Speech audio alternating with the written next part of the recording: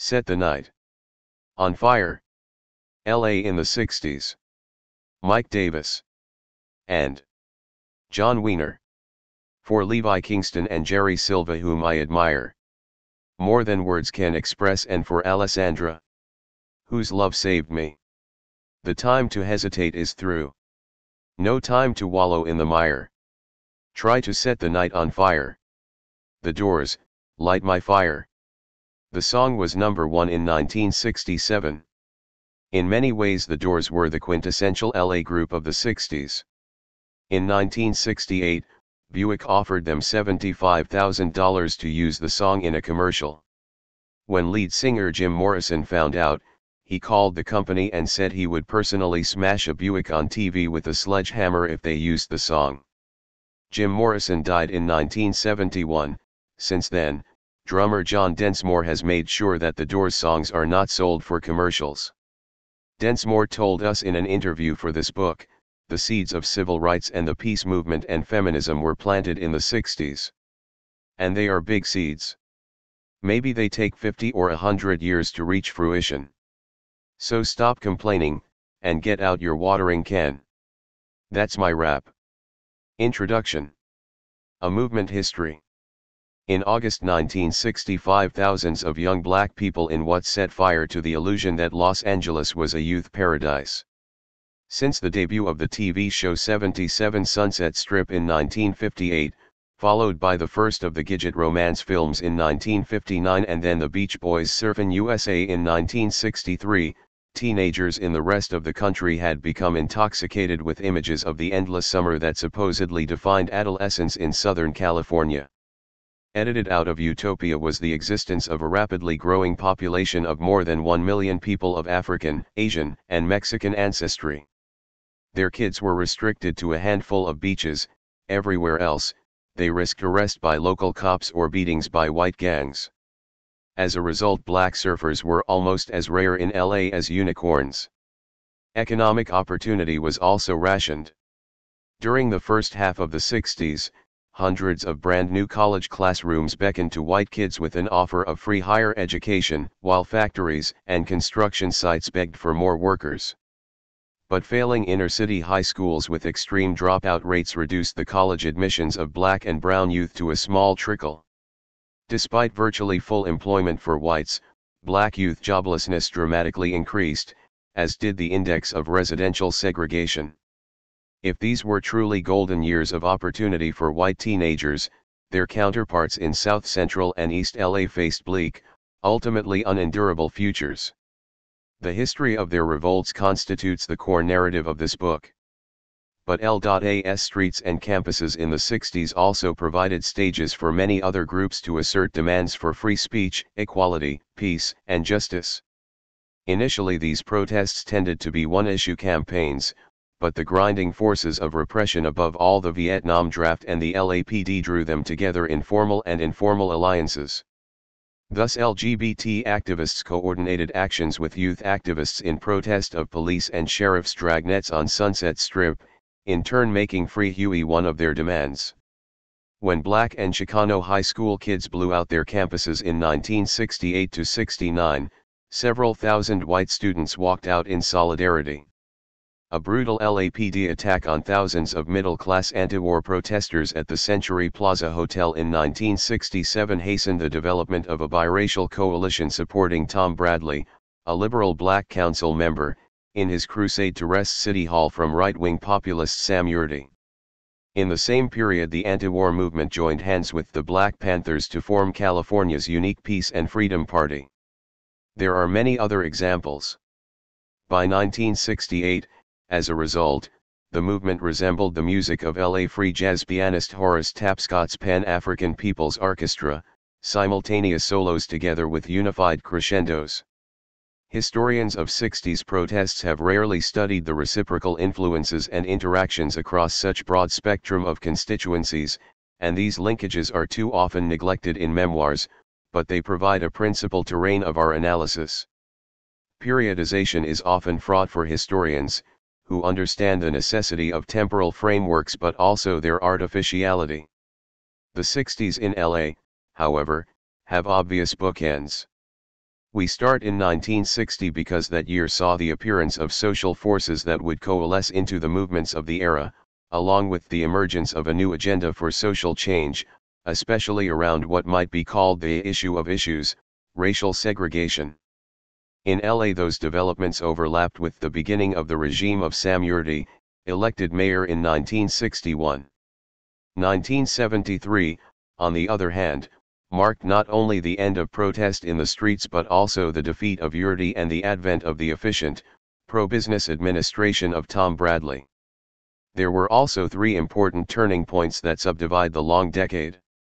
1963 was a roller coaster year that witnessed the rise and fall of the United Civil Rights Committee, the most important attempt to integrate housing, schools, and jobs in LA through nonviolent protest and negotiation. Only Detroit produced a larger and more ambitious civil rights united front during what contemporaries called the Birmingham Summer. In California it brought passage of the state's first Fair Housing Act repealed by referendum the following year in an outburst of white backlash. 1965, of course, saw the second turning point, the so-called Watts riots.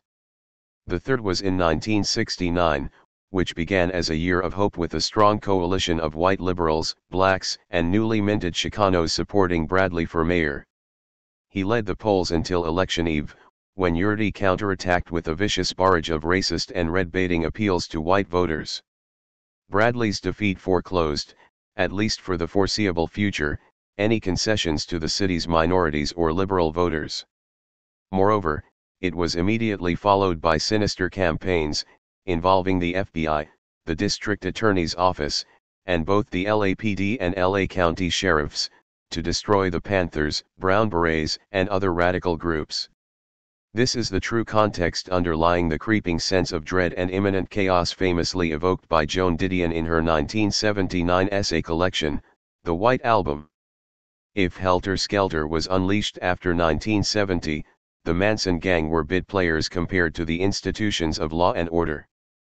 For the past half-century, a number of stereotypes have framed our recollections of this age of revolt, but the Los Angeles experience confounds most clichés.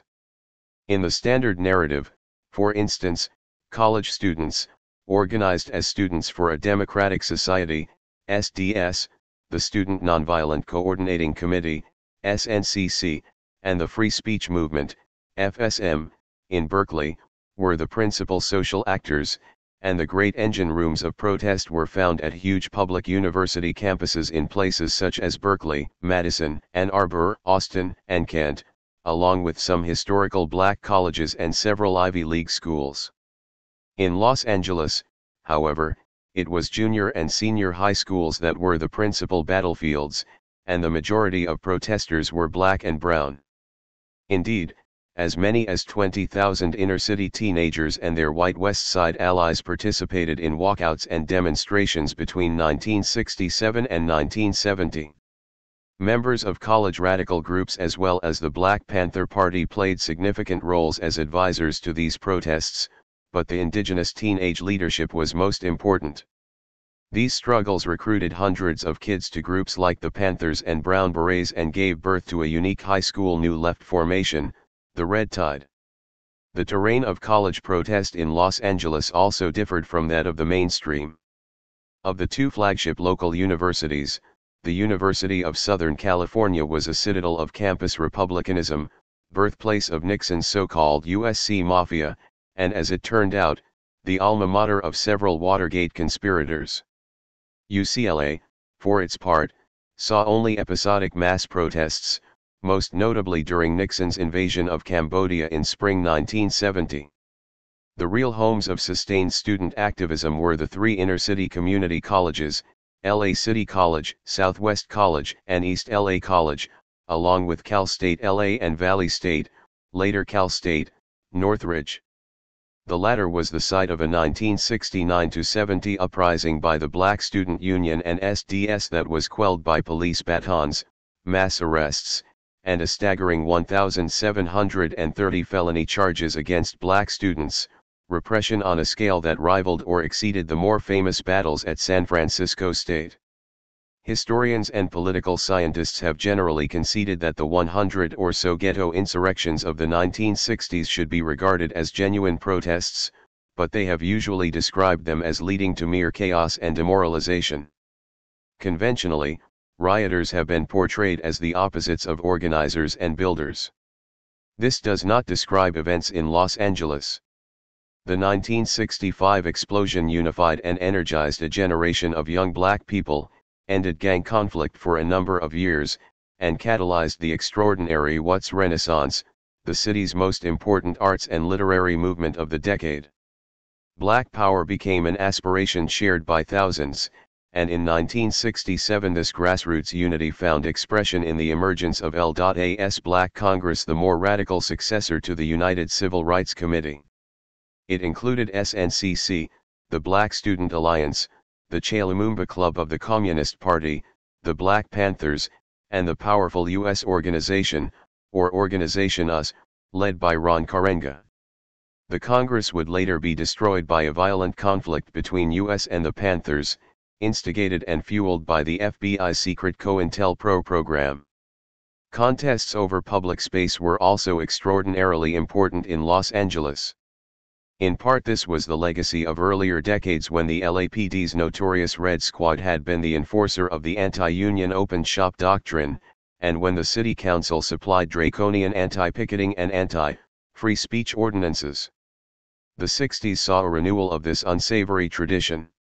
The LAPD, aided by the LA County Sheriffs, conducted an unending siege of Bohemian Venice, tried to drive teeny boppers and hippies off Sunset Strip, regularly broke up peaceful love-ins and rallies in Griffith and Elysian parks, suppressed lowriders on Whittier Boulevard, harassed kids selling the underground LA Free Press, raided coffee houses and folk clubs, and invoked obscenity as an excuse to crack down on artists, poets, and theater groups. No other major city outside of the Deep South was subjected to such a fanatic and all-encompassing campaign to police space and control the night. Along with minorities, many young whites were also routinely victimized, leading hatred of the LAPD to grow into a common culture of resistance. The cops, however, had a formidable opponent in the ACLU of Southern California, the national organization's most hard-charging and activist affiliate. When National ACLU Director Roger Baldwin and a majority of the national leadership publicly embraced anti-communism in the late 1940s, A.L. Wiener, ACLU SoCal's legendary chief counsel, pointedly challenged the ban on representing Communist Party members in trial proceedings, taking on several cases in private practice. Moreover, in 1952 the local branch chose as its new director Eason Monroe, a state college professor from San Francisco who had been fired for refusing to sign a loyalty oath.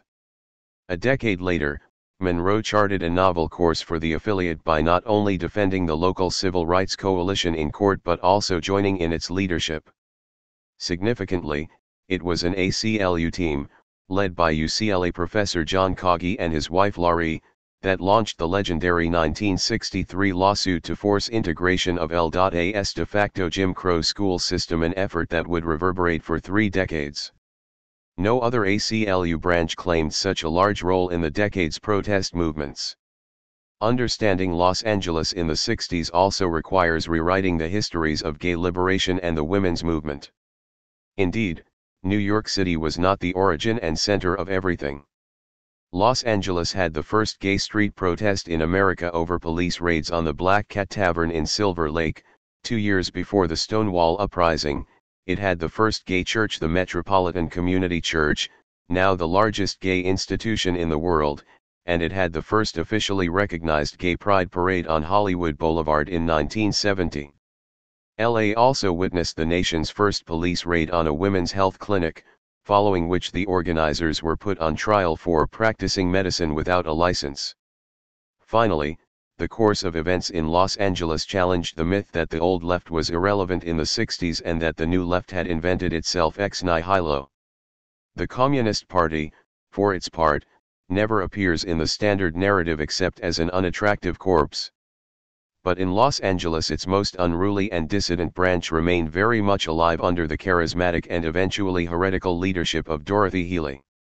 Despite the party's devastating losses following Soviet Secretary Nikita Khrushchev's 1956 Crimes of Stalin speech, Healy was determined to resurrect what she could of the 1940s Popular Front and to reach out to the new radicals on campus, in the ghettos and in the barrios. Still under the threat of a prison sentence, she found a niche at KPFK, the new 75,000-watt Pacifica Radio FM station, in 1959, where her communist commentary impressed even hostile listeners with its intelligence and wit, although it almost cost the station its license. In 1966 she ran in the primary for county tax assessor and received a staggering 85,000 votes. By then the local Communist Party had confidentially rebuilt many of its links with progressives in the Democratic Party and had assumed an important role in the Peace Action Council. Its youth members, relatively unconstrained by a party line or adult control, played innovative roles in the early 60s, including participation in Southern Freedom Rides, and later, more influentially, as the Che Lumumba Club, which would become the political base of Angela Davis. For 2 generations Healy defined radicalism in the public eye. A mea culpa. When we began research for this history, we assumed that our canvas was at least Los Angeles County, if not the entire metropolitan region, including Orange County and the Inland Empire. However, we eventually had to confront the runaway inflation of both the project's word count and its cost of publication. As a result, we decided to confine the narrative within the Los Angeles city limits, albeit with some necessary excursions to unincorporated East LA, the segregated white suburb of Torrance, and a few other essential locales. The result is a book that our publishers still think is too long, but that many readers will find frustrating because it doesn't deal with such important topics as the school integration battles in Pasadena and the San Gabriel Valley, police abuse in Pomona, Riverside, and San Bernardino, GI organizing at Camp Pendleton, or the rise of the New Left at Cal State Fullerton. We also realize that some readers may be shocked that the campus New Left is not center stage in the story, while others will be unhappy that, for the counterculture, we focus only on its politicized aspects. And because our goal was to write a movement history of Los Angeles, we look at the city from the vantage points of its flatland neighborhoods and bohemian beaches, where the working class heroes of this story lived. We invite younger historians and activists to enlarge and revise our account of this crucial but misunderstood decade. 1. Setting the Agenda, 1960. E.P. Thompson, one of the auteurs of the New Left, characterized the 1950s as the apathetic decade when people looked to private solutions to public evils. Private ambitions, he wrote, have displaced social aspirations. And people have come to feel their grievances as personal to themselves, and, similarly, the grievances of other people are felt to be the affair of other people. If a connection between the two is made, people tend to feel in the prevailing apathy that they are impotent to effect any change. 1960 will always be remembered as the birth year of a new social consciousness that repudiated this culture of moral apathy fed by resigned powerlessness. Our political task, wrote the veteran pacifist A.J. Musk that year, is precisely, in Martin Buber's magnificent formulation, to drive the plowshare of the normative principle into the hard soil of political reality. The method was direct action, nonviolent but unyielding. First behind the plow were black students in the South, whose movement would name itself the Student Nonviolent Coordinating Committee, SNCC. The lunch counter sit-ins in February began as quiet protests but soon became thunderclaps heralding the arrival of a new, uncompromising generation on the front line of the battle against segregation. The continuing eruption of student protest across the South reinvigorated the wounded movement led by Dr. King and was echoed in the North by picket lines, boycotts, and the growth of the Congress of Racial Equality, CORE. 3. Separately, the Nation of Islam grew rapidly, and the powerful voice of Malcolm X began to be heard nationally. Meanwhile, as the United States continued to install ICBMs in Europe, the growing revolt against nuclear weapons, as historian Lawrence Whitner put it, signaled an end to the Cold War lockstep among sizable segments of the American population. The peace movement by 1960 had been re-established as a significant social movement. The same could be said for student activism and radical scholarship at some of the major Cold War universities. Progressive campus organizations such as Slate at UC Berkeley, the precursor of the free speech movement, and Voice at the University of Michigan in Ann Arbor dramatically broke the ice of student apathy, while journals like Studies on the Left, founded in 1959 in Madison, and New University Thought, Ann Arbor/Detroit 1960, gave voice to what everyone was soon calling the New Left. A young generation was waking up in Southern California as well, despite the stunted character of political and intellectual life in most of the region, and the year 1960 previewed the social forces, ideas, and issues that would coalesce into movements over the course of the next decade. This chapter follows month by month the emergence of a new agenda for social change and introduces some of the key actors and organizations. Agenda in this case meant something more than a simple menu of issues and causes. Indeed, events and protests in 1960 also delineated the issue of issues, the dynamic tectonics of racial segregation that were shaping the future of Southern California. With the benediction of federal lenders and the full complicity of the real estate and construction industries, racially exclusive suburbanization was creating a monochromatic society from which blacks were excluded and in which Chicanos had only a marginal place. The legal victories for civil rights won in the late 1940s and early 1950s had yet to yield edible fruit. In a booming regional economy, irrigated by billions of dollars of military spending, minorities possessed little more than low-skill toeholds in the region's three major industries: aerospace/electronics, motion pictures, and construction.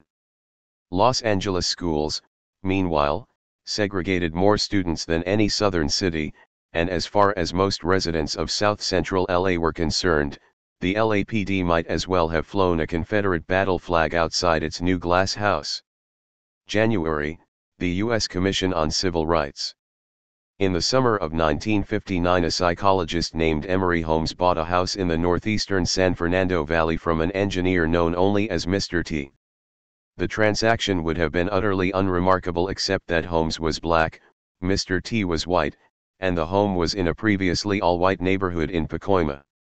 According to an investigation by the National Association for the Advancement of Colored People, NAACP, the Holmes family was welcomed in the following manner. A group of people with spades and shovels started digging up their garden, claiming a local paper had advertised a free plant giveaway. A drinking water company started delivery though no order had been received for same. A television set repairman called at 11 p.m. one night without having been sent for. A taxi came to the house at 11:30 p.m. one night without having been called. An undertaker called at the home to pick up the body of the dead homeowner. Delivery of a Los Angeles newspaper was stopped, without any request from the Holmes. A veterinary doctor came to the house, saying that he was answering a call for a sick horse. A sink repairman paid an unsolicited home call. A termite exterminator showed up, though not requested. An unsolicited pool company agent called to install a pool. Someone painted on the walls of the house the epithet, "Black Cancer here. Don't let it spread." Tacks were found in the driveway. A window was broken by a pellet from an air gun. Rocks were thrown at the house. A second undertaker showed up. All of this happened during the first 2 weeks, and the harassment, the Holmeses cited 100 separate incidents, continued relentlessly for months. However, they were luckier than the seller, Mr. T, whom white homeowners tracked in vigilante fashion. He was fired from his job as a direct result of the sale, and the LAPD had to be called in when a demonstration in front of his new home in Northridge threatened to turn into a mini riot. Although massive resistance to integration was not an organized movement as in the South, it was a spontaneous reality everywhere in L.A.'s booming Aussie and Harriet suburbs. As the NAACP underscored in testimony to the U.S. Commission on Civil Rights on January 25 and 26, 1960, more than 10,000 people, many of them workers at the new GM Van Nuys assembly plant, were squeezed into the segregated black part of Pacoima. Meanwhile, there were only 15 to 18 Negro families, presumably all undergoing experiences similar to the Holmes family in the entire San Fernando Valley, living in so-called white neighborhoods. Although apartment owners in the valley groaned about high vacancy rates, only one was found who was willing to rent to blacks. 4. In its Los Angeles hearings, the Commission on Civil Rights, established by Congress in 1957 after the Montgomery bus boycott, focused principally on the housing problems of minorities. 5. Mayor Norris Polson welcomed the commission with the assurance that Los Angeles had an excellent record in the treatment of minority groups and in the lack of intergroup tension or friction.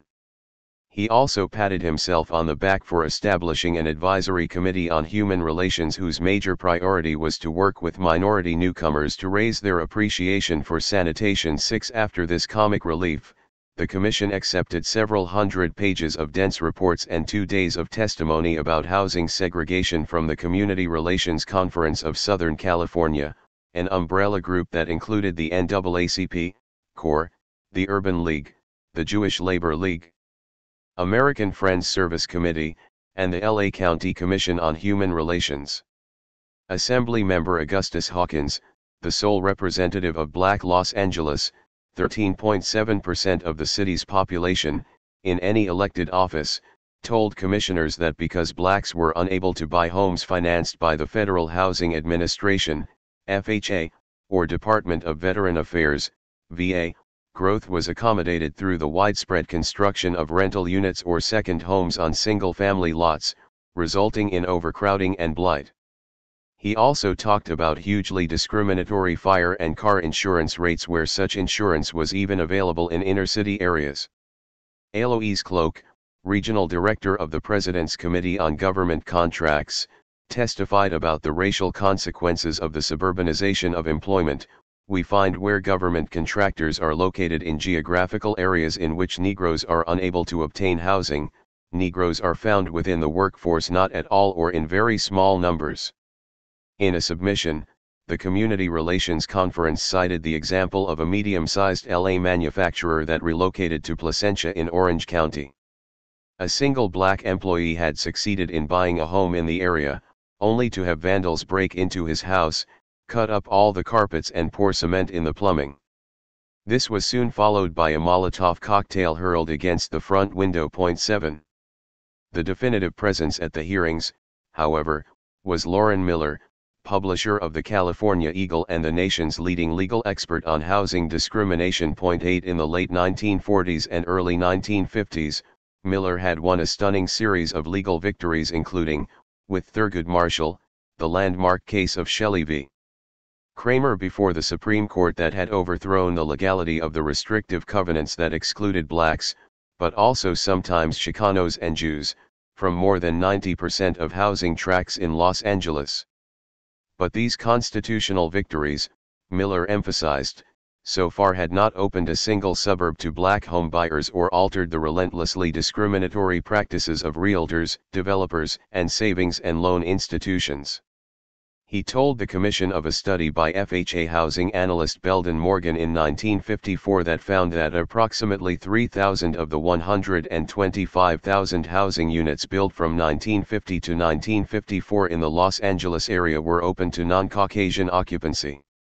More recent research by the Los Angeles Urban League concluded that less than 1% of new housing between 1950 and 1956 was occupied by minorities. In addition, most of the housing that is open to non-Caucasian occupancy is located in subdivisions built expressly for Negro occupancy. Miller reminded commissioners the contemporary ghetto was as much the deliberate product of federal policy as the organic result of local racism. Since the 1930s, the FHA had underwritten exclusive practices and was continuing to subsidize mortgages in racially restricted developments while allowing lenders to limit loans in minority areas. 9. The result of government-sanctioned discrimination during the 1950s had been the creation of a super ghetto. 75% of Los Angeles County's black population concentrated in the metropolitan core between Olympic Boulevard on the north and Artesia Boulevard on the south. 10 Alameda Street, the old highway and railroad route to the harbor, was called the Cotton Curtain because blacks could not live or be seen at night in any of the dozen or so industrial suburbs to its east. A clan of white gangs, the Spook Hunters, patrolled racial boundaries, attacking blacks with seeming impunity. Meanwhile, the western edge of black residence was roughly Figueroa Street on the south, but northward, at Manchester Boulevard, it began to bulge westward, ultimately as far as Crenshaw in the latitude of Slauson Avenue. South Central LA also had an internal physical and socio-economic boundary, the Harbor Freeway, parallel to Main Street and completed as far south as 124th Street by 1958, had created a massive structural and symbolic barrier between the East Side and West Side black communities. 11 by 1960, the old main stem on Central Avenue was in decline, middle-class blacks were moving as far west as Crenshaw, and Western Avenue had become the business and entertainment axis of the black community. Thus Black Los Angeles expanded, with continuous friction and controversy, through white flight and block busting on its southern and western peripheries where the housing stock dated primarily from 1910 to 1940. The chief hotspots of white resistance were the city of Compton, south of Watts, where a racial transition had already begun, and all-white Inglewood, where police and residents were mobilized to defend the city's eastern and northern boundaries against black homebuyers. Only the Crenshaw area, with its mixture of Jews, Japanese Americans, and blacks, qualified as a true multiracial community. Apart from South Central Los Angeles, there were also historical black neighborhoods in Pasadena, Santa Monica, Venice, Long Beach, and Monrovia in the San Gabriel Valley, each of which could be accurately described as a ghetto. The rest of the older secondary cities like Torrance, Hawthorne, Burbank and, above all, Glendale were zero black population sundown towns, where the local police enforced illegal curfews on black shoppers and commuters. Meanwhile, in the eastern San Gabriel Valley, tens of thousands of acres of citrus groves had been bulldozed over the previous decade to create huge new commuter dormitories such as West Covina, which by 1960 already had a population of 50,300, and La Puente, pop 25,000. It was a mirror image of the segregated San Fernando Valley, as were the hundreds of racially exclusive new home tracts in the Southwest, the South Bay, and Southeast quadrants of LA County. 12 According to John Buggs of the LA County Commission on Human Relations, segregation was rapidly increasing.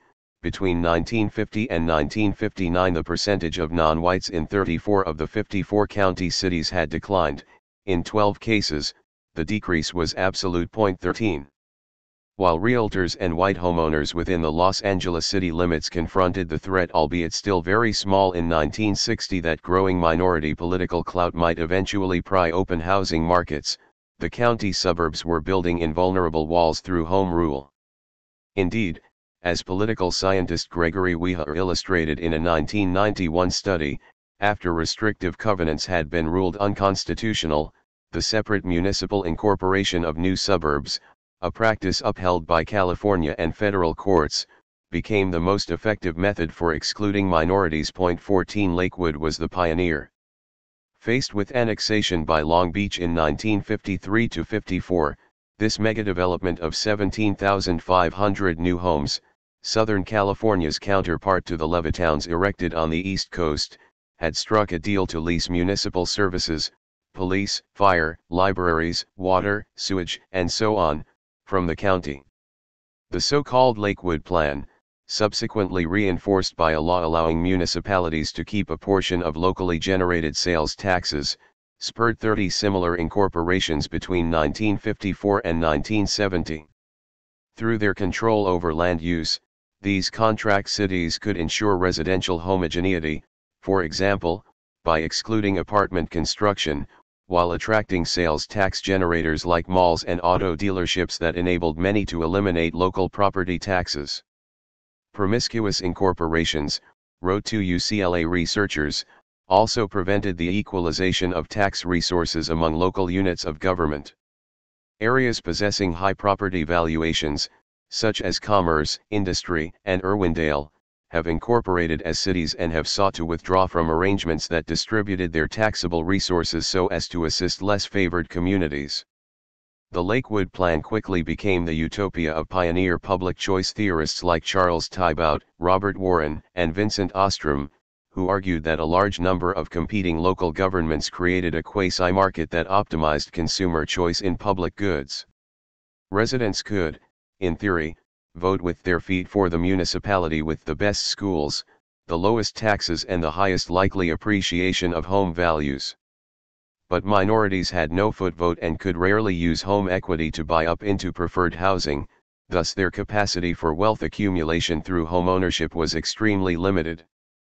The political fragmentation of metropolitan Los Angeles, in other words, was an insidious and largely unassailable form of disfranchisement. One member of a 1959-60 commission studying Southern California's urban issues aptly called it Apartheid 15. February, don't mess with Lena.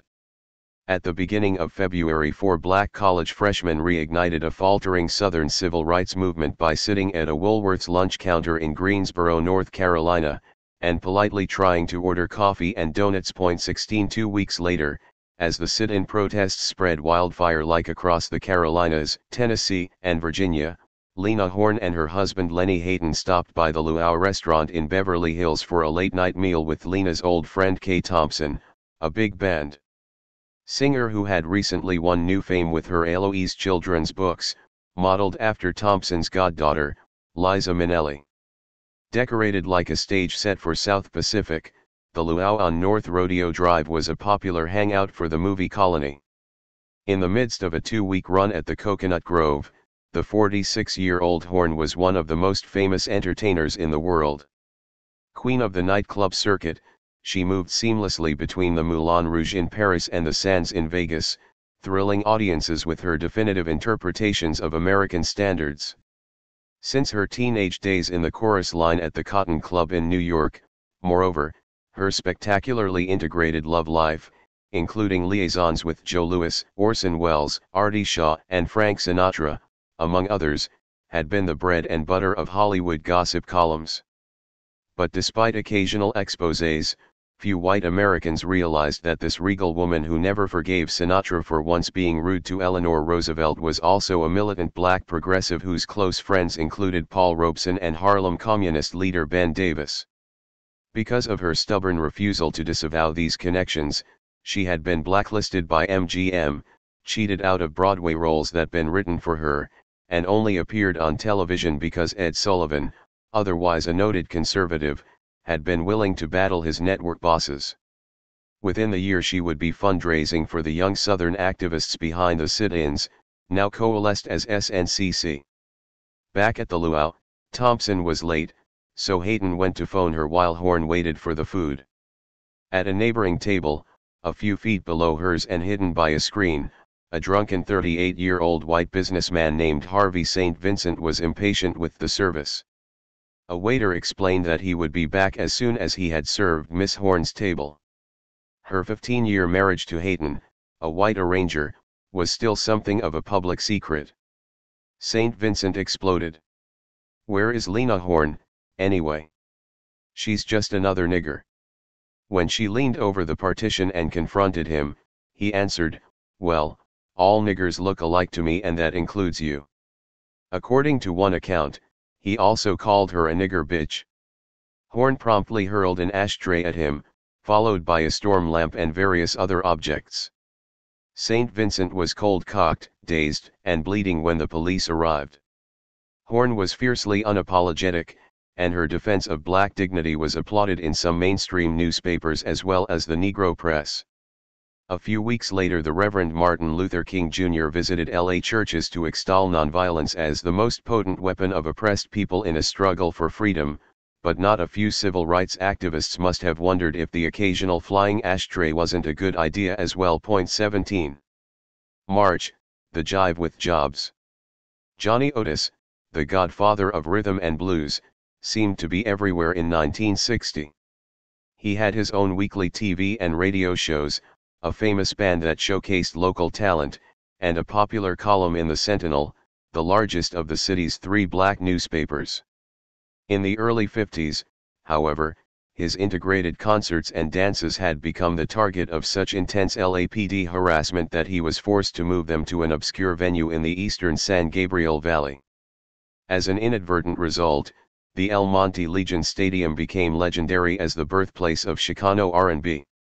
In 1958, Willie and the Handjive hit the top 10, introducing Otis to a new generation of teenagers.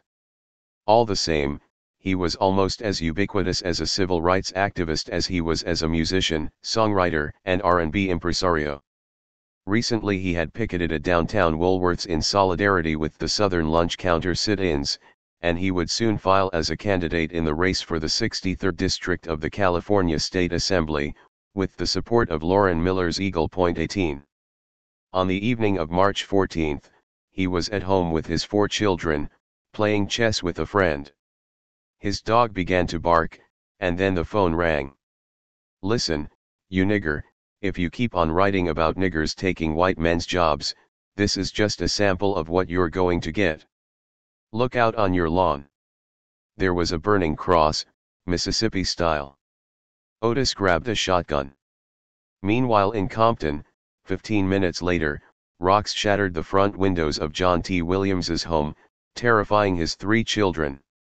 Williams, one of the great unsung heroes of the 1960s labor movement, was a Teamsters activist who had taken up the cause of Andrew Saunders, a veteran union member and beer truck driver recently arrived from Newark.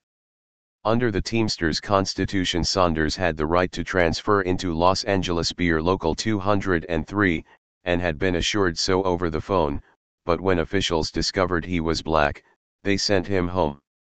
The Teamsters beer locals, butlers as well as drivers, were already notorious for their opposition to Anheuser-Busch's concession, after a 9-month consumer boycott by the NAACP, to allow blacks to apply for jobs at its huge Van Nuys brewery. 19 Williams, along with 2 other black Teamsters, Richard Morris and Willie Herron, strongly spoke up for Saunders at union hearings, which Otis attended and then wrote about in his Sentinel column.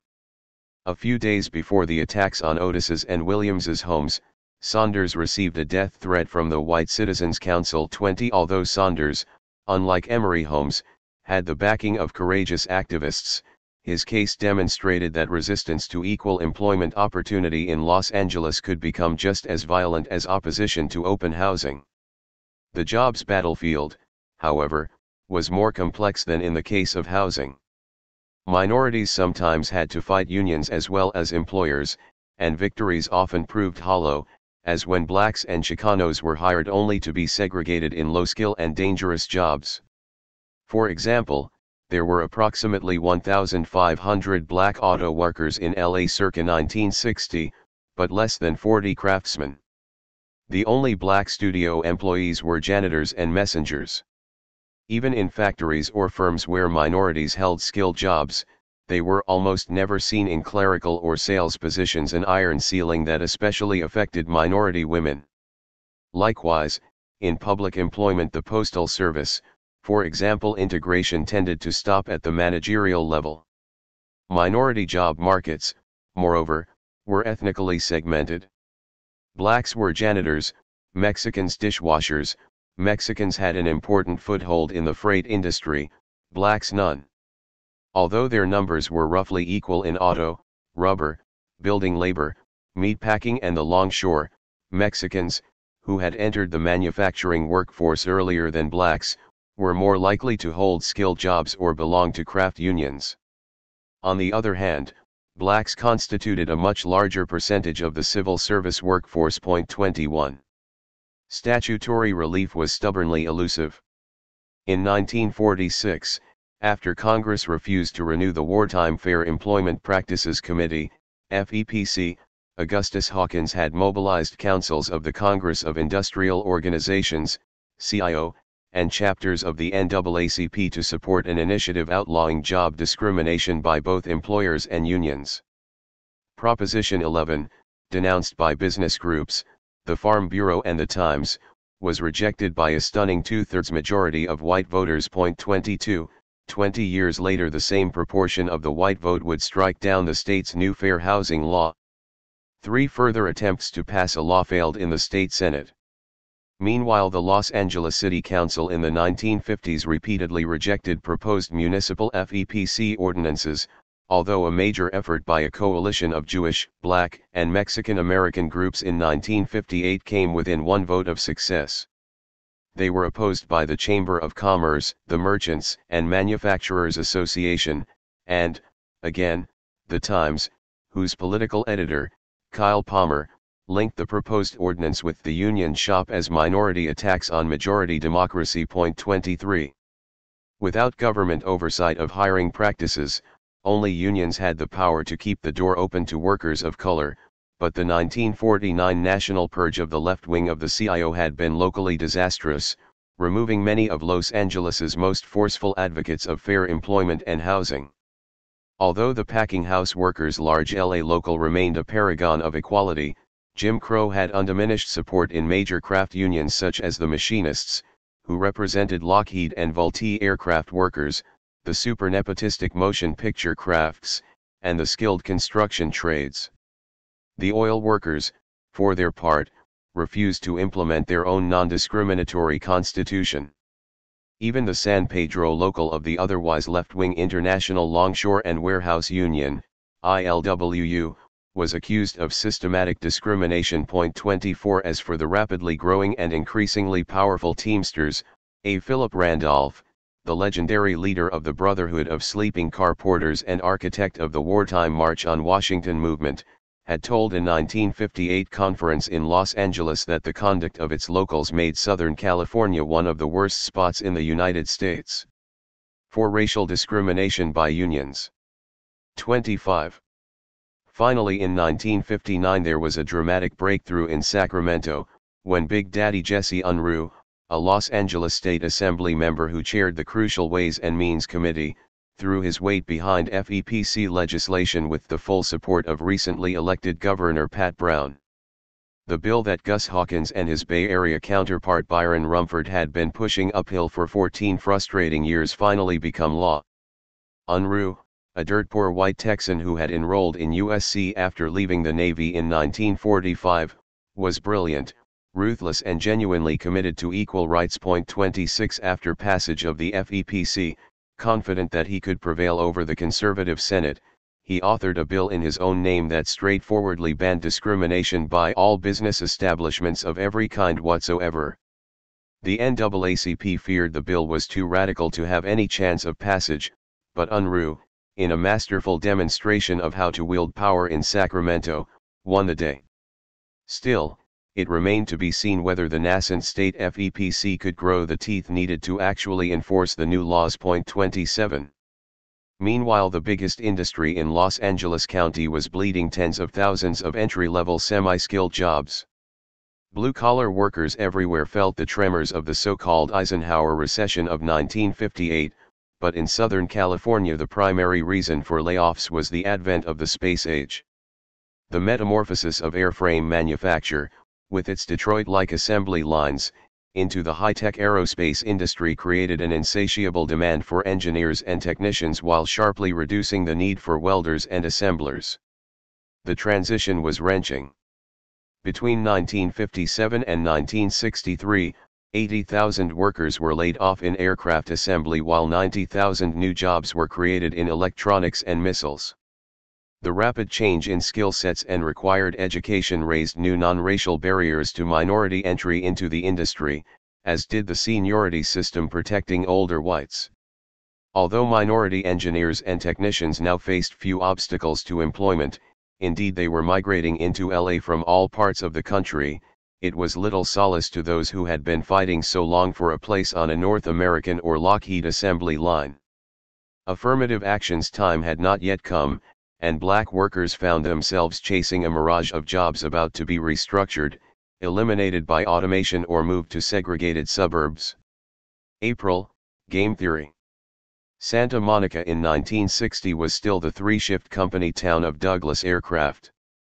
The huge factory complex at the Santa Monica Airport, which at its peak in 1943 had employed 44,000 workers, was the bread and butter of the city where Route 66 met the Pacific Ocean. Douglas was also the mother, the Air Force was the father, of Project RAND, a secret weapons planning and strategy group that after the war moved out on its own to become the RAND Corporation. RAND's core mission for the Air Force was to make nuclear warfare, including a possible preemptive strike on the Soviet Union, feasible. To accomplish this, it was given the resources to hire the best minds in mathematics and decision theory and put them to work in an atmosphere that was casually academic rather than oppressively military or corporate. Indeed, Albert Wallstetter, RAND's Meister of Nuclear Strategy, encouraged his younger colleagues, such as 29-year-old Daniel Ellsberg, to embrace the exhilaratingly Southern Californian lifestyle.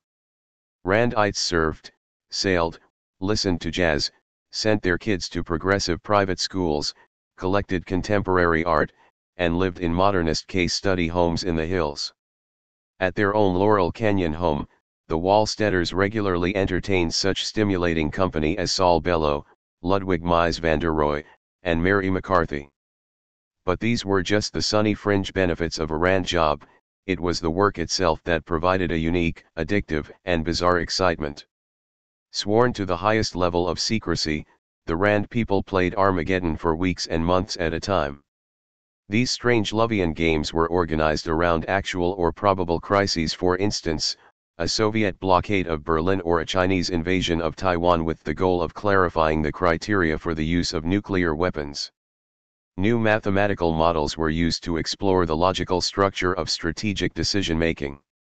By the mid-1950s, writes journalist Alex Abella in his History, RAND became the world center for game theory. John von Neumann, Kenneth Arrow, John Nash, the giants of rational choice and game theoretics, worked at RAND during the 1950s in the quixotic quest for a solution to the prisoner's dilemma, a problem first formulated by RAND researchers in 1950. The essence of the dilemma was that two rational opponents might choose not to cooperate, even if doing so could avoid nuclear war. Daniel Ellsberg, one of many at RAND struggling with the grim implications of game theory, became so pessimistic about the future that he didn't bother to subscribe to the life insurance offered by the corporation. 28 The Cuban Missile Crisis was just around the corner. Meanwhile, another game, the game in fact, was being played down the street from RAND in the brick 3-story building that housed the Synanon Foundation. Its founder, Chuck Diedrich, a former executive and recovered alcoholic, had been very active in AA, but became disillusioned by its refusal to help drug addicts as well as by what he regarded as the collusive and formulaic nature of its group sessions. Synanon, in contrast, was a racially integrated therapeutic commune organized around hours-long group confrontations, emotionally explosive and often terrifying to newcomers, that aimed to destroy self-deception while fostering a tough, intimate honesty between participants. No hint of violence was tolerated in the game, but participants were otherwise free to use language as a sledgehammer. Diedrich, who was both the autocrat and loving father inside 1351 Oceanfront Avenue, was frank about the perils of the process. The game is a big emotional dance and it's like a dream. It's random. Some dreams are nightmares. 29. In the event, Synanon seemed to work, as former addicts successfully helped newcomers through the torture of cold turkey withdrawal, and hundreds of vulnerable people, ranging from celebrities to San Quentin parolees, managed to live together in some harmony. In the later 1960s, the community would turn to activism. Synanon residents marched with Cesar Chavez, recalled activist historian Frank Bardak, boycotted non-union table grapes, and supported a variety of leftish causes. The foundation was committed to environmentalism. 30. But whether seen as therapy or an alternative way of life, Synanon was an anathema to civic leaders who feared that Santa Monica would be deluged with addicts rather than tourists. They prosecuted, sued, and then resued the foundation for years, with Synanon always winning a last-minute reprieve from eviction, but never exoneration from accusations of being a cult or criminal conspiracy. In contrast, the city council had no qualms about pipe-smoking Randites sitting around a seminar table and quietly discussing how many millions of casualties would be acceptable in the event of a nuclear exchange. May, the Independent Student Union. On May 2, Just minutes before his long-delayed appointment in San Quentin's gas chamber, Carol Chessman's lawyers made a final, desperate appeal to federal judge Louis Goodman in San Francisco to stay the execution. Goodman reluctantly agreed to hear their arguments and asked his secretary to quickly get Warden Fred Dixon on the phone. The secretary dialed the wrong number. By the time he reached the warden, Chessman's face was already turning purple from cyanide fumes and Dixon refused to stop the process. The Los Angeles Times, which had earlier lauded the gas chamber as a sanitary disposal mechanism, termed Chessman's execution a breath of fresh air, but millions around the world thought it was miscarriage of justice. 31. Since his original conviction in 1948 for kidnapping, a capital crime under California's Little Lindbergh Law, Chessman, representing himself, had won a sensational series of last-minute reprieves from the gas chamber and published a best-selling memoir, Cell 2455, Death Row, which was made into a 1955 film. Although he protested his innocence to the last breath, the real issue in the case became the barbarous nature of the death penalty itself. After losing a last appeal in 1959, Chessman was supposed to die the following February, but Governor Brown, stalked by young protesters, including his own seminarian son Jerry, and inundated with clemency appeals from around the world, blinked at the last moment and stayed the execution for 2 months. This only unleashed fury from the right as Republican legislators, seeing an opportunity to revenge themselves for their epic defeat in 1958, called for the governor's impeachment. Brown, worried about collateral damage to his proposed master plan for the colleges and upcoming state water system bonds, punted the issue to the legislature in the form of a bill to abolish the death penalty. He knew it had no chance of passage. The Chessman protests in February coincided with the Southern sit-ins, while the execution in March was followed within 2 weeks by the so-called HUAC riots in San Francisco, when police used batons and fire hoses to violently disperse Berkeley students, including Albert Einstein's granddaughter, peacefully demonstrating against hearings of the House Un-American Activities Committee. Meanwhile, the Cuban Revolution was turning leftward. In March, President Eisenhower had given permission to start training exiles for an invasion, and the international ban the bomb movement was burgeoning. Over Easter, 100,000 Britons rallied in support of the Aldermaston Peace March. Together these events catalyzed the birth of a new student activism on California campuses, with Berkeley, of course, as the nominal capital. 32. In Southern California, the foremost example was LA City College, where a spontaneous anti-death penalty rally in the winter, the first protest on campus in 12 years, led to the formation of a multi-issue activist group, the Independent Student Union. 33. While continuing to work on the Chessman case, the LACC students quickly joined the coordinated demonstrations at local Cress and Woolworth stores, and by August they were sponsoring 3 weekly picket lines. On May 7, after extensive leafleting to unions and on campuses across LA, the ISU led a 9-hour-long Ban the Bomb march of 300 people from MacArthur Park to the Santa Monica Civic Auditorium, a distance of 17 miles, where Nobel laureate Linus Pauling spoke. The public that spring was skittish about the bomb.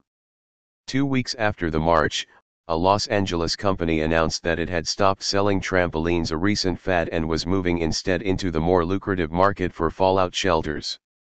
Meanwhile, a rally of 300 sit-in supporters at Exposition Park in late May led to the formation of the Southern California Committee on Integration, with Walter Davis, who was organizing an ISU group at Cal State LA, as one of the leaders. In late October, still picketing the retail chains every Saturday, the LACC group mobilized 200 protesters outside a tribute dinner for a local member of HUAC. 34. This was an impressive record of protest, especially for students on a junior college campus at the end of the 1950s. But LACC was an ethnic salad bowl of inner-city students, and, despite a reactionary administration, perhaps the most likely campus for the inauguration of a new generation of protest. A nearby coffee house, Pogo's Swamp, provided a home for freewheeling political debate under the gentle eye of its manager, Levi Kingston, an LA native, from the Pueblo del Rio projects, who had seen the world as a merchant seaman.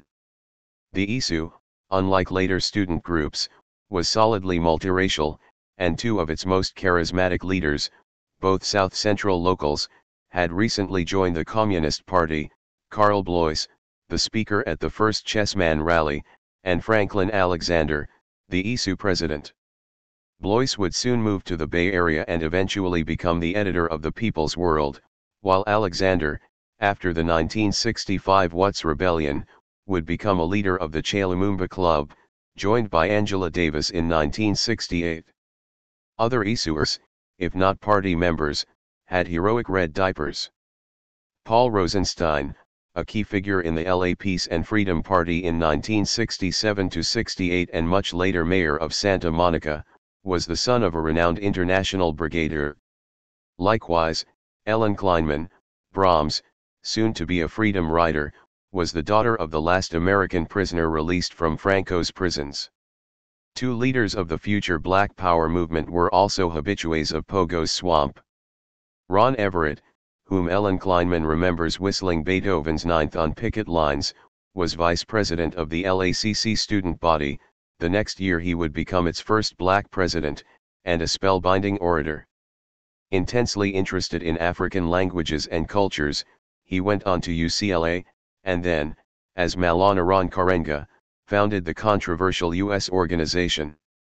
His roommate, Ed Bullins, became a celebrated avant-garde playwright and a central figure in the Black arts movement.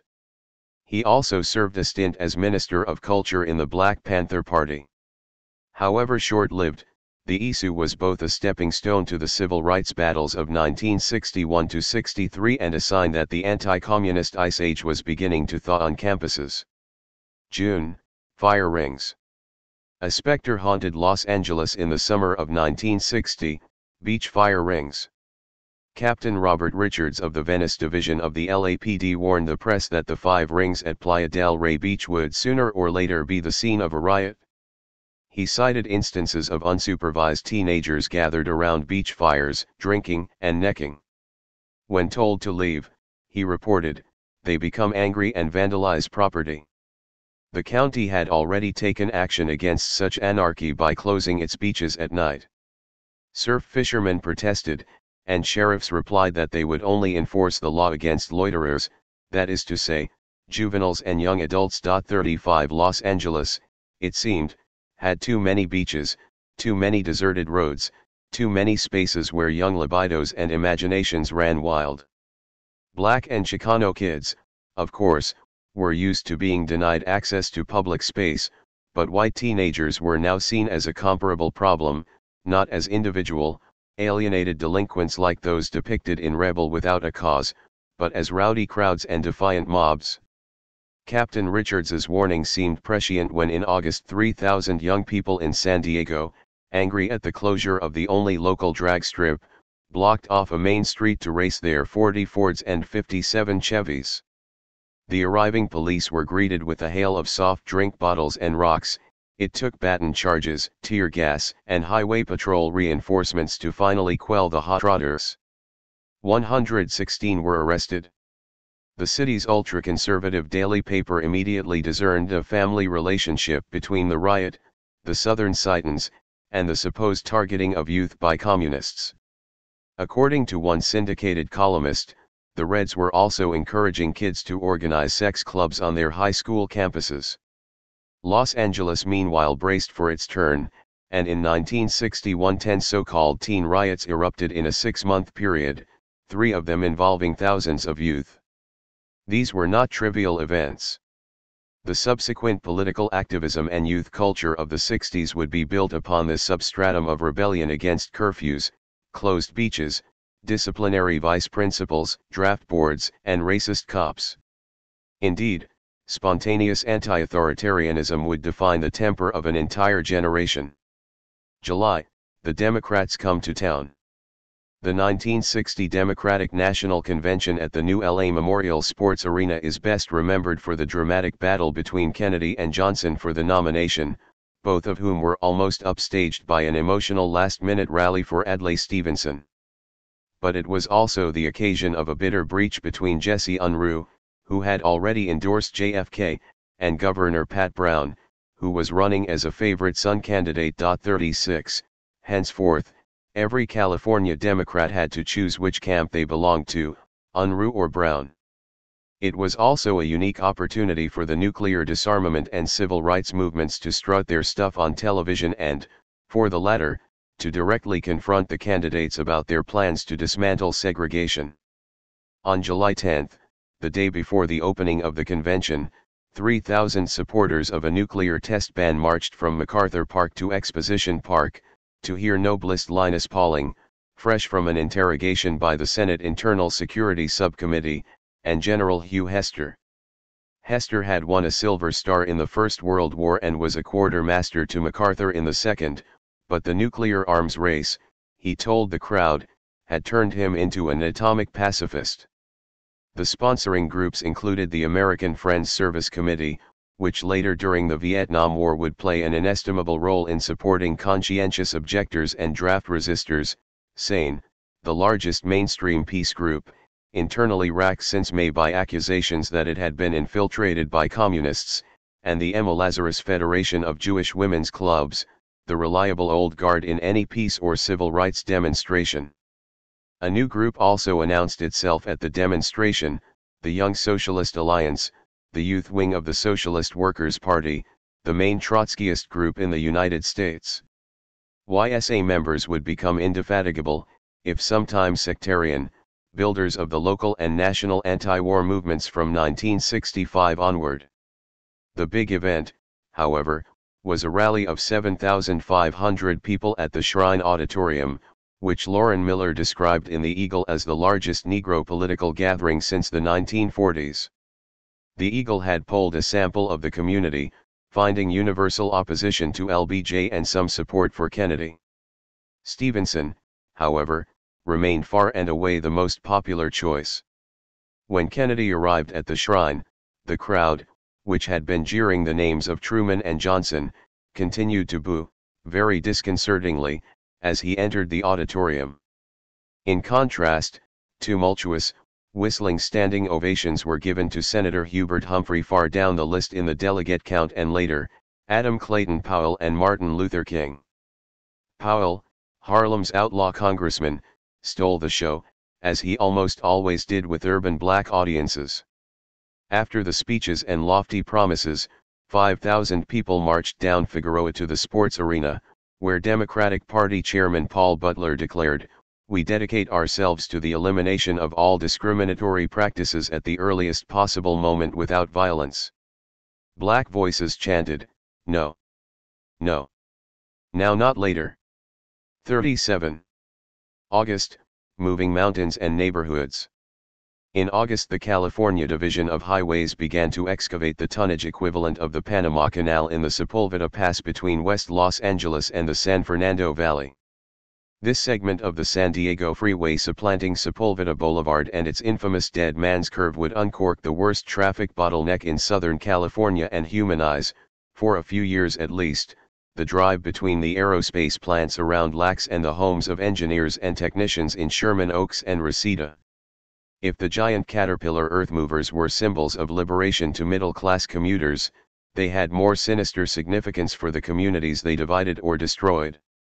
Ground zero of residential displacement in Southern California was the star-shaped ring of freeways around downtown that sliced the east side into half a dozen pieces, consuming 20% of its land area and forever enshrouding its playgrounds and schools in carcinogenic pollution. The great stacked interchanges, still engineering wonders of the world in the early 1960s, had been sited on residential and parkland to avoid any conflict with adjacent railroad yards or the huge Sears Roebuck distribution center in Boyle Heights. In any event, inner-city residential property was easier to condemn, cheaper to buy and risked less of a political backlash. 38. Affluent neighborhoods, on the other hand, had dismaying clout. Although the Division of Highways wanted to construct freeways down Olympic Boulevard, across Beverly Hills, and through Laurel Canyon, wealthy homeowners and celebrities eventually nixed the latter two projects and forced planners to reroute the Santa Monica Freeway southward to avoid country clubs and exclusive white neighborhoods. Instead of Tony White Cheviot Hills, Sugar Hill, the elite black neighborhood in West Adams, was sacrificed to the bulldozers, while angry black and Chicano residents of Santa Monica's Pico neighborhood protested throughout fall 1960 against the demolition of most of their homes by a final alignment. By its opening in 1965, the Santa Monica Freeway had displaced 15,000 people, all the freeways, perhaps 150,000.39. The priorities of suburban mobility translated into housing disasters for segregated inner-city populations, whose own transport situation simultaneously deteriorated with the extinction of metropolitan rail transit. 1960 was the last full year of operation for Pacific Electric's famous red cars along their remaining route from downtown LA to downtown Long Beach. They would trundle down the tracks for the last time in April 1961. The streetcars would disappear a few years later, and their diesel-powered replacements never fully compensated for the loss of faster electric transit routes to work and shopping. September, toxic Bohemia. Stinking, muck-filled canals, tired pump jacks dribbling oil, abandoned bungalows, semi-derelict arcades, kids shooting heroin in the alleys, hobo jungles, beatnik coffee houses. Outlaw bikers. Mayor Norris Polson said it was finally time to clean up Venice, L.A.'s dilapidated Coney Island. The city would begin by chasing the bums off the beach and scouring the toxic canals. The first goal dovetailed nicely with the LAPD's war on nocturnal beach parties and nonconformists, while the second, so the street maintenance department told the mayor, would just require flushing out the canals with seawater. When the ocean gates were opened, however, the reaction of the seawater with the bacteria and organic matter in the stagnant canals produced, the Times reported, a vile gas, peeling paint off of many homes and changing colors of others. Within a few days, the gas had seeped through kitchen and bathroom vents and was discoloring interior walls and furniture. At least 150 homes were damaged, and stunned residents found it difficult to accept official reassurances that chemicals that dissolved paint would not harm their children and pets. They sued the city. 40. The gas attack, however, was not an unmitigated disaster.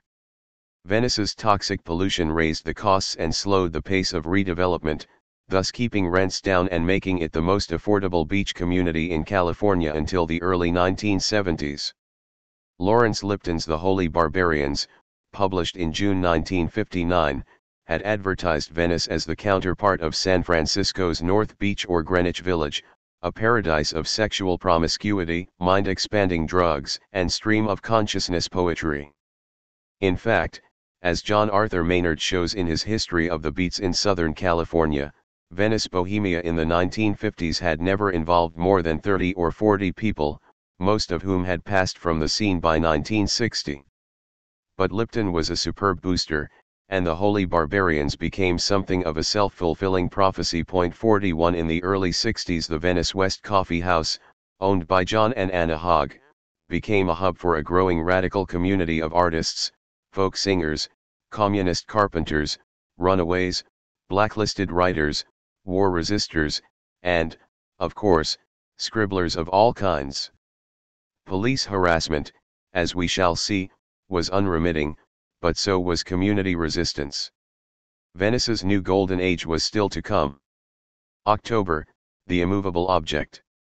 This month, local American Federation of Teachers leader Henry Zivitz accused the LA County Board of Education of blatant discrimination for refusing to assign or transfer black teachers to schools in majority white areas.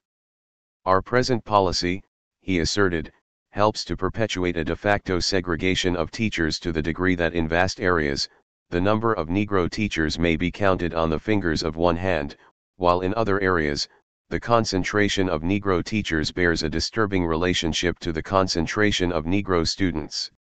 His charges echoed those made a year earlier by the black educator Wilson Riles to the California Advisory Committee to the U.S. Commission on Civil Rights.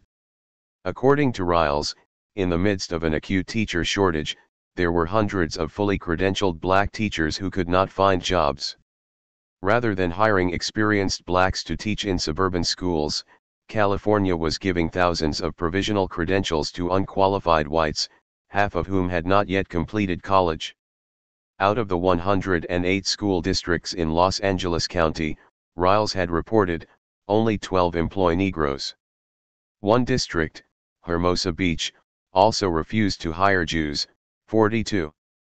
As for school integration, the school board insisted that the racial composition of schools was strictly a reflection of housing patterns.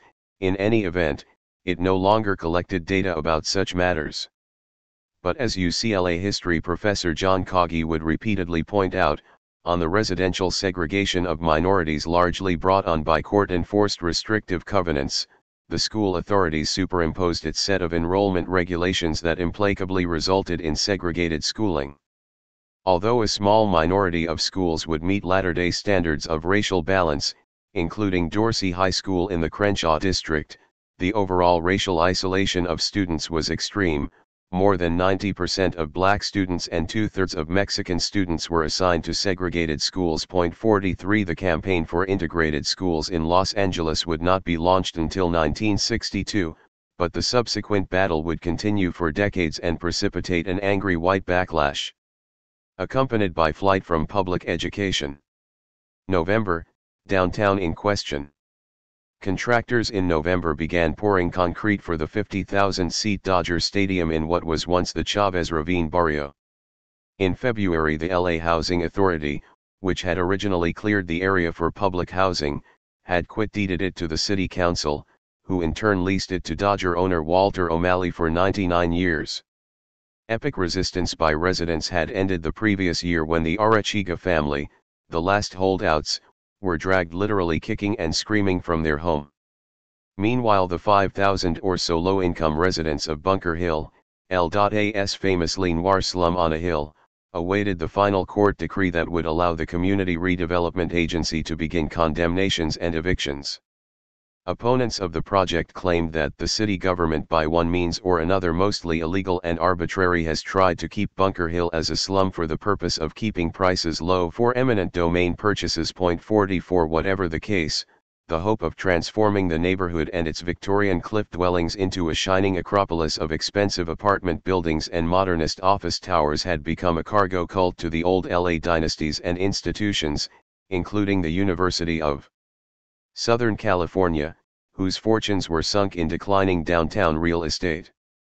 Their high command was the notorious Committee of 25, headed by insurance executive Asa Call and backed to the hilt by Times publisher Norman Chandler. But a future downtown renaissance anchored by Bunker Hill redevelopment seemed mortally threatened by the simultaneous groundbreaking of Century City, an immense high-rise office and residential center being constructed by Manhattan megadeveloper William Zeckendorf and aluminum giant Alcoa on the former backlot of 20th Century Fox, just south of Beverly Hills. Despite the LA Times' engineered conservative counter-revolution of 1953, economic and cultural power in the eyes of many observers was inexorably shifting away from the waspish and Republican Central City toward the Jewish and more liberal West Side. From the perspective of the old power structure, or at least its reactionary majority, downtown was becoming dangerously encircled by minority neighborhoods, and any weakening of the color line, whether by increased minority political clout and/or residential integration, would only hasten the decline of their power. December, the East Side. Among large American cities outside the South, Los Angeles until 1970 had the highest proportion of white Protestants. It was not an accident. Los Angeles industrial boosters in the 1920s did not favor a large trouble-making labor force of immigrant Slavs, Jews, and Italians as in eastern cities. Employment preference at the new auto and rubber branch plants, as well as in the skilled trades, went to sober working-class Protestants with a mortgage. The exceptions were sweatshop industries like garment, food processing and furniture, as well as fishing and casual labor. In the first half of the 20th century, the city's only truly multi-ethnic districts were San Pedro and Boyle Heights. The latter was LA's Brooklyn, even subsuming a neighborhood named Brooklyn Heights, and had no majority ethnicity. The biggest population groups were Jews and Mexicans, followed by Japanese, blacks, Armenians, Yugoslavs, Italians, Mologans, a persecuted Russian religious sect, and Okies. In contrast to other parts of LA and to nearby white suburbs, Boyle Heights had gloriously integrated schools, playgrounds, swimming pools, and even a local cemetery. Edward Roybal, the only Mexican to be elected to the Los Angeles City Council between 1881 and 1985, had been the candidate of a 1949 Popular Front that included Jews and blacks, as well as Mexicans.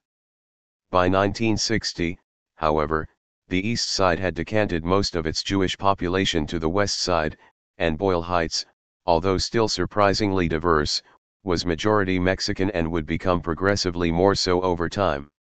Despite the concerted voter registration efforts over the previous decade of the Community Services Organization, one of its organizers was Cesar Chavez.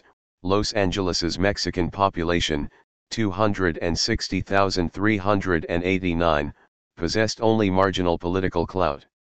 When Roybal went to Congress in 1962, it would be 23 years before it again had representation on the city council. Richard Alatorre in 1985. .45 freeway construction had displaced significant numbers of Mexican voters in Roybal's district, leaving it with a black political majority who subsequently elected Gilbert Lindsay, the future emperor of downtown, and kept him in office for the next 27 years. Moreover, the impact of the Mexican-American vote was sabotaged by political boundaries. 70,000 East Siders lived on the other side of Indiana Street, where the Pueblo grid became the Jeffersonian, in a county enclave called East Los Angeles. Unincorporated East LA had insignificant influence over a county government administered by 5 supervisors with huge electoral districts. Incorporated, however, East LA might become a power base for Chicano political aspirations, an idea that caught fire in the spring and summer of 1960. One prominent advocate for cityhood, Father William Hudson of the Catholic Youth Organization, even suggested that it might aid the United States in the Cold War. In a time when Fidelismo is making strides among Latin Americans, the incorporation of East Los Angeles would make the residents better Americans. 46 In August, the Committee to Incorporate East Los Angeles, led by attorney Joseph Galea, submitted a petition signed by 7,000 property owners to the LA County Board of Supervisors. In December, the board heard contending arguments. The enemies of cityhood included business owners along Atlantic and Whittier Boulevards, majority Anglo, who feared higher taxes, as well as white homeowners from a new tract in the area's northwest corner, West Bella Vista, who were unwilling to accept Mexican-American dominance. 47. What blindsided proponents, however, was the decision of labor leaders, led by IBEW Local 11, to oppose cityhood without even hearing the arguments for incorporation. We state without qualification, Galea and another community leader told a press conference, that COPE, as the strategic right arm of political action for the AFL-CIO, has in Southern California consistently supported those interests that have opposed the development of Mexican-American leadership and the expansion of Mexican-American influence. We would like to feel that this is not due to racial bias or prejudice. However, it's a little hard to try to figure otherwise. 48 In the event, cityhood was narrowly defeated in April 1960.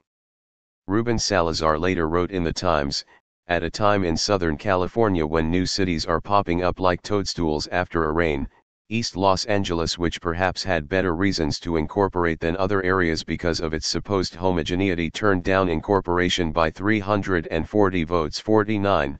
Over the next half-century there would be 3 more closely fought but failed attempts at incorporation. In contrast to Los Angeles's black community, with its national civil rights organizations and incipient alliances with liberals on the west side, Mexican Americans, 10% of the population, had no municipal representation, few allies, and a solitary voice, the young Salazar, in the English-language media. After 1965, ethnic competition for war on poverty funds destroyed what little remained of the Black Mexican political alliance. East Siders, spurned by City Hall and Sacramento, would wander in the political wilderness for the next generation. Part I. A new breed. 2. Warden of the Ghetto. LAPD Chief William H. Parker. During its January 1960 hearing, the U.S. Commission on Civil Rights tepidly attempted to open a window on the police abuse of minorities in Los Angeles. Chief William H. Parker, notorious for his explosive behavior under questioning, immediately slammed it shut. There is no segregation or integration problem in this community, in my opinion, and I have been here since 1922. But long-suffering Los Angeles, he testified, was being inundated by barely civilized poor people from other regions. He suspected that southern states in particular were sending their thriftless unemployed westward. I attended a conference of mayors, he submitted, in which I had certain mayors tell me flatly that they would pay fares for certain people to move them into Los Angeles. The result: the Negro in Los Angeles committed 11 times as many crimes as other races. As for Mexicans, some of those people are not too far removed from the wild tribes of the district of the inner mountains of Mexico. I don't think you can throw the genes out of the question when you discuss behavior patterns of people. But Parker did not totally discount a civil rights problem in Los Angeles. I think the greatest dislocated minority in America today are the police, blamed for all the ills of humanity. There is no one, he complained, concerned about the civil rights of the policeman. 1. When Councilman Edward Roybal voiced the outrage of the East Side about the wild tribes remark, Parker denied that he had ever said it. His lie was exposed when a tape of the testimony was played to the city council, but the chief refused to apologize.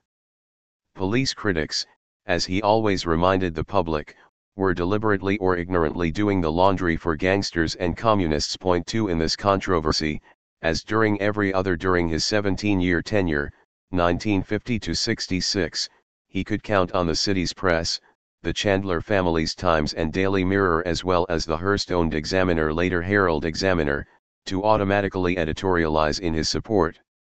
Although his blood enemies ranged from J. Edgar Hoover to Governor Pat Brown, Parker was politically invulnerable thanks to lifetime tenure, a Hollywood publicity machine, and a blackmail bureau that rivaled Hoover's.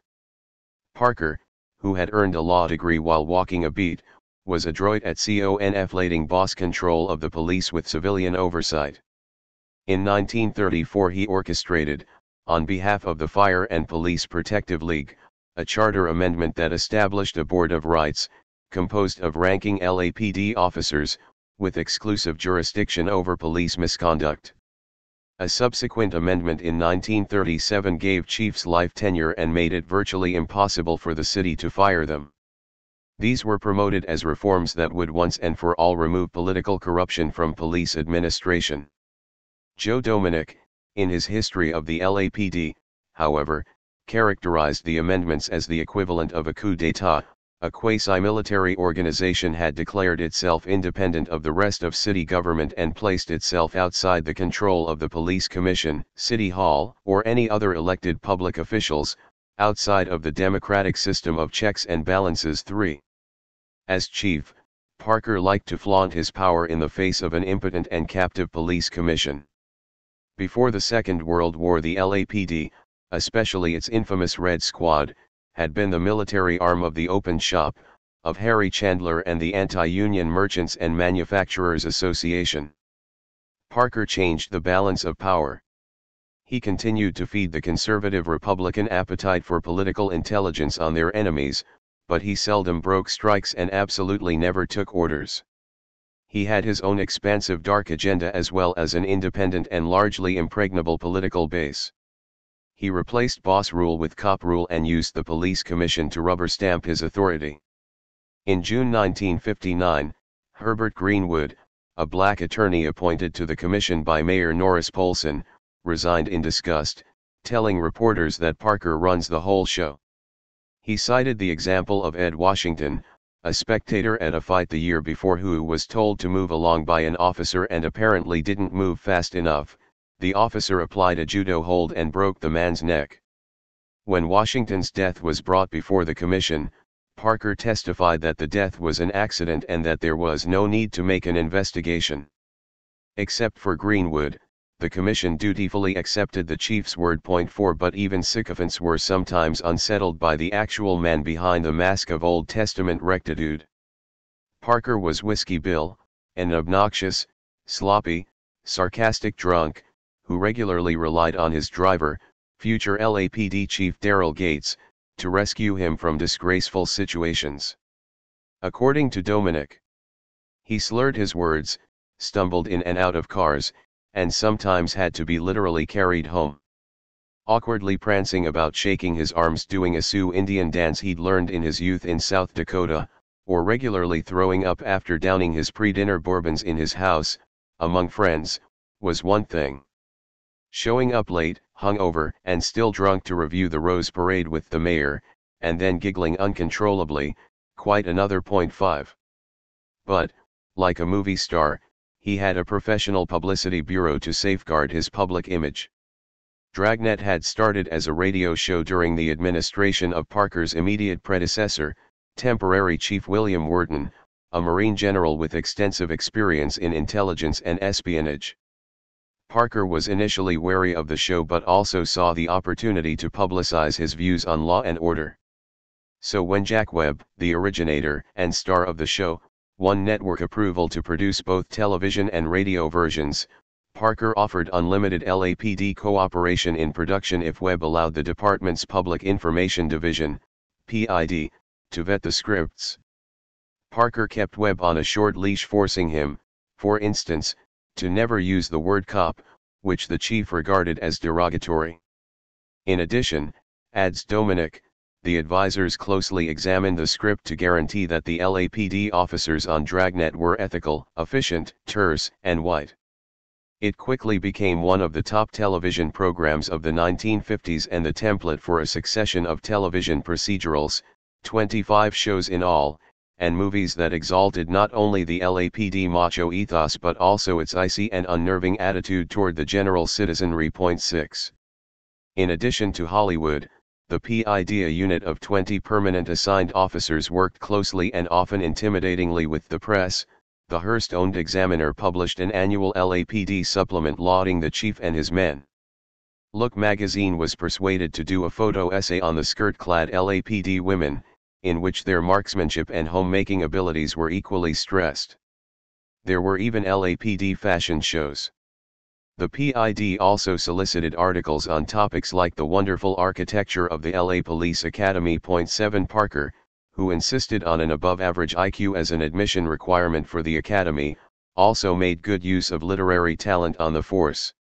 Just as he himself had been the speechwriter for Chief James Davis in the 1930s, he now made a young second-generation cop, Gene Roddenberry, his chief speechwriter and script consultant.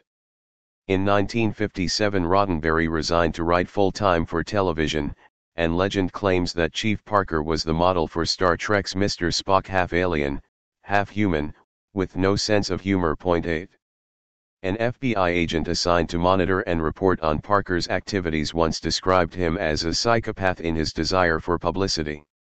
Undoubtedly. But the chief was also shrewdly selling the need for the LAPD. In several speeches published in academic journals during the mid-1950s, Parker expounded a surprisingly pessimistic doctrine of law enforcement, emphasizing that crime moved in cycles determined by socio-economic factors beyond the power of the police to control. Lacking the ability to remedy human imperfection, we must learn to live with it. The only way to safely live with it is to control it. Control, not correction, is the key. He added that police field deployment is not social agency activity. It is concerned with effect, not cause. The public, however, chronically underestimated the prevalence of crime and placed naive belief in sociological solutions such as the probation and youth services agencies that Parker scorned. The result was an unwillingness to properly finance and support tough policing. Parker's remedy was that police reformers must intervene in the creation of a market for professional law enforcement. 9. Generating this demand meant using the media to show that crime lurked in every crevice of urban society and was only held at bay by a thin blue line of hard-as-nails cops. Police critics, if they so dared, would have to pass through a gauntlet of irrefutable crime statistics scientifically amassed by police analysts. Parker's belief in letting no crime, however trivial, go unpunished anticipated the contemporary broken windows school of policing. What went unsaid, of course, was that the easiest way to generate politically dramatic indices of criminality was through the use of dragnets, racial profiling, random traffic stops, raids on gay bars, warrantless home break-ins, and the promotion of ordinary misdemeanors to felonies whenever possible. The relentless, virtually industrialized policing of the southern and eastern districts of the city, as well as gay Hollywood, automatically became its own self-justification. Mob invaders from the east and red conspirators were just the frosting on Parker's cake. White-collar crime, meanwhile, was scarcely acknowledged. The scalp collection. Parker, like his archenemy J. Edgar Hoover, was also a master extortionist. He had learned the black arts during his 3 years as an administrative assistant to corrupt and brutal Chief James Davis, for whom, according to Dominic, he gathered information on the professional and personal lives of elected and appointed officials and prominent citizens. 1 ranking veteran of the Parker era said that his boss employed a Soviet model of intelligence to collect as much as possible about any number of suspicious individuals because commanders never knew when the information could be useful.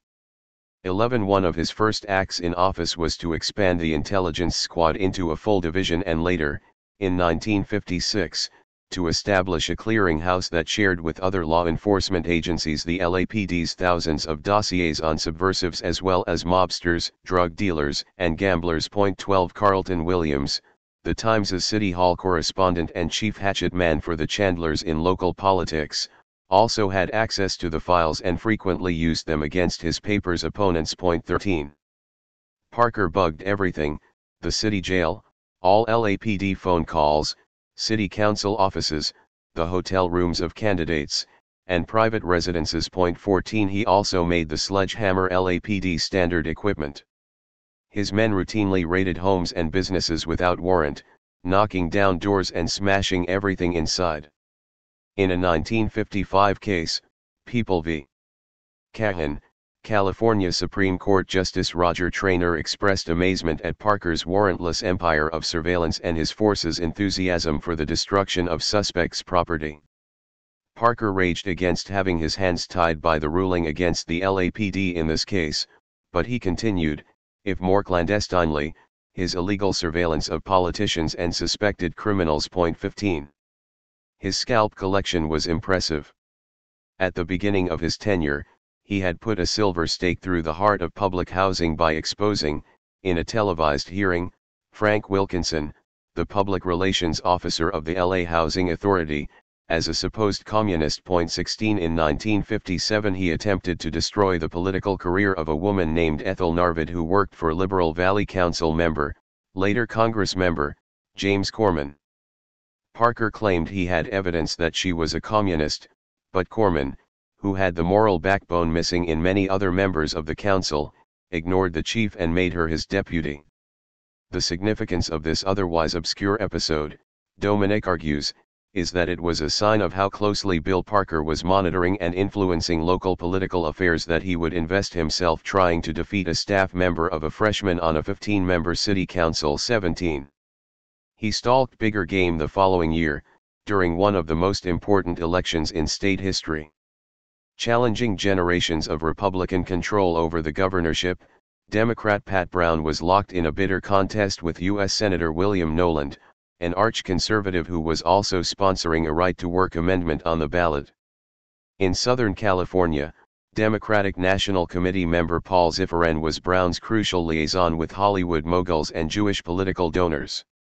2 years earlier, Zifferin had urged Brown, then Attorney General, to investigate Parker's intelligence division for its rampant disregard of constitutional rights. 18 The LAPD's revenge was to pass on to the Noland camp probably via the Times' Carlton Williams information that Zifferin, an entertainment lawyer originally from Chicago, was associated with mob members. In Parker's universe, of course, this might simply entail knowing Frank Sinatra, whom Parker considered totally tied to the Mafia. 19 but Brown and the Democrats swept the elections, taking control of both houses in Sacramento for the first time in a century, with a well-known enemy of Parker, LA Superior Court Judge Stanley Mosk, elected state attorney general. Mosk subsequently repulsed several attempts by Parker to repeal the Cahan decision and restore wiretapping on a broad scale. The chief spied on both Brown and Mosk, but the governor was beyond his reach. Mosk wasn't. In July 1963, detectives observed that Mosk boarded a plane for Mexico City with a 23-year-old woman who was not his wife. Either one of the department's detectives flew to Mexico or arranged with private detectives to set up a camera and focus it on the window of their hotel room. In short order, Mosk abandoned plans to run for the U.S. Senate. Brown appointed him to the California Supreme Court as compensation. 20. Thanks to James Ellroy and other pulp writers, Chief Parker still rules post-war Los Angeles in the imagination. Indeed, he's the only public figure from the 1950 to 66 period, aside from celebrity gangsters Bugsy Siegel and Mickey Cohen, that anyone today is likely to know about. Yet an important and proud chapter in Parker's biography remains obscure: his service during the Second World War as the designer of the police and prisons plan for the Normandy invasion. Army Captain Parker subsequently accompanied Patton's Third Army to Paris, earning a Purple Heart en route, and then helped denazify police forces in Germany, where he served under Orlando Wilson, another police reformer with an authoritarian style. In 1960, Chicago Mayor Richard Daley appointed Wilson as the city's superintendent of police. Parker, in other words, had the exhilarating experiences of administering martial law and rebuilding police institutions from scratch. In his study of black radicalism and the LAPD, historian Bruce Tyler suggests that martial law remained Parker's favored paradigm, at least for policing South Central LA. 21. The LAPD not only enforced law within the ghetto, it enforced the ghetto itself. Glenn Sousa, who graduated from the police academy in 1959, described the department as completely segregated and by any definition extremely racist, attesting, Dwight D. Eisenhower was president and Chief William H. Parker was God.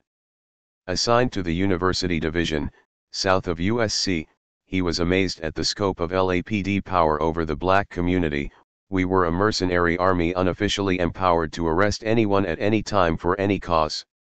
One cause was violation of the unwritten curfew that excluded black people from white residential districts after dark. Sousa reminisced.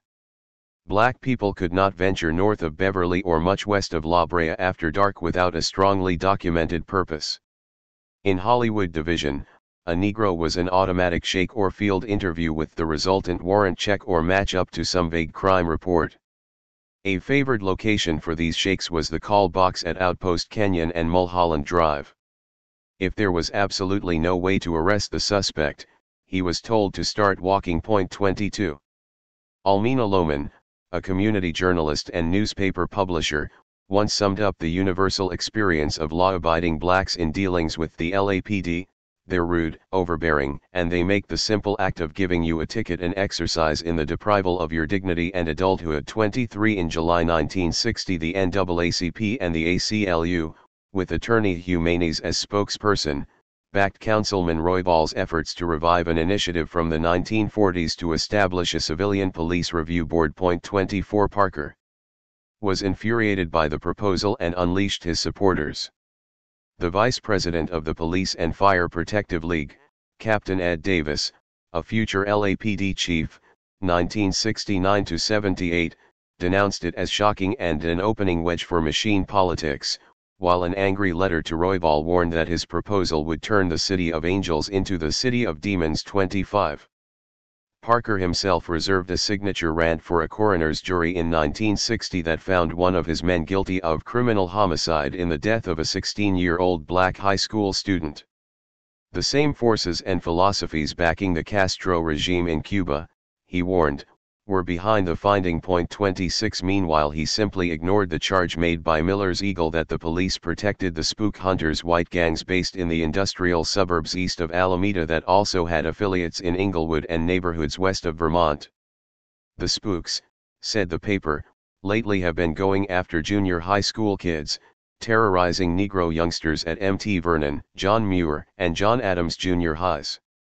They're not arrested, say the Negro teenagers. 27. Bugging the mayor.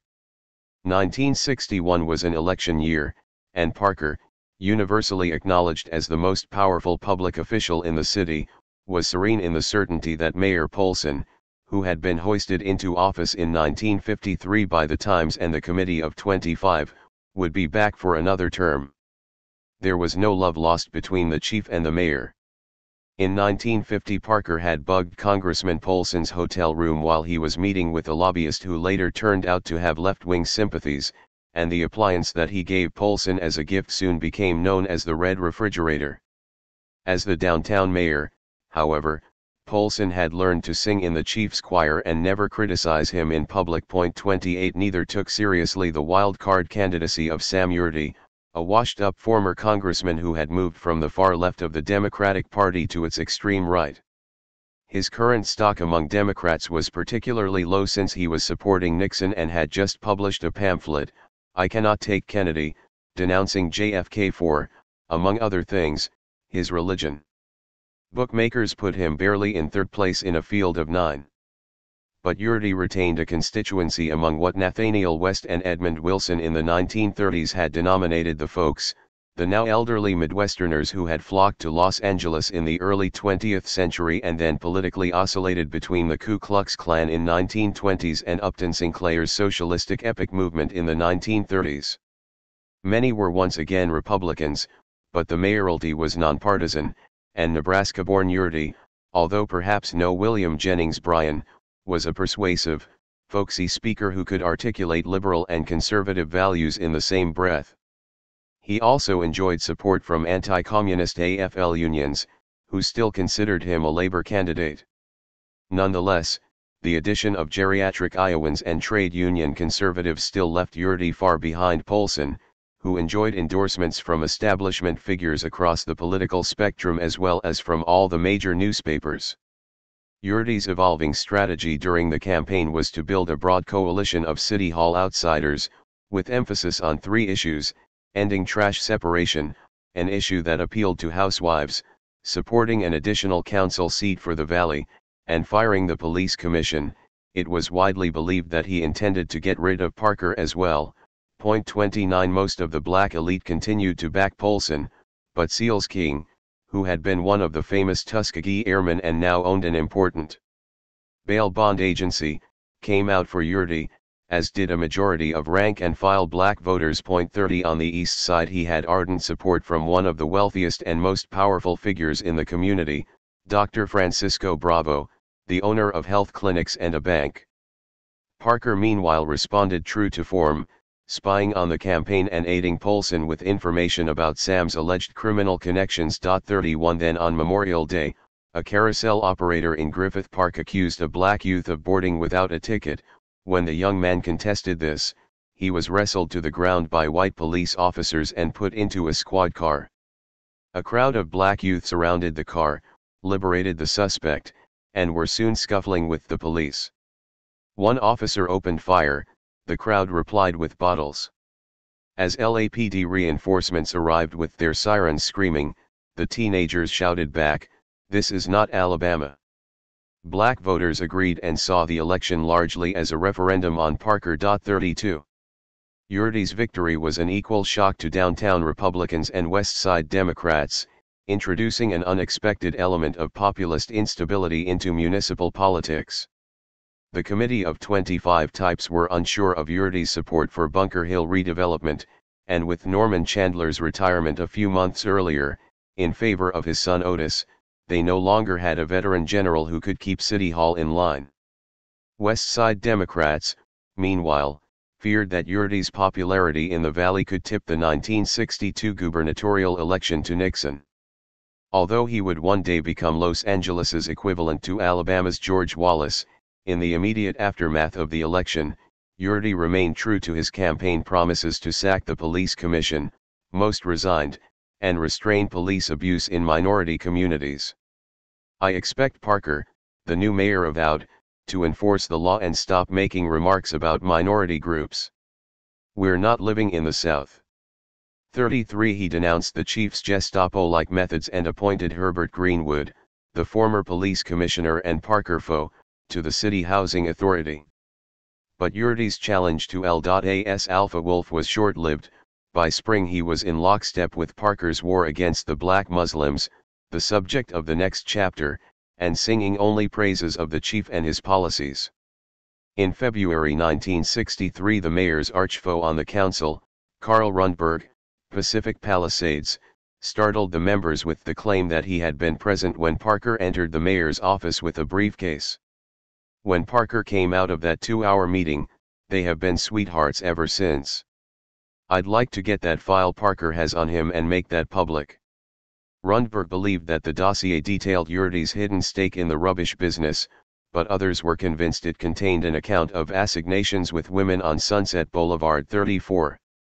In a cool note to the council, Parker dismissed the story and began planning a suitable revenge against Rundberg.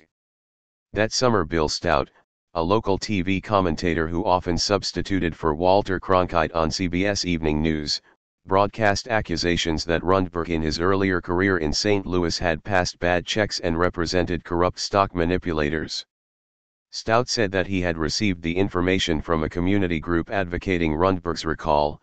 The councilman countered that it had actually come from Yurdi and His Eminence Grice, Executive Assistant Robert Co. 35 It's not hard to figure out where they got it. 3.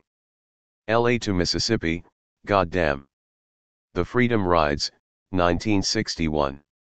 In April 1947, shortly after the Supreme Court outlawed segregated seating on interstate bus routes, 16 members of the Congress of Racial Equality and its mother organization, the Radical Pacifist Fellowship of Reconciliation, boarded buses to test the implementation of the ruling in the Upper South.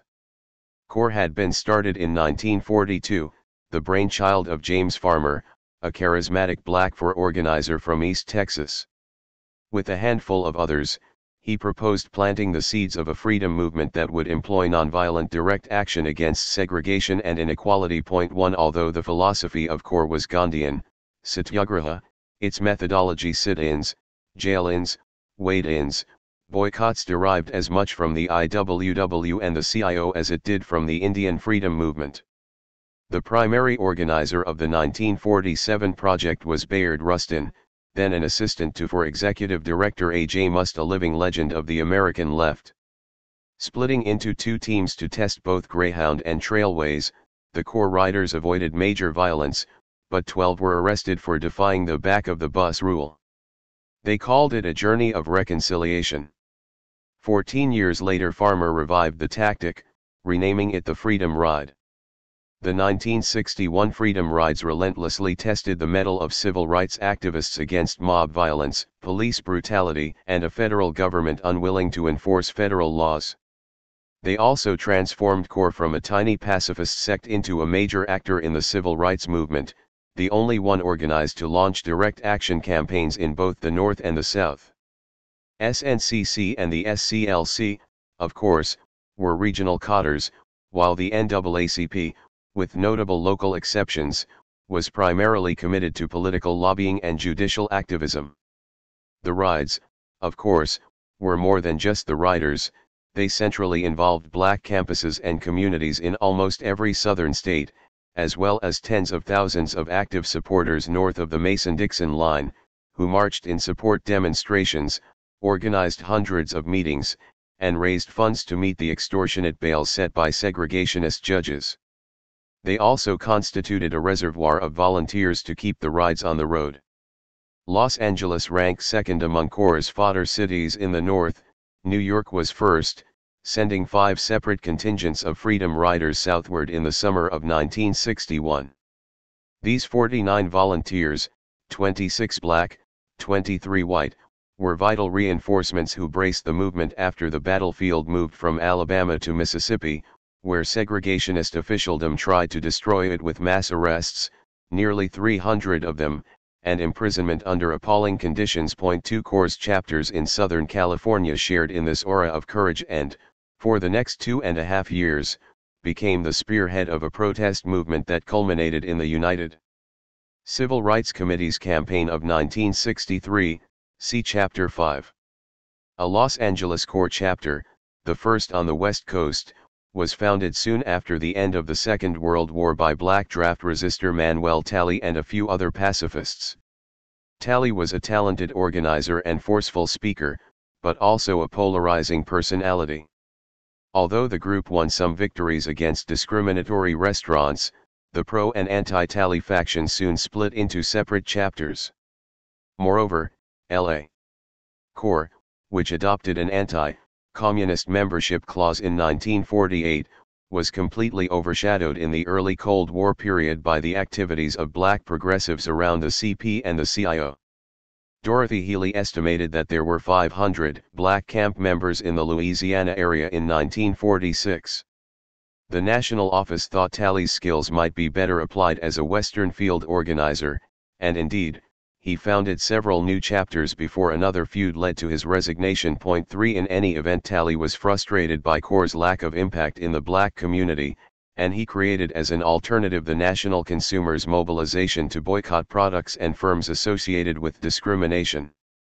He wrote Martin Luther King, for example, to offer support for the Montgomery bus boycott by organizing a parallel movement against Los Angeles Transit Lines, a subsidiary of National City Lines, which also owned the Montgomery system. King undoubtedly sensed that his correspondent was a general without an army, and he politely declined Talley's offer. 4 In 1962, Talley regained activist stature in LA as a leader of the Citizens Committee on Police Brutality and later as LA Corps' spokesperson on the same issue. 5 He died in 1986. Los Angeles Corps was briefly revived in the mid-1950s when two experienced activists, Henry Hodge from St. Louis and Herbert Kellman from Baltimore, moved to the area. After a few arrests, the group successfully integrated Union Station's coffee shop and barber shop, but a campaign to pressure the major downtown department stores to hire blacks in non-menial positions quickly ran out of steam, leaving a demoralized residue of 10 or 12 members. 6 But the Southern sit-ins gave the chapter a powerful shot of adrenaline. Corps Field Secretary James McCain visited LA in March 1960 to rally troops for the Woolworths protests and assess the potential of the local chapter. In addition to the Independent Student Union, ISU, people, some of whom became freedom riders and Corps activists, the Woolworths campaign energized civil rights supporters at UCLA, where Robert Singleton, a black economics major, led the campus NAACP group, later to become the Santa Monica Corps chapter, and Stephen McNichols led Platform, a student political party similar to Slate at Berkeley. For several years they had been organizing protests against racial exclusion in Westwood student housing. Other members of the Proto-Corps group included Robert Farrell, a Navy midshipman and future member of the LA City Council, Ronald LaBostri, Rick Tuttle, a future UCLA administrator and city controller, and at Santa Monica College, Singleton's wife, Helen. Like so many other black Angelenos, Farrell and LaBostri had Louisiana roots, and they belonged to Catholics United for Racial Equality, a citywide group struggling uphill against the reactionary policies of Cardinal James McIntyre. After Kennedy's inauguration in January 1961, the Southern movement began to lose national attention. In March, Martin Luther King, not invited to a meeting at the Justice Department that included other civil rights leaders, asked the White House for an appointment, but the new president had no time to see him. Confronted with an escalating crisis in Berlin, and in the final preparations for the CIA invasion of Cuba, the administration regarded civil rights as an annoyance rather than a priority. James Farmer, newly appointed National Director of Corps, agreed with King and the SCLC that the Kennedys had to be prevented from sweeping their civil rights election promises under the carpet of continual Cold War crises. He proposed a freedom ride through the Deep South to test a recent Supreme Court decision that extended non-discrimination in interstate travel on trains, buses, and airplanes to include terminals and waiting rooms, as well. In a situation where the law was now crystal clear but its application was bound to elicit violent reactions in hardcore segregationist states, Farmer calculated that Washington would be forced to act. The ride would help sustain the energy of the student movement while redirecting it to a higher level of contestation involving governors and federal officials, as well as mayors and local business. Everything, however, depended on the volunteers' willingness to risk their lives by riding into the heart of segregationist darkness. The 13 riders, led by James Farmer, left Washington on May 4 in two groups, one on trailways and the other on Greyhound, just as in 1947. Unlike the Journey of Reconciliation, however, which ventured no further south than North Carolina, their tickets were stamped New Orleans, via the Klan strongholds of Alabama and Mississippi. Outside of Anniston, Alabama, the Greyhound bus, its tires slashed, was forced off the road and then firebombed by pursuing Klansmen. According to Raymond Arsenault's history, several members of the mob had pressed against the door screaming, "Burn them alive and fry the goddamn niggers," and the Freedom Riders had been all but doomed until an exploding fuel tank convinced the mob that the whole bus was about to explode. As the attackers retreated, the passengers crawled out of the bus only to be attacked with pipes and clubs. Meanwhile, the Trailways contingent, also badly beaten in Anniston, found themselves headed toward Birmingham with some Klansmen as fellow passengers. In Alabama's largest city, the police commissioner Eugene Bull Connor met with the Klan to choreograph a welcome for the Freedom Riders. He gave Imperial Wizard Bobby Shelton and his carefully selected thugs 15 minutes to set an example that would deter all future attempts at integration. Through a Klan informant, the FBI knew all about Connor's sinister plan, but it made no effort to warn Core or any of the local civil rights leadership. Nor did J. Edgar Hoover bother to inform anyone in the Justice Department. The massacre that followed, on Mother's Day 1961, was such an enthusiastic affair that Klansmen armed with lead pipes and baseball bats hospitalized not only the riders but also news reporters, black bystanders and, mistakenly, even one of their own number. President Kennedy, a cold warrior first and foremost, was reportedly furious at James Farmer, not Bull Connor or Alabama Governor John Patterson, for embarrassing the administration on the eve of his Vienna summit with Khrushchev. "Can't you get your goddamned friends off those buses?" he shouted at his White House civil rights advisor. "Stop them." 8. Huddled together at the parsonage of Reverend Fred Shuttlesworth, the embattled headquarters of the Birmingham Freedom Movement, the core group vowed not to surrender and instead went downtown to catch the next Greyhound to Montgomery. But Governor Patterson stopped the departure, going on television to warn that he was unable to protect the Freedom Riders from Klan ambushes along the route. Bobby Kennedy finally convinced the group to fly to New Orleans, but they ended up spending the night on the plane at the Birmingham airport as one anonymous bomb threat after another was called in. Connor and his Klan allies gloated over their victory. It was a miracle that several of the volunteers hadn't been burned or beaten to death. Farmer, whom many in the NAACP regarded as irresponsible for concocting what Roy Wilkins had called a joyride, now wavered in face of the near certainty that any attempt to resume the ride from Birmingham would be a virtual death sentence for participants. But Diane Nash, the key strategist of the Nashville sit-in movement and co-founder of SNCC, urged him not to lose nerve and capitulate to white violence now that the very premise of nonviolent social change was at stake. Student reinforcements, she assured Farmer, were coming from Nashville under the leadership of John Lewis and were ready to sacrifice their lives if necessary.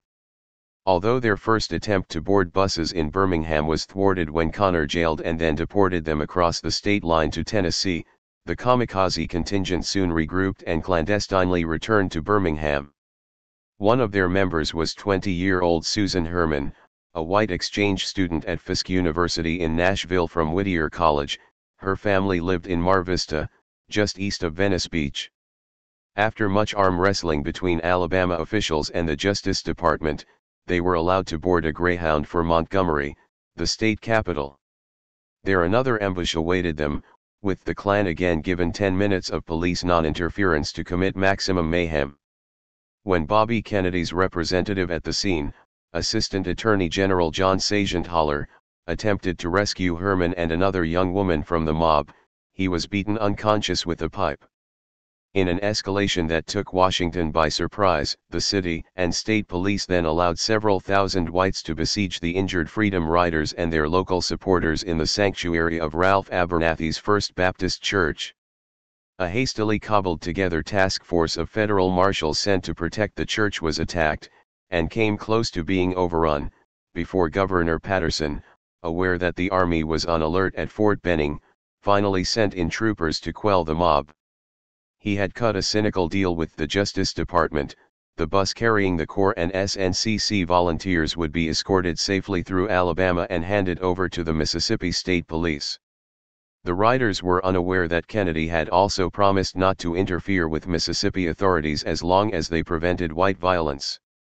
Thus, upon arrival in Jackson, the Nashville contingent was arrested and then imprisoned after refusing bail. This became the routine for the rest of the summer, a grim endurance contest between waves of arriving Freedom Riders and their Mississippi jailers. To meet this new challenge, Martin Luther King and James Farmer convened a meeting in Atlanta where SCLC, Corps, SNCC, and the Nashville Freedom Movement formalized their alliance as the Freedom Ride Coordinating Committee. The rides would continue, and in mid-June King flew to California to raise money and publicize the FRCC's demand for a summit conference with President Kennedy. 9. Surprise packages. As the organization's historians point out, the joint sponsorship arrangement notwithstanding, the major responsibility for recruiting, financing and coordinating the riders fell upon Corps. This commitment was symbolized by Farmer's decision to join his young comrades in prison. Meanwhile, the strong New Orleans chapter provided a regional base of operations, while Corps field secretaries in Atlanta, Montgomery, and Jackson acted both as troubleshooters and emissaries to local black communities. They also continued to test terminal facilities for compliance with the decision of the Supreme Court until the Interstate Commerce Commission in September finally did what it always had the power to do and banned Jim Crow in facilities under its jurisdiction. 10. Recruits for the June Freedom Rides came from divinity schools in the North and traditional black colleges in the border South. West Coast Corps chapters were meanwhile nominated to serve as a strategic reserve surprise packages of activists to be shipped to Mississippi when the need arose.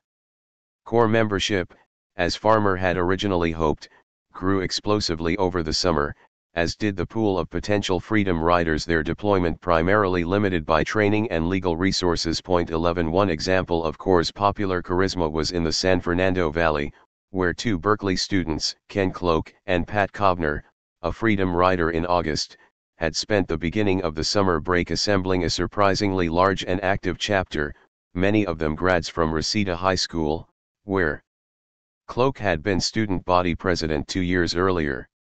At the beginning of June, Corps opened up an office around the corner from LA City College on Melrose Avenue. Ed Blankenheim, a white Marine veteran turned pacifist who had been on the Greyhound burned outside Anniston, was sent out by Farmer to interview volunteers and plan an La Origin Freedom Ride that would proceed by train to New Orleans, then by bus to Jackson. But LA Corps was also debating how to respond to the area's own simmering racial crisis. One provocation quickly followed another. 3 of the black youth arrested during the Memorial Day incident in Griffith Park, which Chief Parker had blamed on the publicity coming out of the South in connection with the Freedom Rides, were indicted for lynching and assault with intent to commit murder, while white youth who pelted sheriff deputies with sand-packed beer cans during a far larger riot at Zuma Beach a few weeks later were charged with no more than misdemeanors. Even petty theft could become a capital offense in South Central. In February, a 14-year-old trying to steal some candy had been shot to death in a darkened theater by an off-duty officer from the Watts 77th Division. Also in early June, Edward Warren, president of the Watts branch of the NAACP, was arrested for remonstrating with LAPD officers who almost caused a riot by their rough arrest of 2 women on Central Avenue. In Sacramento, meanwhile, a white Democratic assemblyman from Compton, Charlie Porter, had bottled up the Hawkins Fair Housing Bill in the Ways and Means Committee, where it languished and died. 12. On June 18, Martin Luther King spoke at the sports arena on behalf of the Freedom Ride Coordinating Committee. In the morning, council member Roz Wyman, the West Side Democratic power broker, introduced him to Jewish business and political leaders at the Hillcrest Country Club.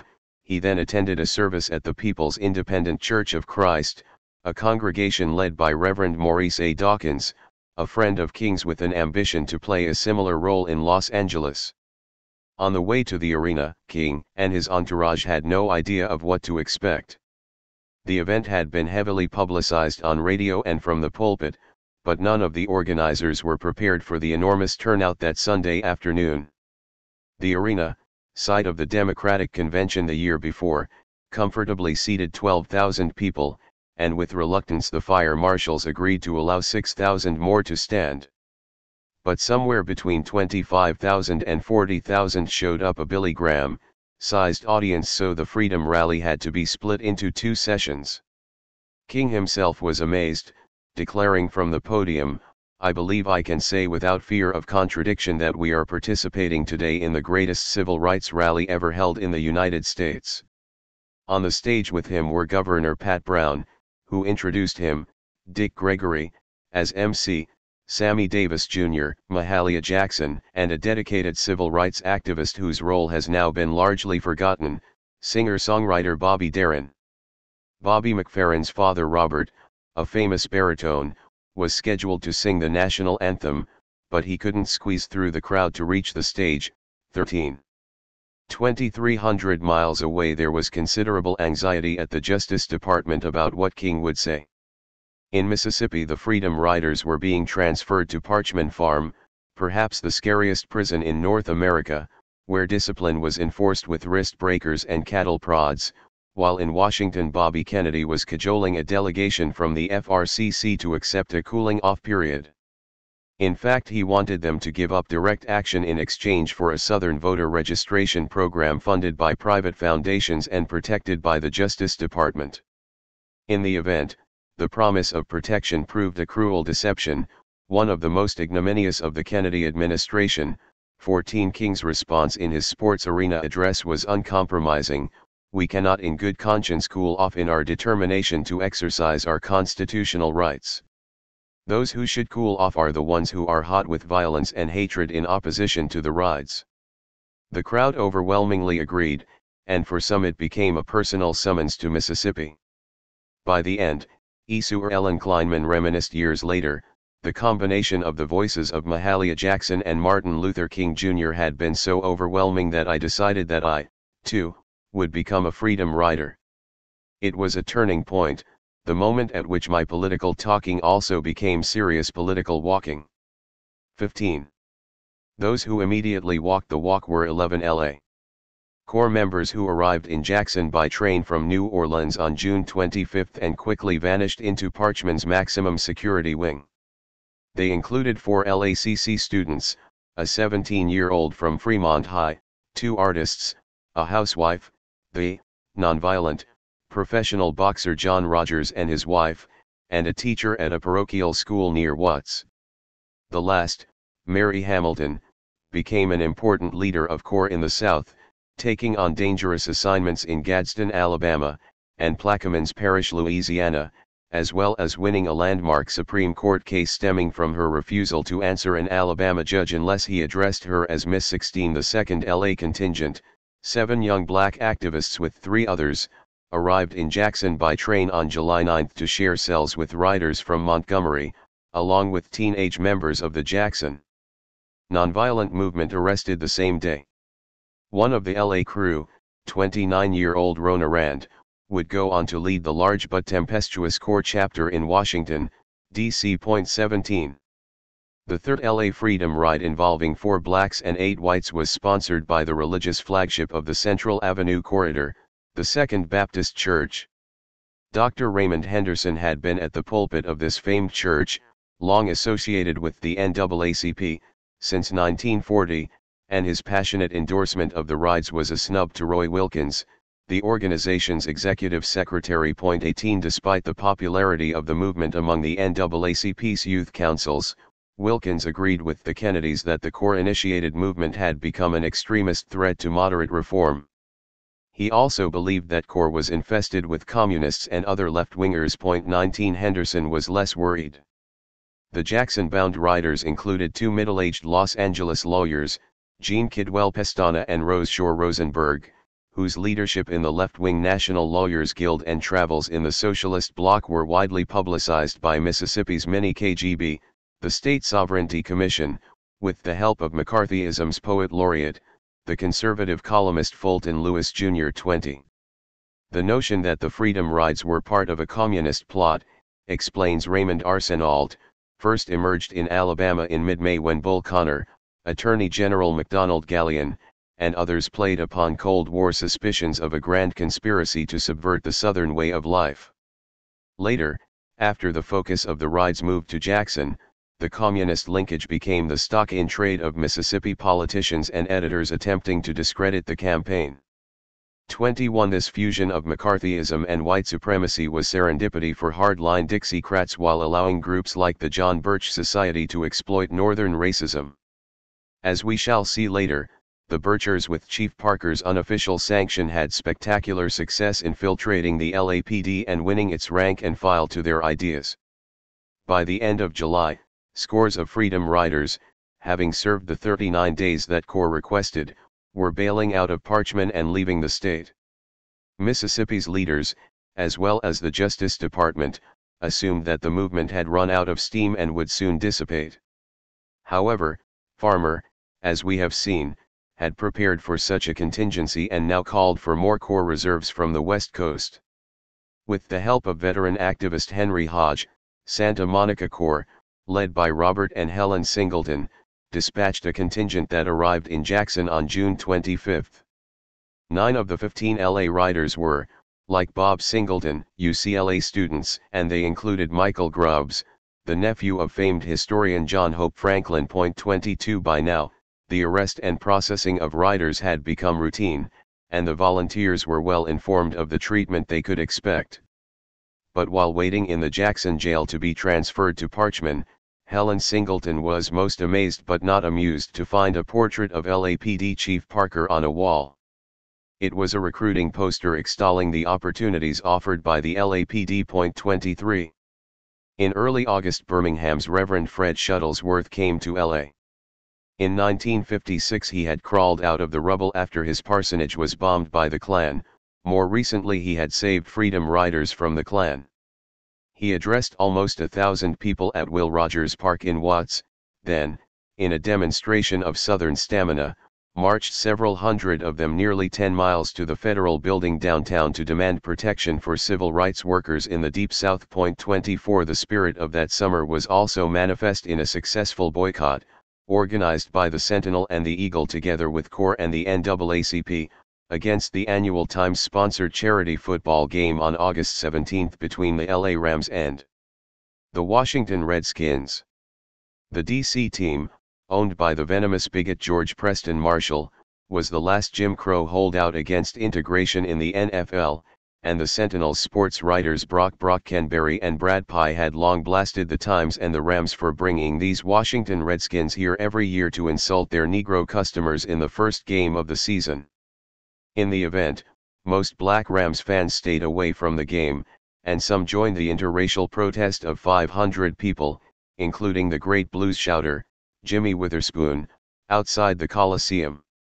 The LA protest, moreover, catalyzed demonstrations at other pale-skin games, increasing the discomfort of Marshall's rival owners and reinforcing threats from Secretary of the Interior Stuart Udall to deny the team use of the new DC-owned Washington Stadium. In December, pro sports leading racist George Wallace finally capitulated and drafted Heisman Trophy winner Ernie Davis. 25. Meanwhile, the fifth and last LA Freedom Ride, with 7 white and 4 black participants, had set out for Jackson, via Houston and New Orleans. Once again the composition of the group reflected the important, even central, role played by Red Diapers in LA. Corps. Bev Radcliffe and Ellen Kleinman, already mentioned, were ISU activists, while Stephen Sanfield, the night manager at the famed Larry Edmunds bookshop in Hollywood, and artist Charles Berard were close to the Southern California CP. Steve McNichols, also mentioned earlier, was with UCLA and Santa Monica Corps. Adding a different ideological tincture, Robert Farrell and his close friend Ronald Labostry represented the civil rights current among L.A.'s black Catholics. Marjorie Dunson, slightly older, was a Jamaican citizen. En route to Mississippi by train, the contingent planned to meet up with young activists from Texas Southern University who had been struggling to desegregate the coffee shop at Houston's Grand Central Station. Their ride ended there. In Houston's Jim Crow jail, Farrell, Berard, and Labostry, along with 2 local protesters, were welcomed as heroes and treated accordingly by black male prisoners, likewise for Dunson, and for Marion Moore, one of the leaders of Houston's Progressive Youth Association. With her Mediterranean complexion, Kleinman's race confused her jailers, who initially put her in the black female section. Sent back to the white women's wing, she and Pat Kovner, who had helped found CORE in the Valley, became the subject of a hair-raising plebiscite by their fellow inmates, who decided by 1 vote not to beat them up. The 4 white male freedom riders, however, were greeted as fucking nigger lovers and spent 2 terrible days as punching bags for the sadistic racists and anti-Semites in their part of the jail. McNichols from UCLA suffered the worst beatings, which permanently damaged his spine. As Farrell would recall years later, he was never the same physically, he was a damaged man. Their lawyers were shocked at their battered state reminiscent of the wounded on the first freedom rides and bailed them out in time to prevent them being murdered. Ironically, they would have been safer in Jackson, where riders, however mistreated, were usually kept apart from other prisoners. 26. In September, the last of the LA riders were released from Parchman, although trials and legal battles would continue until 1962. CORE, meanwhile, supported the vigorous picketing of the LA Greyhound terminal that had been initiated by John T. Williams and other members of the Teamster Rank and File Committee for Equal Job Opportunity. The demonstrations continued through the fall until the company, profiting from contracts to carry mail and servicemen and therefore vulnerable to federal anti-discrimination law, finally agreed to hire their first black driver. 27 LA. CORE, while continuing to support the Southern struggle, turned its attention principally to housing integration, the issue that would most define the civil rights movement in Southern California for the next 3 years. The returning riders, toughened by jail and profoundly inspired by the courage of their counterparts in the South, were eager to unleash nonviolent direct action on a new scale in Los Angeles. But another force was rising in black communities throughout the North, one that rejected integration, Christian leadership, and nonviolence. Although CORE would return to center stage in 1963, it was Malcolm X and the Nation of Islam that would transfix Los Angeles in the approaching year. 4. God's Angry Men. The Black Muslims, 1962. In 1958, after a number of guards were injured in a riot at the Duell Youth Prison, east of Oakland, authorities took the unprecedented step of transferring the identified instigators, some as young as 16, to San Quentin. One of the juveniles was James Carr, an incorrigible LA gang member and armed robber, who was feared throughout the California Youth Authority for his ferocity. George Jackson, a prison revolutionary whose letters would later be published as the bestseller Soledad Brother, and with whom Carr would form a close friendship, unequivocally categorized him as the baddest motherfucker. Quentin, as Carr expected, was day after day of relentless combat with guards and other prisoners, but there was also a surprising subculture of black solidarity, the Nation of Islam, NOI. Carr was indifferent to religious doctrine but impressed by the moral discipline and militant spirit of the Muslims. Booker North, he wrote admiringly in his autobiography, was the most important Muslim leader in San Quentin. He was a fantastically effective proselytizer out on the main line. Every month he would convert 10 or 15 dudes to Islam. They put him in the adjustment center where the state's most violent death row inmates were held on permanent status. But Booker went right on rapping, usually in the exercise yard. According to Carr, some guards egged on white supremacists to attack Booker in the yard, and when he fought back, guards in the tower shot and killed him. 1 But other brothers took up his work, and the Muslims continued to fight for the right to hold prayer meetings, have Muslim visitors, receive religious publications and keep the Quran in their cells. Point 2. They were a new species, unlike any black group that prison officials or city police had previously dealt with. They cultivated a charismatic gravitas, edged with uncertain menace. Coldly polite in dealings with whites, they were warm toward other people of dark humanity. Inside prisons, moreover, they were often miracle workers, arbitrating conflicts between black inmates, promoting literacy and Quran study, and above all, organizing disciplined resistance to degrading routines and brutal treatment. In the community, they were seen as family builders and exemplars of a self-help ethos that they believed someday would be the foundation of a new nation. They also had an impressive record of turning addicts and alcoholics into sober cotter. The widespread belief among whites that they were black terrorists or dangerous cultists was belied by their careful avoidance of confrontation, obedience to the law, and ban on weapons at meetings and mosques. Even the fruit of Islam, the NOI's elite bodyguards in black suits and red bow ties, acted principally as a deterrent to violence. But there was a line that could not be crossed. Muslims asserted a legitimate right of self-defense and expected members to aid one another without hesitation or fear of death. "I don't even call it violence when it's in self-defense," said Malcolm X. "I call it intelligence." As Elijah Muhammad's chief missionary, Malcolm helped to organize temples, they weren't called mosques until 1975, across the country, but his true second home after Harlem was Temple No. 27 in south-central Los Angeles. Malcolm's Temple, as it was called within the nation. Point 3. He arrived in LA in spring 1957, writes biographer Manning Marable, determined to establish a strong NOI base on the West Coast. He also wanted to establish the NOI's Islamic credentials by engaging in public activities with Middle Eastern and Asian Muslim representatives in the region.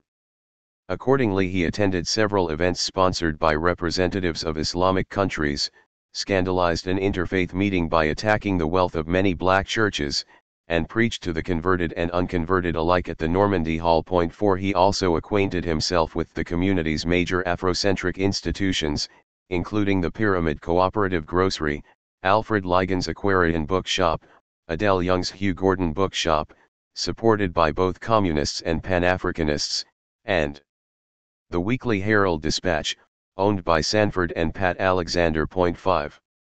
Returning to the city the following spring, Malcolm apprenticed himself to the Alexanders in the hope of learning as much as possible about newspaper publishing. Pat Alexander, the editor and dominant personality, was a fabulist and demagogue who used the paper as a megaphone for hallucinatory claims about Jewish conspiracies against black people.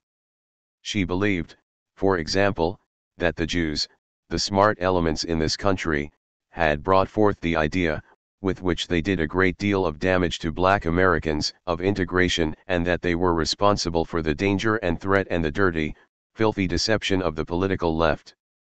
Later she alleged that German Jews, expelled by Hitler, had introduced German shepherds to Southern police forces and trained them to attack only black people. The constant core of her grievances, however, was the considerable number of Jewish furniture and appliance stores, pawn shops, liquor stores.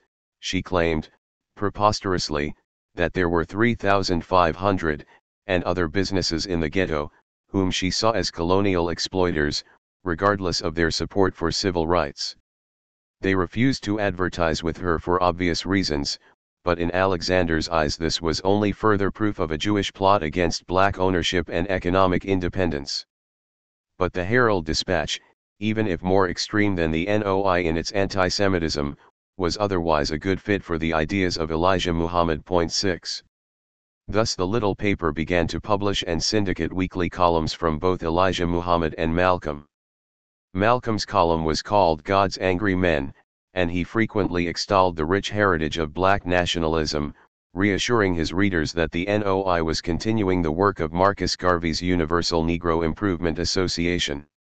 He also attacked Martin Luther King, in a language almost identical to Garvey's Philip Picks against W.E.B. Du Bois some 4 decades earlier. Point 7. After the new owner of the nation's largest circulation black paper, the Pittsburgh Courier, dropped the Mr. Muhammad Speaks column.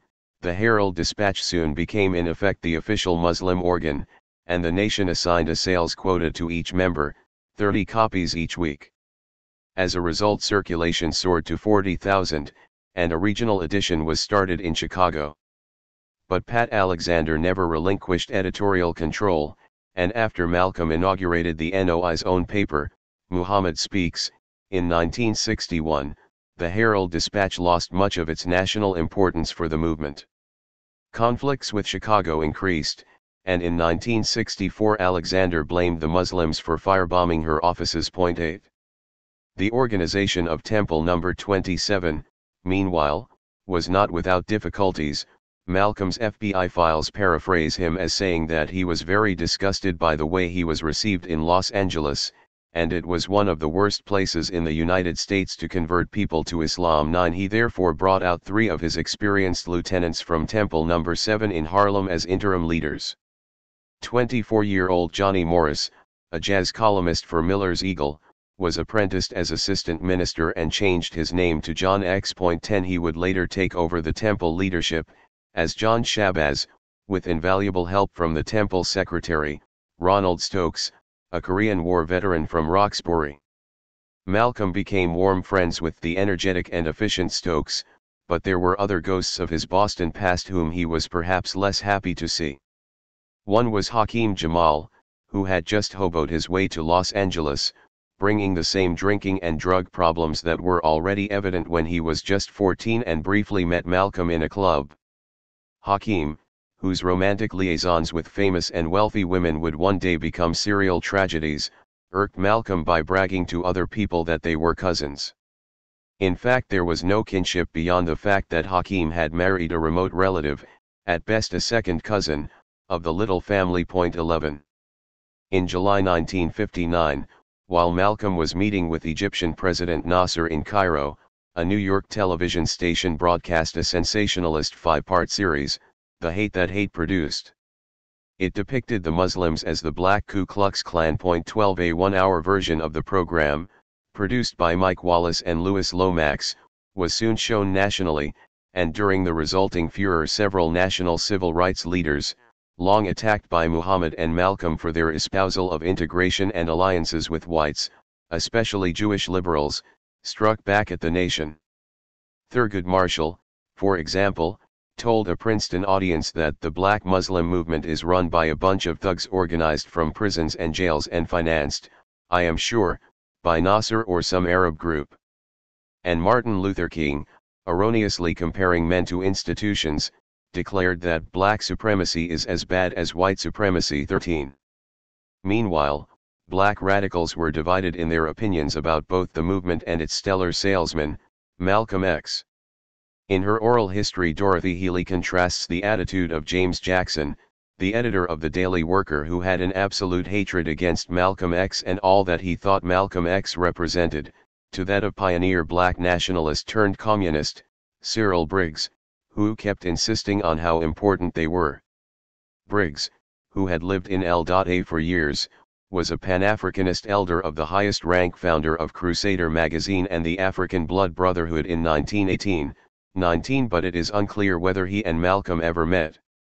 Healy, who acknowledged Briggs's great influence on my thinking, even though I didn't always admit it, attempted at a very stormy National Committee meeting to stop Jackson from publishing any more attacks on Malcolm X, but she was a minority of one, as she would be again 10 years later when she supported the Che Lumumba Club's collaboration with the Black Panther Party. 14. Black artists, musicians, and professionals, on their side, were deeply intrigued by Malcolm, and he obliged them through informal meetings and soirees. Band leader Johnny Otis, who had met Malcolm in his earlier incarnation as Detroit Red, was part of a group of black progressives known as Attack who would gather for discussions whenever the Muslim leader was in Los Angeles. He didn't proselytize at the get-togethers, Otis recalled. His talks with us dealt with standing together, respecting our traditions, defending our communities, treating our women with love and care, being responsible toward our children and not taking abuse from the racists in our society. 15. One outspoken participant in these conversations was the Sentinel's editor, Wendell Green, who had been one of the Tuskegee Airmen during the Second World War and would end his career as the LA representative of the Southern Christian Leadership Conference. Another was a Caribbean immigrant and trade union activist named Mervyn Dimley, who, in alliance with Jesse Unruh, would become a major figure in California politics for almost a half-century, representing South Central LA in Congress for 12 years. 16. It was inevitable that Chief Parker and Malcolm X would collide over the activities of the NOI in LA. But the LAPD would have to provide the pretext. As a frustrated FBI informant reported in 1958, he is not likely to violate any ordinances or laws. He neither smokes nor drinks and is of high moral character. When in 1960 Hoover unleashed COINTELPRO, the FBI's notorious counterintelligence program, against the NOI, the initial focus was Elijah Muhammad's innumerable affairs with young women members. 17 Given the animosity between Hoover and Parker, it is unlikely that the Bureau's large trove of surveillance on the NOI was ever shared with the LAPD. The department, on its side, apparently had yet to develop its own informants inside Temple No. 27, though events there would soon provide ample cover for it to do so. The basic briefing given to the LAPD rank and file was a histrionic memo prepared by the San Diego Police Department in 1959. The fruit of Islam, it asserted, are almost psychotic in their hatred of Caucasians and are comparable to the Mau Mau or Kamikaze in their dedication and fanaticism. It has been reported that many temples have gun clubs in which this militant group are trained in weapons. It has been stated locally, that the members of this cult will kill any police officer when the opportunity presents itself, regardless of the circumstances or outcome. 18. The Times, without the slightest evidence, later expanded these allegations with the claim that the NOI was dedicated to the extermination of the white race. Why hadn't the nation attacked the police already? For Parker and other cops, the law-abiding behavior of black Muslims was construed as a clever disguise for diabolical schemes. The first skirmish took place in September 1961 when 40 police arrived to disperse a riot involving a handful of Muslim newspaper sellers and 2 white store detectives outside a Safeway supermarket on Western Avenue near Venice Boulevard. The security men, claiming that the Muslims were blocking shoppers, had drawn their guns when the newspaper sellers refused to leave or submit to citizen arrests. In the scuffle that followed, the 2 whites suffered a few bruises as well as derision from the crowd, while 5 of the Muslims were arrested. They were subsequently acquitted by an all-white jury, a rare occurrence in NOI trials, after the manager confirmed that he had given permission for the paper sales. 19 In essence, this was a trivial incident that should have raised little alarm, but Parker read it as an omen of a showdown to come. Following the parking lot melee, Marable writes, the LAPD was primed for retaliation against the local NOI. Parker instructed his officers to closely monitor the mosque's activities. 20. The following April, 1962, cops observed 2 men taking some clothing out of the open trunk of a car, parked about a block and a half from Temple No. 27. One worked at a dry cleaner where he acquired unredeemed or damaged clothes to sell to fellow Muslims, who, of course, had to conform to a rigid dress code. The other was examining an item for sale. It was past 11 in the evening, and a service at the mosque had just ended. Neither man ran away, or, for that matter, acted suspiciously, yet the 2 officers approached them as if they were burglary suspects. After frisking them and finding nothing, the cops called in a license check. The car was clean. Refusing to give up, the cops decided to interrogate them individually. "Let's separate these niggers," one said to the other. When one of the Muslims expressed outrage, he was put in a chokehold and slammed face first on the hood. The other man broke loose to come to his aid, and a brawl developed. Meanwhile, the congregation leaving the mosque saw the commotion, and some of them ran down the street to see what was happening. At this point, according to oral histories gathered years later by Jonah Edelman, a security guard from a local bar, probably a little addled, attempted to help the cops by firing a warning shot in the air. When that failed to back up the gathering group of Muslims, the panicky guard fired again and wounded Roosevelt X. Walker, a young sanitation worker. A Muslim wrestling with one of the cops, meanwhile, pried the officer's gun away and shot him in the shoulder, but an off-duty cop arrived just in time to rescue his colleagues and call for aid. 21. Walker, meanwhile, staggered back to the mosque, where Malcolm's friend Ronald Stokes assisted him while John X. Shabazz went to call an ambulance. At this point, furious LAPD reinforcements began to arrive, but they went first to the temple, rather than the fight scene up the block. The situation was especially chaotic because Muslim escorts were simultaneously trying to evacuate women from the mosque while husbands were arriving to pick them up. People inside had no idea what had happened up the street. Some began to chant, "Why? Why?" According to trial testimony from the wounded Walker, Stokes and others were trying to carry him outside when they were attacked by two white cops screaming, "You niggers get up against the wall." One swung his billy club, but the other officer Donald Weiss just opened fire. Stokes put up his hands, Walker later explained, and said to the officer that was shooting, "Stop. Stop. Don't shoot anymore." His hands were in the air when he was shot to death by Weiss. 4 others were wounded. 22. In testimony before the grand jury, Weiss was asked if he actually had intended to kill Stokes and the other unarmed Muslims. His answer was scornful, "The fact that I shot to stop and the fact that I shot to kill is one and the same thing, sir. I am not Hopalong Cassidy. I cannot distinguish between hitting an arm and so forth, sir. I aimed dead center and I hoped I hit." 23. The following year, during the trial of 14 indicted Muslims, defense attorney Earl Brody, himself a retired LAPD officer, asked Weiss, "Did you see any of these men commit a crime when shot?" "Yes," Weiss said, "they were fleeing." "Do you consider that a crime?" There was no answer. 24. Another Korean War vet, William Rogers, was running from the scene when he heard someone shout, "That's my nigger." "Then I felt an explosion in my back and fell. The next thing I knew, an officer was beating me over the head." He blacked out, and when he regained consciousness he found that his younger brother, Robert, was lying next to him, shot 4 times. "I put out my hand and we held hands. My brother said, 'They got me, too.'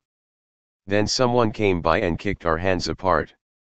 I was told to get up but I couldn't move. My brother said he couldn't move either." William Rogers was permanently paralyzed. 25. Inside the temple, meanwhile, Shabazz was shouting at members not to resist, but nonviolence spared few from police fury. 15 were lined against a wall in the men's cloakroom and systematically tormented. "We ought to shoot these niggers," one cop taunted. "We got them lined up and we ought to kill every one of them." Another chipped in, "We just killed some of your brothers outside." There was an obscene obsession with black men's genitals as they were prodded, kicked, and their pants torn off. 2 of the wounded Muslims, moreover, had been shot in the groin. The final tally was Stokes dead, 7 other Muslims seriously wounded, 14 ultimately arraigned on felony counts, and the mosque ransacked and all of its documents seized. On the police side of the ledger, 1 officer was wounded, shot in the left elbow, and 7 were injured, none seriously. 26. Word of the attack reached Malcolm, in Harlem, by morning. Marable says that the desecration of the mosque and the violence brought upon its members pushed Malcolm to a dark place. 2 former members of the Fruit of Islam, Charles 37X and James 67X, told him that as soon as Malcolm found out that Stokes had been murdered, he began to organize a deadly retaliation. Members eagerly volunteered, and a team was selected to fly to LA, presumably, to enact Parker's self-fulfilling prophecy of Muslims as cop killers. But Elijah Muhammad ordered Malcolm and his comrades to stand down. Malcolm, writes Marable, was stunned, he acquiesced, but with bitter disappointment. 27. In Los Angeles, Bitter surprise was also the reaction among members of Temple No. 27 when they were told to avenge themselves by going into the streets to sell at least 50 copies each of Muhammad Speaks. Hakeem Jamal recalled the rank-and-file reaction. Shock was on every face I looked into. Black men, hundreds of them, ready to kill the devil. Many with guns and many more with enough hate, enough belief in Allah to face anything. We were betrayed. Some members, according to Jamal, assuaged their anger by going down to Skid Row and sadistically beating up white winos. When Malcolm arrived in LA, he was told about the forays. Some of us smiled at him when the story was being told. We expected a pat on the head or a wink. I have never seen him so angry. He got up out of his chair and tried to explain to us that what we were doing was small-time gangsterism.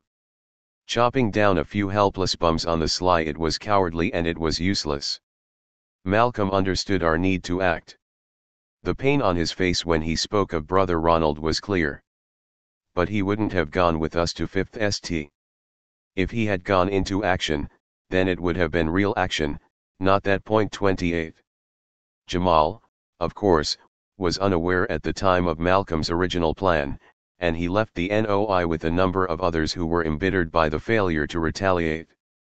Malcolm, hardly naive about media, was nonetheless appalled by the way the attack was depicted. The press, he told a radio interviewer, was just as atrocious as the police. Because they helped the police to cover it up by propagating a false image across the country, that there was a blazing gun battle which involved Muslims and police shooting at each other. And everyone who knows Muslims knows that Muslims don't even carry a fingernail file, much less carry guns. 29. At Stokes's funeral on May 5, Malcolm repeatedly praised the black organizations and leaders, obviously referring to the NAACP and CORE, that were protesting the attack despite the hysteria about the NOI in the press, commenting, "Our unity shocked them and we should continue to shock the white man by working together." He invoked the example of the Bandung Conference of 1955, where 29 countries had participated in the first Afro-Asian meeting in Indonesia, to oppose neocolonialism. If the colored fourth-fifths of humanity could unite against oppression, Malcolm asked, regardless of religious or ideological differences, why should black Americans not do the same? He also set aside his usual polemical jihad against Christianity to invoke Jesus as a great revolutionary, the prophet of slaves, outcasts, and pointedly black people. 30. Malcolm spent much of May speaking to large crowds at church meetings and Sunday rallies, repeatedly emphasizing that the Muslims were not at war with the police, but rather that the police were at war with the black community as a whole. During one meeting at the Second Baptist Church to which he had not been invited to speak because he was too inflammatory, he took the floor anyway, with the audience roaring their approval. It wasn't a Muslim who was shot down, he told the congregation. It was a Negro. They say we preach hate because we tell the truth. They say we inflame the Negro. The hell they've been catching for 400 years has inflamed them. 31. To the horror of many white liberals, even the local NAACP agreed. Whatever their opinion of NOI theology, a broad spectrum of community leaders from veteran journalist Wendell Green to rising political star Mervyn Dimley and young CORE activist Danny Gray stood by Malcolm's side and endorsed his call for unity against police violence.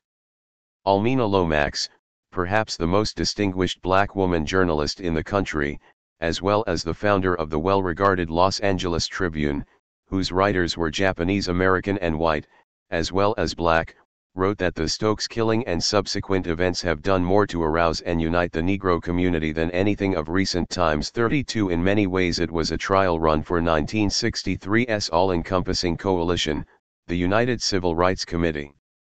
Some black leaders, however, did not share this ecumenical spirit. Martin Luther King, briefly visiting in mid-June, was concerned that the association of civil rights movement with the Muslims could damage support for the Southern struggle. In his 2 talks in LA, he equivocated. On one hand, black supremacy was equally as despicable as white supremacy, On the other hand, I am more concerned with getting rid of the conditions that brought this sort of organization into being than I am with the organization itself. 33 Tom Bradley, now retired from the LAPD and practicing law while he prepared to run for the city council from a mixed district, also felt that he would lose white liberals if he were seen as soft on the NOI. That summer, in a forum sponsored by the Valley chapter of the ACLU, he debated Hugh Maynes, the organization's chief advocate of a civilian police review board. Bradley claimed that the department had taken giant steps on the race problem, refusing to criticize Parker. Maynes categorically disagreed, responding that the history of Los Angeles in 30 years had not indicated the police department is aware of the Constitution. The Muslims, despite their rhetoric, were strictly law-abiding, and the April LAPD attack raised fundamental civil libertarian issues. The rights of Muslims affect the rights of all of us. The audience, mostly white liberals, booed Maynes. 34. No one, however, was more alarmed by Malcolm's attempt to build an inclusive movement against police injustice than Elijah Muhammad himself. In public pronouncements, they appeared to be on exactly the same page. The Messenger, for instance, had told a press conference in Chicago that in these crucial times we must not think in terms of one's religion, but in terms of justice for us black people. This means a united front for justice in America. 35 Marable, again using Farrakhan as a principal source, says that this was mere lip service to the ideal of unity. In fact, Elijah Muhammad pulled hard on the leash, ordering his stubborn lieutenant to halt all United Front efforts. He vetoed any cooperation with civil rights groups even on a matter as outrageous as Stokes's murder. 36 His strategy could be interpreted either as patience or passivity. The civil rights movement, he believed, would eventually collapse in the face of white resistance, leaving black people with no choice but to flock to the NOI. Anything that encouraged hopes of reform or belief in the possibility of integration was pandering to the great lie that the nation existed to expose. Malcolm, on the other hand, found it almost unendurable not to be in the thick of battle, whether that meant tooth-for-tooth retaliation or leading mass protests. Farrakhan recalled that Malcolm was fascinated by the civil rights movement, and speaking less and less about the teachings of Muhammad. 37 In Taylor Branch's opinion, the Stokes case marked a turning point in Malcolm X's hidden odyssey. 38 In Los Angeles, he took the first steps toward abandoning Elijah Muhammad's folk eschatology and moving toward a distinctive strategy of black liberation that visualized the American struggle as part of a worldwide revolt. The Temple shootings also marked a watershed for Mayor Sam Yurdi, who now became Chief Parker's cheerleader. In suppressing what the Times now called the Black Muslim riots, the mayor backed the chief 100%. He also denounced the proposed Civilian Police Review Board, sponsored jointly by the NAACP and the ACLU, as communist-inspired. As a result, Almina Lomax observed, the mayor's stock in the Negro community right now is on a par with a snake's belly for the reason that he has reneged on his campaign promise to do something about police brutality. 39 He and Parker, together with Sheriff Peter Pitchess, flew to Washington to ask the Attorney General to add the NOI to his list of subversive organizations. Yurdi, sounding more like a warden than a mayor, believed that with such a listing their meeting places could be closed, their literature seized and their activities otherwise curtailed. 40 Undoubtedly, Smilin' Sam was the last person that Bobby Kennedy wanted to see in his office, but Parker was an old friend from his days as a Senate counsel, as well as a fellow Catholic, so he listened patiently and then arranged for Parker to meet the following Monday with top FBI and Justice Department officials to share information about the Muslim threat. 41 The chief undoubtedly rattled off his favorite statistics, including the preposterous allegation that blacks committed 2/3 of crimes in Los Angeles, and expounded on his through the looking glass theory, as John Bunton put it, that race relations in Los Angeles seemed bad because race relations were so good that the city had become the target for agitators. 42. Meanwhile, the 14 Muslim agitators comported themselves with quiet dignity in a long trial that began in May 1963. The prosecutor was Deputy District Attorney Harold Kippen, who the summer before had sent 2 of the 1960 Griffith Park rioters to prison. The defense team Lauren Miller and Earl Brodie had been carefully chosen by Malcolm for both legal prowess and unimpeachable respectability. Both would later be appointed judges. The initial coroner's jury took only half an hour to rule the shooting of Stokes a justifiable homicide, even though Weiss testified that he had had his hands up, trying to surrender. The grand jury which then prepared the original indictments was all white, as was the trial jury. The cops on the witness stand misidentified their supposed assailants and contradicted each other's accounts. The case against Shabazz for attempted murder was based solely on the testimony of the security guard and quickly fell apart as other witnesses acknowledged that he never left the temple. In the end, the jury spent a record 18 days in heavily guarded deliberation. Shabazz was acquitted along with a few others, but the majority of the defendants received 1 to 10-year prison terms. When asked in court about the officers' intentions, Shabazz testified, "I was aware of documents circulated in police stations all over California which constituted anti-Muslim propaganda. The police," he said, "were looking for an excuse to kill us." 43. 6 years later the LA Black Panthers would say the same thing. 5. Not tomorrow but now. L.A.'s United Civil Rights Movement, 1963. In his book Why We Can't Wait, Martin Luther King proclaimed 1963 the year of the Negro Revolution. James Baldwin, A. Philip Randolph, and Roy Wilkins echoed the phrase, as did Newsweek, Time, and the New York Times. On the 100th anniversary of the Emancipation Proclamation, the civil rights movement crossed the Mason-Dixon line to become a truly national uprising. Its fulcrum, still Southern, was the great struggle in Birmingham, the most segregated city in America according to King, where a united black community, including its children, confronted police dogs, fire hoses, jail beatings, and church bombings. 1 Solidarity demonstrations in the North, however, soon led to emulation, as protest groups, often with CORE in the vanguard, embraced the Birmingham strategy of a package deal demanding immediate progress toward integration on multiple fronts. In his celebrated essay The Meaning of Birmingham, Bayard Rustin wrote that, unlike the period of the Montgomery boycott, when the Southern Christian Leadership Conference had to be organized to stimulate similar action elsewhere, the response to Birmingham has been immediate and spontaneous. City after city has come into the fight, from Jackson, Mississippi, to Chestertown, Maryland. Frustration has now given way to an open and publicly declared war on segregation and racial discrimination throughout the nation. The aim is simple. It is directed at all white Americans: the President of the United States, his brother, Robert, the trade union movement, the power elite, and every living white soul the Negro meets. The war cry is unconditional surrender, end all Jim Crow now. Not next week, not tomorrow but now. 2. If not now, a growing number of national leaders began to recognize, the likely alternative might be an abandonment of nonviolence by the black community. Thus James Knabright Jr., the president of Howard University, warned in June that unless Washington took immediate action to enforce equal rights, the country would explode, including the wholesale killing of people.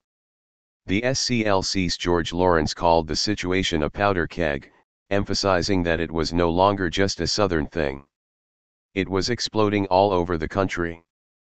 3. And in July, United Auto Workers President Walter Reuther predicted, at an Urban League convention in Los Angeles, that the failure to meet black demands would lead to civil war. 4. Although some of this apocalyptic rhetoric was generated in support of a new civil rights bill, the warnings were for the most part accurate and predicted the ghetto insurrections that rocked U.S. cities for 6 consecutive summers beginning in 1964. Los Angeles became a major, if unsuccessful, arena for the application of the Birmingham strategy. At the end of May, the SCLC organized a huge rally for King at Wrigley Field, the 22,000-seat baseball stadium east of USC that had been the old home of the Los Angeles Angels minor league team. The city's leading equal rights advocates, including the ACLU, NAACP, CORE, Jewish Labor Committee, and the UAW, joined together as the United Civil Rights Committee, later Council, UCRC, to challenge discrimination in housing, jobs, policing and schools. Similar freedom movements, some far more militant, emerged in Detroit, Philadelphia, Cleveland, Chicago, and San Francisco, and on a smaller scale in Seattle and other cities. This was a unique moment too often forgotten in a civil rights hagiography that neglects the role of Core and James Farmer, not to mention black nationalists like Albert Cleage in Detroit and Cecil Moore in Philadelphia when mass protest over discrimination in the North was synchronized with the life and death struggle of the nonviolent Southern civil rights movement in cities, to invert Atlanta's slogan, that were not too busy to hate, and did so with relentless ferocity. Behind their liberal facade, as King emphasized in his Wrigley Field speech, many northern urban power structures and political machines were just as unyielding as Birmingham's, and de facto segregation was, if anything, more intractable than de jure. If civil rights supporters had any illusions on this score, they quickly vanished in a long summer of protest. Operation Window Shop. The Birmingham Campaign and the Negro Revolution it launched were responses to a string of defeats. 1962 had been a dismal year for the Southern Freedom Movement. SNCC's voter registration campaign in Mississippi, another exercise in almost suicidal courage by young organizers and the black farmers who sheltered them, barely survived a reign of terror that included assassinations, church bombings, ambushes, vicious beatings, criminal anarchy prosecutions, and a food blockade that brought tens of thousands of poor sharecroppers to the edge of starvation. Meanwhile, the year's most ambitious attempts to break down urban segregation Core's campaign in Baton Rouge and the Albany Freedom Movement in Georgia, which SCLC more or less usurped from SNCC, filled the jails for months but failed to win significant concessions from local elites or protection from Washington. Neither movement, moreover, received any sustained attention in a national media obsessed with the space race and the Cuban Missile Crisis. In Malcolm X's estimation, when Martin Luther King failed to desegregate Albany, Georgia, the civil rights struggle in America reached its low point. King became bankrupt almost, as a leader. 5. The Kennedy administration's only significant intervention in the Deep South was to send 300 federal marshals to register James Meredith at Ole Miss, as ordered by a federal judge. In nightmare scenes, more insurrection than riot, armed mobs murdered 2 people and wounded 200 of the marshals and National Guardsmen defending Meredith. Thousands of regular troops finally quelled the uprising, but it was a strategic victory for the segregationists who had raised the cost of federal police action to a level that the White House was unwilling to pay. 6. In the North, on the other hand, Core, mantled by the heroism of the Freedom Rides, succeeded in laying foundations for a score of direct action campaigns that would reach their crescendo in the summer of 1963. The problem for the still tiny and decentralized organization was deciding where to focus its new energies: public accommodation, employment, housing, or education. Local chapters made different choices. L.A. Core vigorously supported John T. Williams and other black Teamsters in their ongoing fight to break down job barriers in the trucking industry and at Greyhound. Token hirings, 2 at Greyhound in 1962, for example, however, tended to take the steam out of the struggles. 7. Although it continued to fight job discrimination, most notably in campaigns against the Bank of America in 1963 and several local restaurant chains in 1964, the group's strategic focus shifted toward what the LA County Commission on Human Relations called the keystone supporting the arch of segregation and discrimination, racial exclusion in LA's fast-growing suburbs. 8. Banks and savings and loan associations, such as Howard Amundsen's Behemoth Home Savings, were the ultimate decision-makers, but developers and, most vocally, realtors were the public guardians of the white suburb. In October 1961, for instance, Charles Shattuck, former president of the National Association of Realtors and senior statesman of Los Angeles brokers, told an assembly committee that the Los Angeles Realty Board didn't allow black brokers to join because it wanted to preserve neighborhoods and would not be a party to the salt and peppering of the whole community. Moreover, he added acidly, the Negro lacks social privileges because he has not earned them. 9. Shattuck, whose brother Edward was a patriarch of California Republicanism, had unwittingly thrown a gauntlet at Core's feet. The first target of Operation Window Shop, as Core called it, was a new 567-home subdivision Monterey Highlands in the foothills of Monterey Park, a small city east of downtown near Los Angeles State College. A black physicist, Robert Lilly, down payment in hand, had tried to purchase a mid-market $25,000 house for his young family but was told the tract was sold out. Core then sent a white couple, who were immediately offered a choice of available homes. The ensuing campaign lasted from February through April 1962, culminating in a 35-day sit-in at the tract office whose participants included 3 veterans of the Freedom Rides. Montgomery Fisher, the developer, preferred to commit financial suicide rather than yield to protest and was foreclosed by his lenders. The new developer, actually, the original landowner, quickly turned over the keys to Lilly and his wife. Although the effort had been exhausting, Core received encouraging support from the tract's white residents, some of whom were faculty at Cal State LA, as well as from Monterey Park Councilman Alfred Song, a Korean-American lawyer who later became the first Asian in the California Assembly. 10. Such allies were sorely missed when Core tried, in the fall, to open the Sunray Wilmington tract, in the LA Harbor area, where a black postal worker and his wife, the McLennans, had been turned away. The house they had been told was sold was subsequently offered to a white Core tester, Charlotte Alakaz, who immediately put down a deposit to hold the home. "We decided to conduct a dwell-in," she explained, to ensure the McLennans a chance to renegotiate their loan.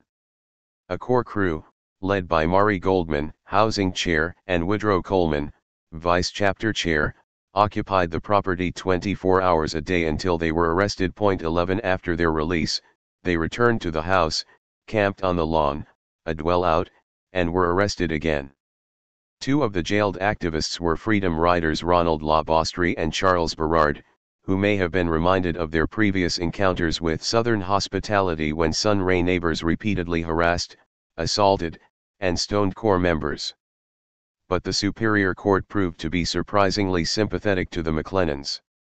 Their counsel, ACLU Senior Attorney A.L. Wyron, won a rare ruling from Judge Alfred Gidelson that enjoined the developer from discriminating. 12. Gidelson would later become the bête noire of the new right for his historic 1970 decision in Crawford v. Board of Education that LA schools practiced segregation and must integrate immediately. Although the builder-developer retaliated in early 1963 by suing Core, the McLennans eventually moved into their tarnished dream home. 13. Simultaneously, Core was probing the defenses of one of the country's largest suburban builders, Don Wilson. With 50,000 family homes under his belt by fall 1962, Wilson was a major presence throughout Los Angeles and Orange counties, but the signature of his Gardena-based firm was most indelible in the South Bay. 14 Roughly bordered by LAX in the north, the Harbor Freeway in the east, and the Port of Los Angeles in the south, this area included much of LA's aerospace and oil industry, as well as some heavy industry steel and aluminum in Torrance. Wilson's formidable political clout in county and local government was often employed to rezone undeveloped industrial parcels into more valuable residential land, an alchemy that converted cow pastures, auto junkyards and former marshes into lucrative ticky-tacky. 15 His Leave It to Beaver communities were anointed, almost tongue-in-cheek, with names seemingly more appropriate to Beverly Hills or Brentwood, such as Southwood Riviera Royale, the Torrance tract that would be the site of Core pickets and mass arrests for the next year and a half. Given his regional prominence and scale of operation, Wilson was an obvious target, but he also recommended himself as a symbol of discrimination because he was building a colored-only subdivision Centerview in Compton to exploit the desperate demand from black home buyers while keeping his other tracts totally segregated. 16 Although lionized regularly in the real estate section of the Times as one of the West's most visionary developers, Wilson, as Core saw him, was a builder and major shareholder in the hate wall that kept blacks penned within a super ghetto. 17 Demonstrations at Wilson's housing developments in Torrance, White Only, Compton, the Jim Crow Tract, and Dominguez Hills, whites, Mexican Americans, and Asians, but no blacks, began simultaneously at the end of July, but the confrontations were immediately most tense at the Dominguez site near 190th Street and Avalon Boulevard. The white residents as well as the Glendale-based American Nazi Party, a frequent presence at demonstrations throughout the 1960s, harassed picket lines and even attacked Corps Chairman Earl Walter. Walter's wife Mildred, later a celebrated writer of black children's books, recalled one incident: about 4 cars drove up, full of white men dressed like Nazis. They had on Nazi uniforms, including the swastika, and their placards read, "Ovens too good for niggers, niggers, go back to the trees, you monkeys, go back to the trees." After one of her fellow protesters, a Jewish survivor of the Nazi death camps, left because his anger was overcoming his commitment to nonviolence, Walter asked herself, "Why am I doing this? Why do I want people thinking that I want to live beside white people? Why am I here?" And somebody started singing, "Oh, freedom." And I thought, well, I'm not here because I want to live beside white people. I'm here because I want us to be able to decide where it is we want to live, and we can have the freedom to do that. 18.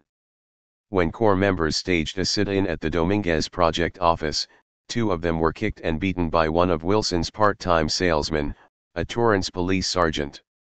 In Compton, by contrast, community members applauded a 50-mile march to the picket line by 20 Corps members from the San Fernando Valley, and some became regular members of the protest. 19 That fall both James Farmer and Mississippi NAACP leader Medgar Evers came to LA with stirring stories of the South to bolster local Corps fighters, and after a half-year of demonstrations, California Attorney General Stanley Mosk sued Wilson under the Unruh Civil Rights Act of 1959 for 6 separate instances where black homebuyers were turned away from Dominguez.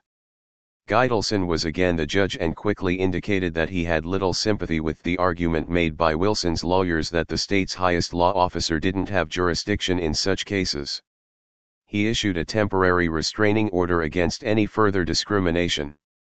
While Wilson appealed the Dominguez decision, Corps concentrated all its efforts on his Southwood project, advertised as located in the country club section of the Southwest area at 20. Torrance was no country club, but it was an excellent theater for confrontation. As its mayor unblinkingly put it, Torrance has no Negro problem. We only have 3 Negroes in the city. It was also a throne of sorts for Wilson, known as Mr. Torrance, since he had built more than 1/3 of the homes in the city. 21 Indeed, it was one of the most dynamic local housing markets on the West Coast, with an astonishing 21,500 new units added in 1962 alone. 22 Founded as a Union-free haven for Llewellyn Steel and the repair shops of the Pacific Electric Railroad in 1912, Torrance had grown in little more than a decade from a population of 20,000 to over 115,000. 23 Awarded the National Civic League's All-American City designation in 1956, it was famed for its city-sponsored Decency Crusade and annual Stamp Out Smut Month. 24 This municipal inquisition, which targeted the Weekly People, the ancient paper of the Socialist Labor Party, sold in news racks across the country, as well as Nabokov's Lolita, disguised only thinly the city's notorious vice industries. As Hal Keating of the Times recalled in 1965, after City Hall scandals had rocked Torrance to its foundations, a few years ago it wasn't difficult to find a narcotics pusher, a high-stakes crap game, or a bookmaker in the city. Its politicians, Keating might have added, were the recipients of lavish gifts from contractors and developers, a swimming pool in the case of the city manager. At the center of corruption was a police force that not only kept blacks out of the subdivisions, but also broke strikes, protected gamblers, harassed surfers, spied on dissident city council members, chauffeured the chronic drunk who was mayor, and moonlighted not only as salesmen for Don Wilson, but on occasion as armed robbers and burglars. 25. United Civil Rights Committee. The next phase of Corps' direct action in Torrance was subsumed, however, in a broader campaign of protest that tracked events in both California and Alabama. On April 2, After a vicious campaign heavily financed by the California Real Estate Association, a majority of Berkeley's white residents voted to repeal the city's new fair housing ordinance, which had been adopted after a long crusade by CORE, the NAACP, and local Democratic clubs. 26 But the initiative, as law scholars warned, went beyond repeal, effectively establishing that housing segregation and housing discrimination should be legal in Berkeley. 27 The Berkeley vote, a forewarning of the coming deluge. A year later, of Proposition 14, the statewide initiative to repeal the fair housing law greatly stiffened the resistance of segregating builders like Wilson and segregated cities such as Torrance, while it forced the civil rights movement to place all of its chips on the fair housing bill that Assemblyman Byron Rumford, with strong support from Attorney General Mosk and Governor Brown, was trying to force through the legislature. 28 Core chapters throughout California prepared to send demonstrators and soon, campers to Sacramento. April 3, meanwhile, was Project C Day, C for Confrontation, in Birmingham. The SCLC leadership had kept the planning for the campaign as secretive as possible in order to prevent a preemptive strike by Bull Connor, now an angry lame duck after passage of a new city charter that abolished his position, but Governor Wallace and his lieutenants in Montgomery, with rich intelligence sources that might or might not have included the FBI, had already rehearsed tactics that they hoped would defeat Martin Luther King for good, including injunctions and a special law, only applicable in Birmingham, that would hike misdemeanor bails and hopefully break the almost depleted SCLC treasury. In the event, the marches on City Hall and sit-ins in downtown restaurants failed to generate the community momentum that King had expected, and he was soon jailed and out of contact with the day-to-day planning of the struggle. Isolation, however, did prompt him to begin writing his famed letter from Birmingham jail, attacking white moderates, especially churchmen, who refused to support the civil rights movement. 29. Reverend James Bevel, who had originally come to the campaign from SNCC, assumed a larger role in the leadership and implored the older ministers to let him reinforce the protests with high school, even primary school, students, an idea they initially rejected. In the meantime, a white Corps member from Baltimore, a postman and ex-Marine named William Moore, had been murdered outside Gadsden while on a solo march from Chattanooga to Jackson wearing a sandwich board sign that said "End Segregation Now."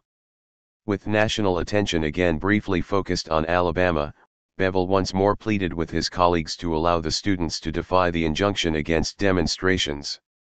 Any child old enough to belong to a church, he argued, should be eligible to march to jail. King, torn and reluctant but without any viable alternative, finally committed his cause to the witness of school children. 30. Newsweek called it the Children's Crusade.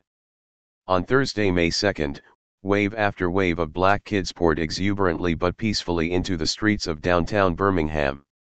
Bull Connor's startled cops managed to arrest 600 of the nearly 1,000 kids who had signed up to be arrested on the first day, but the Commissioner of Public Safety's stupefaction soon turned into fury. The next day, in full view of the press corps, he used fire hoses and police dogs on the student marchers, some of whom were only first graders. The photographs and films of these disturbing scenes and those that followed over the next few days focused the attention of the entire world on Alabama, making King, but, unfairly, neither Shuttlesworth nor Bevel, a universal hero. Birmingham's business elite, known locally as the Big Mules, who for decades had pulled the strings of vigilantism to fight unionization as well as civil rights, were finally shaken out of their intransigence, and they quickly agreed to a phased integration of downtown lunch counters and sales jobs. Schools would follow in the fall. When their former henchmen, the Ku Klux Klan, fought back with bombs, the Kennedys were forced to send federal troops to the city. The president, who had devoted a meager 2 sentences to civil rights in his earlier State of the Union address, asked Congress in mid-June for a comprehensive ban on discrimination in public accommodation. 31. The unexpected breakthrough in Birmingham galvanized black communities across the country to follow its example. The police dogs and fire hoses, the Eagles' Grace Simons pointed out, did more in a day to advance the movement of revolt than had 1,000 sermons. 32. Indeed, If mass activism is measured by the sheer number of protests and arrests, the summer of 1963 was unquestionably the high point of the civil rights struggle. From June to September, the Department of Justice catalogued a total of 1,412 separate civil rights demonstrations around the country. 33 The national NAACP, faced with demands from its own youth for more militancy and fearing that CORE might seize civil rights leadership in key cities, uncharacteristically moved into a direct action mode in May. In Los Angeles, nonetheless, CORE was first to act, organizing a 4-mile march on May 10 from Vernon and Central Avenues in South Central, the location of the legendary Dolphins of Hollywood record store, to City Hall, where James Baldwin, then on a grueling CORE-sponsored speaking tour, told the crowd of 2,000 that discrimination against the Negro is the central fact of American life. With other speakers, he condemned the Justice Department for watching from the sidelines while Bull Connor's stormtroopers terrorized and jailed children. In a telegram sent from L.A., he reminded the Attorney General that those who bear the greatest responsibility for the chaos in Birmingham are not in Birmingham. Among those responsible are J. Edgar Hoover, Senator Eastland, the power structure which has given Bull Connor such license, and President Kennedy, who has not used the great prestige of his office as the moral forum which it can be. 34. 2 weeks later he aggressively confronted the younger Kennedy during a meeting at Harry Belafonte's apartment in Manhattan. Bobby was so unsettled by the exchange that he ordered J. Edgar Hoover to tap Baldwin's phone. 35. CORE suddenly found itself with scores of new members. Birmingham, one LA organizer wrote to the national office, has done the recruiting for us. 36. It also attracted unexpected new allies. The Caltech YMCA, for example, voted to participate in CORE's campaign against housing segregation in Torrance and Dominguez Hills, while a group of young women teachers organized the Friendship Guild to organize dances and other fundraisers for CORE. 37. L.ASNAACP chapter, for its part, began planning a massive freedom rally for Birmingham on May 26 at Wrigley Field. Dr. Christopher Taylor, the dentist who had succeeded Reverend Maurice Dawkins as the president of the local NAACP, sent a telegram to Bull Connor asking him to relay a speaking invitation, send reply collect, to the jailed comedian and movement stalwart Dick Gregory. Gregory promptly made bail and flew to L.A. Martin Luther King and Ralph Abernathy changed tour schedules to attend the LA rally, and Governor Pat Brown acted as honorary chair, as he had when King spoke at the sports arena in 1961. Sammy Davis Jr. agreed to wrangle celebrities, Paul Newman and Joanne Woodward, Rita Moreno, Dorothy Dandridge, Tony Franciosa and Mel Ferrer, among others, while Burt Lancaster volunteered to organize an after-rally party in Beverly Hills to squeeze money out of them. That Sunday's turnout of 35,000 to 40,000 was phenomenal, dwarfing the legendary King rallies of November 1960 and June 1961. In King's "The Time Is Now" speech, he called upon President Kennedy to personally escort onto campus the 2 black students that the courts had ordered admitted to the University of Alabama but Governor Wallace had blocked from entering. He received his most rapturous applause, however, when he urged the crowd to emulate Birmingham and unite to fight every form of segregation and discrimination in Los Angeles, Birmingham or Los Angeles. The cry is always the same: we want to be free. 38. In making the equation between the two cities, King only echoed what Malcolm X had said the year before, and Baldwin a few weeks earlier. Baldwin, there is not 1 step, 1 inch, no distance between Birmingham and Los Angeles. 39. The interracial committee that organized the rally was soon nominated to lead such a struggle when Reverend Dawkins warned the Times that if immediate steps were not taken to desegregate LA, the NAACP and its allies would launch a Birmingham-type drive. We are not just asking for a small specific adjustment, he declared, but a total community integration. Whether Dawkins, who constantly sought the limelight of the media, actually spoke with the full permission of the coalition is unclear, but his statement was catalytic. 40. The official founding of the UCRC took place at a closed meeting of numerous groups under NAACP auspices on June 4. Predictably, Dr. Taylor was elected chairperson, although he would often be upstaged by the coalition's president, the dynamic young African Methodist Episcopal minister H. H. Brookins, who, through his close alliance with newly elected council member Tom Bradley and his success in building a superchurch with an estimated 19,500 members, eventually became one of the city's most important power brokers. 41. Although the United Front was originally called the NAACP-UCRC, the ACLU was an equally important player. Indeed, ACLU Director Eason Monroe claimed in his 1974 oral history that we played a dominant role in organizing it, and a dominant role in holding it together for a period of a year and a half or 2 years, when other groupings in the community had more limited resources than the ACLU had by that time, and when, as a matter of fact, the fate of that organization UCRC rested, in a very important sense, upon ACLU involvement. He also emphasized the failure of the UCRC to bring to the fore any leader of real stature apart from Reverend Brookins, clearly implying the incompetence of Dr. Taylor. 42. Monroe, however, did not clarify in these interviews whether this critique was one he had directly expressed in executive meetings of the UCRC or simply the wisdom of hindsight. CORE, in contrast, was openly skeptical of the NAACP from the beginning. Irked by the NAACP's sudden assertion of seniority, spokesman Danny Gray pointedly reminded a Times reporter that CORE was already waging a Birmingham-type campaign.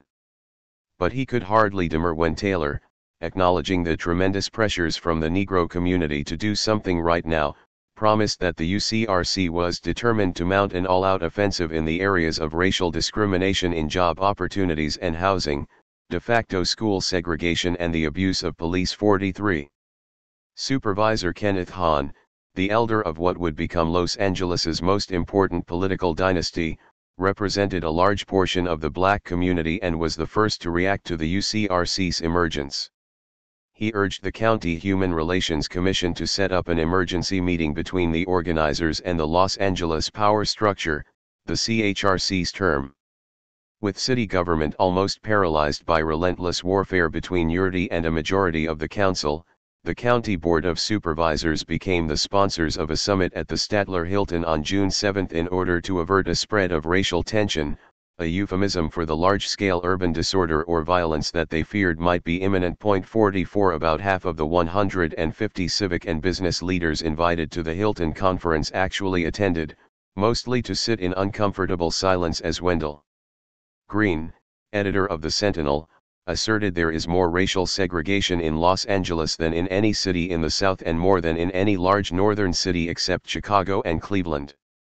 Dr. Taylor, in turn, outlined proposals for a citizens review board for the LAPD, revision of school district boundaries to achieve integration, and a non-discrimination clause in all government contracting. The attendees were urged to support the Rumford Fair Housing Bill in the legislature, and if it failed to pass, to adopt muscular city and county fair housing ordinances. Birmingham-style demonstrations, Taylor explained, would be postponed for 10 days to allow business and government leaders to respond with concrete proposals for ending discrimination in their respective areas of education, law enforcement, housing, and employment.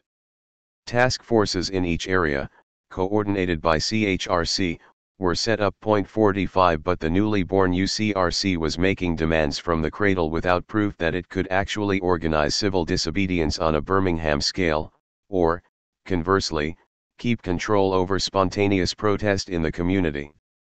Certainly a new black middle class was flexing its muscles in electoral and activist politics, but, as Lauren Miller had sagely warned at a statewide black leadership conference in 1960, the elite should not confuse their own middle-class attitudes with the needs of the people they purported to represent. 46. During the 10-day UCRC grace period, the national civil rights crisis deepened with the murder in Jackson, Mississippi, of Medgar Evers, the NAACP's field secretary for that state. In LA a week later, 1,500 people sang the Battle Hymn of the Republic as they marched from Wrigley Field through South Central in a memorial procession for Evers organized by the UCRC. That same day in the East, NAACP Director Roy Wilkins lashed out with startling vitriol against CORE, SNCC, and the SCLC for receiving the publicity while the NAACP furnishes the manpower and pays the bills. 47 It was an unjust and selfish rant that immediately jeopardized the civil rights united fronts emerging across the country. From the point of view of other groups, local and even state NAACPs, as in Mississippi, might occasionally take the lead in direct action, but the national organization's commitment to mass protest and civil disobedience remained equivocal at best. In Sacramento, meanwhile, it was CORE, not the NAACP, that mobilized the volunteers including, for one day, Paul Newman and Marlon Brando who occupied the rotunda while the Rumford bill, even after being watered down by its author, remained bottled up in a Senate committee dominated by conservative Democrats. In order to break the deadlock, Maury Goldman of L.A. CORE led a lie-in in front of the Senate chamber until demonstrators were carried away like lengths of cordwood by the state police. 48 New convoys of activists headed toward the Capitol, but an ominous rebellion broke out among white working-class Democrats in L.A. County, who opposed Rumford. Negotiation fails. Then came a stunning electoral upset, one that was universally interpreted as a backlash against the anti-discrimination policies of Pat Brown in Sacramento and Kennedy in Washington. A special election had been called to fill the congressional seat left vacant by the death, in March, of Representative Clyde Doyle, a Democrat in the midst of his 7th term. The district, where registered Democrats outnumbered Republicans almost 2-1, encompassed L.A.'s industrial heartland, including the blue-collar suburbs of Compton, Linwood, Southgate, Huntington Park, Bell Gardens, Bellflower, Paramount, Maywood, and Downey. Both the president and the governor had endorsed Carly Porter, a veteran assembly member, but the winner, endorsed by the Times, was Del Clausen, the Goldwaterite mayor of Compton and a leader in efforts to slow integration in the formerly all-white city just south of Watts. 49 It was, as Becky Nicolaides emphasizes in her history of one of the cities in the district, the beginning of a major realignment in the political landscape of California and later, thanks to Reagan, of the United States. Meanwhile, the UCRC waiting period expired. The results were meager, to say the least. Sheriff Peter Pitchess expressed sympathy for the coalition's demands in a confidential meeting with attorney Tom Newsom and other members of the coalition's Police Practices Committee, and as a result they showered him with praise for his good posture in the community and gave his department a free pass on civilian review, a unilateral action that infuriated CORE and anyone who had had encounters with racist sheriffs. Chief Parker, meanwhile, was predictably offended that the UCRC would even allege a race problem. Nevertheless, he reassured the Times that should disorder break out, there would be no need to use police dogs since his officers were so expert in mob control that the State Department had conscripted them as instructors to help the Dominican military junta deal with communist street protests. 50, the San Bernardino County Sheriff, on the other hand, boasted that he would not hesitate to turn dogs on unruly crowds. Although Mary Tingloff, president of the LA Board of Education, was a vigorous advocate of integration, the majority of the board, even the two other liberals, adopted the same attitude as Parker. What problem? 51 As Marnus Butaket, NAACP stalwart and UCRC Education Committee chair, reported back to the coalition, the board majority refused even to discuss the demands for teacher and student transfers. She deplored as unthinkable that an enlightened city like Los Angeles would continue to concentrate Negro, Mexican American and other minorities into overcrowded and segregated schools while there were numerous under-enrolled schools in white areas. In housing, meanwhile, a coordinated backlash against integration was rapidly gaining power among realtors, white homeowners, and developers. Leading the charge was the Los Angeles Realty Board, which, with its counterparts in the rest of the state, campaigned vigorously against the Rumford Bill while advocating a Property Owners' Bill of Rights, a California initiative adopted in early June by the National Association of Real Estate Boards, that would give realtors the constitutional right to discriminate. It would be repackaged in the fall as Proposition 14.52. On the employment front, Mayor Yurdi, still trying to retain some black support, applauded the UCRC's commitment to nonviolence and bragged about some of his minor appointments, but he otherwise ignored widespread complaints about discrimination in the city agencies and departments. The UAW under District Director Paul Schrade was an active participant in the coalition, but the Teamsters, who obviously wanted to forestall their own minority members from using the leverage of the UCRC, refused to discuss the various color bars in its beverages, liquor, and construction operations as long as any Teamster participated on the coalition side. The major employer organizations, the Chamber of Commerce, the Downtown Businessmen's Association, and the Merchants and Manufacturers Association had responded to the UCRC, but none were willing to go beyond hypocritical glad-handing and informal conversation about future black job opportunities. "We do not feel," Dr. Taylor told reporters at a press conference at the Biltmore Hotel, "that those who call the shots in the fields of employment, housing, education, and law enforcement really believe that we mean it when we say that we want integration now. We did not expect miracles, but we did expect some concrete progress as a result of negotiations." Paul Weeks, the White Times reporter, later PR director for RAND, assigned to the Civil Rights Beat, published a story about discord between CORE, it will want to precipitate direct action, and the NAACP, willing to negotiate and conciliate longer, with the shadow of Malcolm X looming over all the nonviolent groups. As Woodrow Coleman, one of the more militant members of CORE in 1963, later told the LA Weekly, "If you stop 10 cats on the street and ask them where the NAACP office is, none of them would know, but 4 of 5 would know where the mosque is." 53 Brookins, echoing King's recent letter from Birmingham jail, leaned toward the CORE viewpoint. At a local conference of the California Democratic Clubs on June 22, he lamented that to our great dismay, many informed, enlightened people appeared naive about segregation in Los Angeles. The only alternative, he argued, was to embrace the example of the labor movement and take the struggle to the streets. "There is no road back," he insisted. "There is nowhere else to go." 54. 6. Jericho stands, the beginning of the backlash, summer and fall 1963. As summer 1963 approached, police across the country, from Baton Rouge to Philadelphia, went on a buying spree. Pennsylvania-based Federal Enterprises, the leading supplier of tear gas, was overwhelmed with new orders, as were makers of nightsticks and breeders of police dogs. Meanwhile, law enforcement agencies were hastily training special commando units, Detroit PD, riot companies, Alabama State Police, and subversive squads, Shreveport PD, to quell the expected Negro unrest. A United Press survey confirmed that police almost everywhere were girding themselves for riots, a tribute, in a perverse way, to the nationalization of the civil rights struggle. Meanwhile, the Chicago Defender, the nation's largest circulation black paper, worried about polarization within the movement as CORE and SNCC pressed ahead with protests, while the NAACP, always worried about disorder, balked. Even the SCLC's charismatic leaders were put on the defensive during visits to northern ghettos.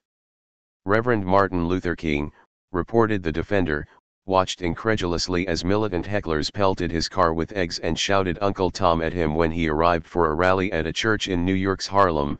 One, the organizers of the planned August March on Washington increasingly conceived of it as not only a means of putting pressure on the Kennedy administration, but also as a safety valve to vent some of the huge frustration that might otherwise spill into the streets. Freedom now, to be blunt, was stalled by repression in the South and fiercely resisted in the North. In Los Angeles, the failed negotiations with the power structure forced the United Civil Rights Committee, UCRC, and the NAACP to announce a plan for a vigorous campaign that targeted the Los Angeles Board of Education and subdivision builder Don Wilson's Southwood tract in Torrance. Parallel civil rights united fronts, with the same focus as UCRC on police, education, housing, and jobs, were emerging in Pasadena and Long Beach. Point 2. Of course, the UCRC's two major campaigns, education and housing, overlapped and drew resources from each other, but their stories are best told separately, starting with Torrance. At the end of June, the UCRC organized a caravan of more than 200 cars to Torrance, where they were greeted by the city's ready-to-rumble police department. As 700 to 900 people peacefully marched in front of Wilson's Southwood sales office, they were taunted by members of the American Nazi Party and gangs of racist surfers who later joined counter-demonstrators from something called the Committee Against Integration and Intermarriage. Still, the size of the protest and the participation of the NAACP made an impression. When county officials pressured Torrance to set up a human relations group, the mayor and police chief skirmished over the available pool of black citizens. According to the press telegram, told that Torrance Mayor Albert Eisen had been quoted as saying Torrance has 2 Negro residents, Chief Bennett questioned the figure. "I don't know where he gets that. I know of only 1. For instead, the city council, with hundreds of residents cheering them on, enacted an ordinance that made it illegal for strangers to be on the streets of Southwood on weekends or overnight. The ACLU immediately went to the Superior Court on Corps' behalf. But there was an unexpected breakthrough. Dr. Taylor announced on July 12 that he had reached a truce with Wilson, implying that Corps' campaign had been too militant to allow negotiations. In exchange for a suspension of sit-ins and mass demonstrations, the developer promised to accept a deposit on one of the remaining unsold Southwood homes from any black family that had adequate financial resources. Otis Jackson, a young lawyer who had previously been turned away, immediately renewed his offer and Wilson accepted his deposit. A week went by, and Jackson and the coalition heard nothing. Then Wilson suddenly announced that Jackson's financial bona fides were unacceptable, and that the deal was off. Taylor had been played for a fool, and UCRC immediately asked Governor Brown to revoke Wilson's builder's license. Corps, many of its members irritated over what they regarded as yet another example of the NAACP's foolish preference for negotiating with racists, resumed demonstrations despite the new curfew. 5 They were joined on July 27 by Marlon Brando and TV star Pernell Roberts, Bonanza's Adam Cartwright, who found few fans in Southwood. Quite the contrary, they were jeered by residents, and someone thrust a placard in front of Brando that read, "Marlon Brando is a nigger-loving creep." 6 Brando retained his famous cool. 47 Corps supporters, sitting on the sales office driveway, meanwhile were carried away to police buses limp and singing. At the end of the month, following the arrest of 69 more protesters, a Superior Court judge, arguing that Southwood homeowners had civil rights too, upheld the anti-Corps curfew. The city immediately moved to clamp down on daytime demonstrations as well, filing a lawsuit against Corps and 100 named individuals, including Brando and Roberts, and 1,000 John Doe 7. For their part, Southwood residents tried to convince the press that they were the true victims, rather than the black families kept out of suburban housing. One mother complained to the LA Times that her children were playing a new game, picketing. The children ask, "Mommy, when are they coming again?" Then they run outside, grab signs and walk up and down the street until their stunned parents order them away. 8 Meanwhile a new force emerged from the shadows. Scores of screaming John Birch Society members, claiming to be local residents, broke up a human relations meeting at Torrance High School. 9. Undeterred by ordinances or Birchers, new and mostly younger recruits continued to reinforce the ranks of the Corps protest, including the Civil Rights Improvement Coordinating Committee, a cross-city student group organized by Jimmy Garrett, just 20 years old but a veteran of the Freedom Rides and Southern jails. CRIC members were arrested after they blocked the entrance to the Torrance Police Headquarters, while Corps started new picket lines at the downtown and Beverly Hills offices of Home Savings and Loan, the lender to Southwood purchasers and in Corps' eyes the chief enabler of Wilson. 10 But, despite the willingness of its supporters to fight on, Corps, $100,000 in hock for bail bonds, was financially at the end of its rope, and enthusiasm for the campaign inside the UCRC, and Corps itself, was waning. 11 Many argued that it was better to concentrate scarce resources on efforts at the Board of Education. In any event, the Superior Court offered a face-saving way out. All 243 criminal charges against Corps members would be dropped. Wilson would post notices promising to abide by the Unruh Civil Rights Act, and Corps would end mass demonstrations. A nugatory number of pickets were allowed to remain. 12. This second truce, in effect, conceded victory to Wilson, since no one in Corps actually believed that he would comply with the law or ever actually sell a home to a black family. After more than a year of protest, moreover, only a single Torrance resident, a brave Southwood housewife, had joined the picket line. 13 But Corps members who had endured rough arrests and beatings could at least find a morsel of pleasure in the scandal that was engulfing the all-American city. On July 6, 2 local cops robbed clerks carrying a money bag in front of an LA bank and were arrested after a dramatic chase and gun battle. A few weeks later, another of Torrance's finest, this one a 12-year veteran, was arrested for burglarizing a medical building. Agents from the DA's office began prowling through the city's underworld of drug dealers, prostitutes and gamblers, and, without notifying the Torrance police, the county sheriffs raided the city's flourishing bookmaking parlors. California Attorney General Stanley Mosk opened a separate investigation of corruption in the issuance of building permits, zoning changes, and city contracts. Eventually, all these probes would lead to the suicide of the city manager, the resignation of the mayor, and the filing of perjury charges against police brass. But Torrance remained white. 14.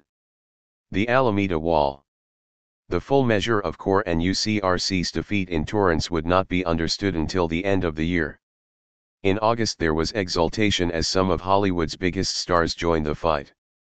West Side Story's Rita Moreno, wearing spike heels and carrying a sign that read "Stop de facto segregation now," was at the front of the UCRC's August 8 march on the Board of Education. When after 2 blocks Moreno was forced to take off her heels, SNCC leader James Foreman gallantly carried them the rest of the way. 15 Nat King Cole performed a benefit concert at the Shrine for SCLC, SNCC, Corps, and NAACP that brought out Edward G. Robinson, Gene Kelly, Natalie Wood, Edie Adams, Kirk Douglas, Cesar Romero, a longtime supporter of the NAACP, and even Jack Benny. A larger delegation, organized by Charlton Heston, left for the Washington March for Jobs and Freedom, scheduled for the 28th. It included Sammy Davis Jr. and Dean Martin of the Rat Pack, who, with Sinatra, would later organize their own benefit concert for civil rights. Judy Garland, Debbie Reynolds, Gregory Peck, Robert Gollett, Burt Lancaster, and, of course, militant Lena Horne. 16 Jazz musicians, some of whom had been active in local civil rights struggles since the late 1940s, organized a Freedom Jazz Festival for Corps in September that featured Stan Kenton, Buddy Collette, Hampton Hawes, Shelly Manne, Chico Hamilton, Gerald Wilson, and others. 17. The day after the March on Washington, 5,000 civil rights supporters in LA marched down Broadway to City Hall, again with an endorsement from vote-wrangling Sam Yurdi. The speaker list. 2 of the 6 were Chicanos, brought back memories of the multi-ethnic civil rights coalition that had elected Edward R. Roybal to the city council 15 years earlier. On behalf of the Mexican-American community, proclaimed attorney activist Frank Munoz, leader of the Mexican-American Political Association, MAPA, we extend a hand of friendship and solidarity. We must join hands like brothers, added Manuel Lopez, editor of the East Los Angeles Almanac. 18 This was a victory for Reverend H. H. Brookins of the UCRC, an advocate of a stronger alliance between Negro and Mexican communities, but unity was precarious at best. 19 Chicano organizations refused to participate in the sweeping integration lawsuit that the ACLU and the NAACP had assembled, Crawford v. Board of Education, even though it was a class action on behalf of all Negro and Mexican American pupils. With the sole exception of MAPA, East Side organizations opposed the UCRC's 4-part integration campaign. A month earlier, Ray Nora of the California Democratic Central Committee had testified to the LA County Commission on Human Relations that the pressures Negroes are applying on employers has had this effect: when Negroes apply for jobs, employers are afraid not to hire them for fear of retaliation, and, so, in some cases they fire the Mexican Americans to make room for the Negro 20. Although veterans of the 1947 Roybal campaign might retain the vision of a united front that advanced the interests of both communities, Nora was expressing an attitude widely shared by Mexican American business and political leaders, one that kept many tightly bound to the Yurdi machine. One can only speculate about how LA history might have played out if the South Side and the East Side had been able to unite around a common agenda in 1963. The school integration campaign, relaunched by the big UCRC demonstration on August 8, followed the script from fall 1962, when the NAACP had attempted to enroll black students at two almost all-white high schools, part of the LA Unified School District, LAUSD, system but located in the industrial suburbs of Southgate and Huntington Park, east of Alameda Boulevard, the principal freight route from downtown to the harbor. Under-enrolled Southgate High, in particular, was only a mile from all-black and grotesquely overcrowded Jordan High in Watts, on the other side of what civil rights activists had begun to call the Alameda Wall. The NAACP and the ACLU argued that the Board of Education should redraw attendance boundaries to allow the Jordan overflow to register at Southgate. 21. But the backlash was beginning. This feeble attempt at integration fueled the white backlash that cost the Democrats the 23rd Congressional District in the Alameda Corridor. 22. A month later, the Board of Education majority voted down a modest proposal to allow the experimental transfer of 400 students from Fremont to Huntington Park, Jordan to Southgate, and Manual Arts to Westchester High Schools. Marnisba Tackett of the UCRC countered by citing examples where the board had in fact transferred students to maintain de facto segregation. But even the UCRC was beginning to back away from the Alameda Wall and the angry white hordes behind it. Mary Tingloff, the pro-integration school board leader, warned her civil rights allies that if they kept pressing for integration at Southgate High, the community and its neighbors might secede from LAUSD and form their own strictly white, San Antonio, school district. A more realistic short-term alternative, she suggested, was to shift the focus to the more liberal West Side, where under-enrolled white high schools like Westchester and Hamilton had room to accommodate transfers from majority black schools on half-day sessions. Her board colleagues, however, rejected this modest scheme. 23. An already existing transfer program for individual students, which had no programmatic intent whatsoever, did allow a handful of black students to attend white high schools, but its larger effect was to increase segregation by making it easy for white students to flee schools with increasing minority enrollments. Nevertheless, a time bomb had been planted under the foundations of school segregation by the ACLU and the NAACP in the form of a lawsuit filed on the behalf of Watts High School students Mary Ellen Crawford and Anita Watson. Crawford, as the case was known, challenged a board plan to renovate and enlarge Jordan High while preserving segregated attendance boundaries. As Tackett later explained, we noticed that the school board kept expanding Jordan's boundary as more black children moved into it instead of sending them to Southgate. On that basis we felt Jordan was the strategic school to target.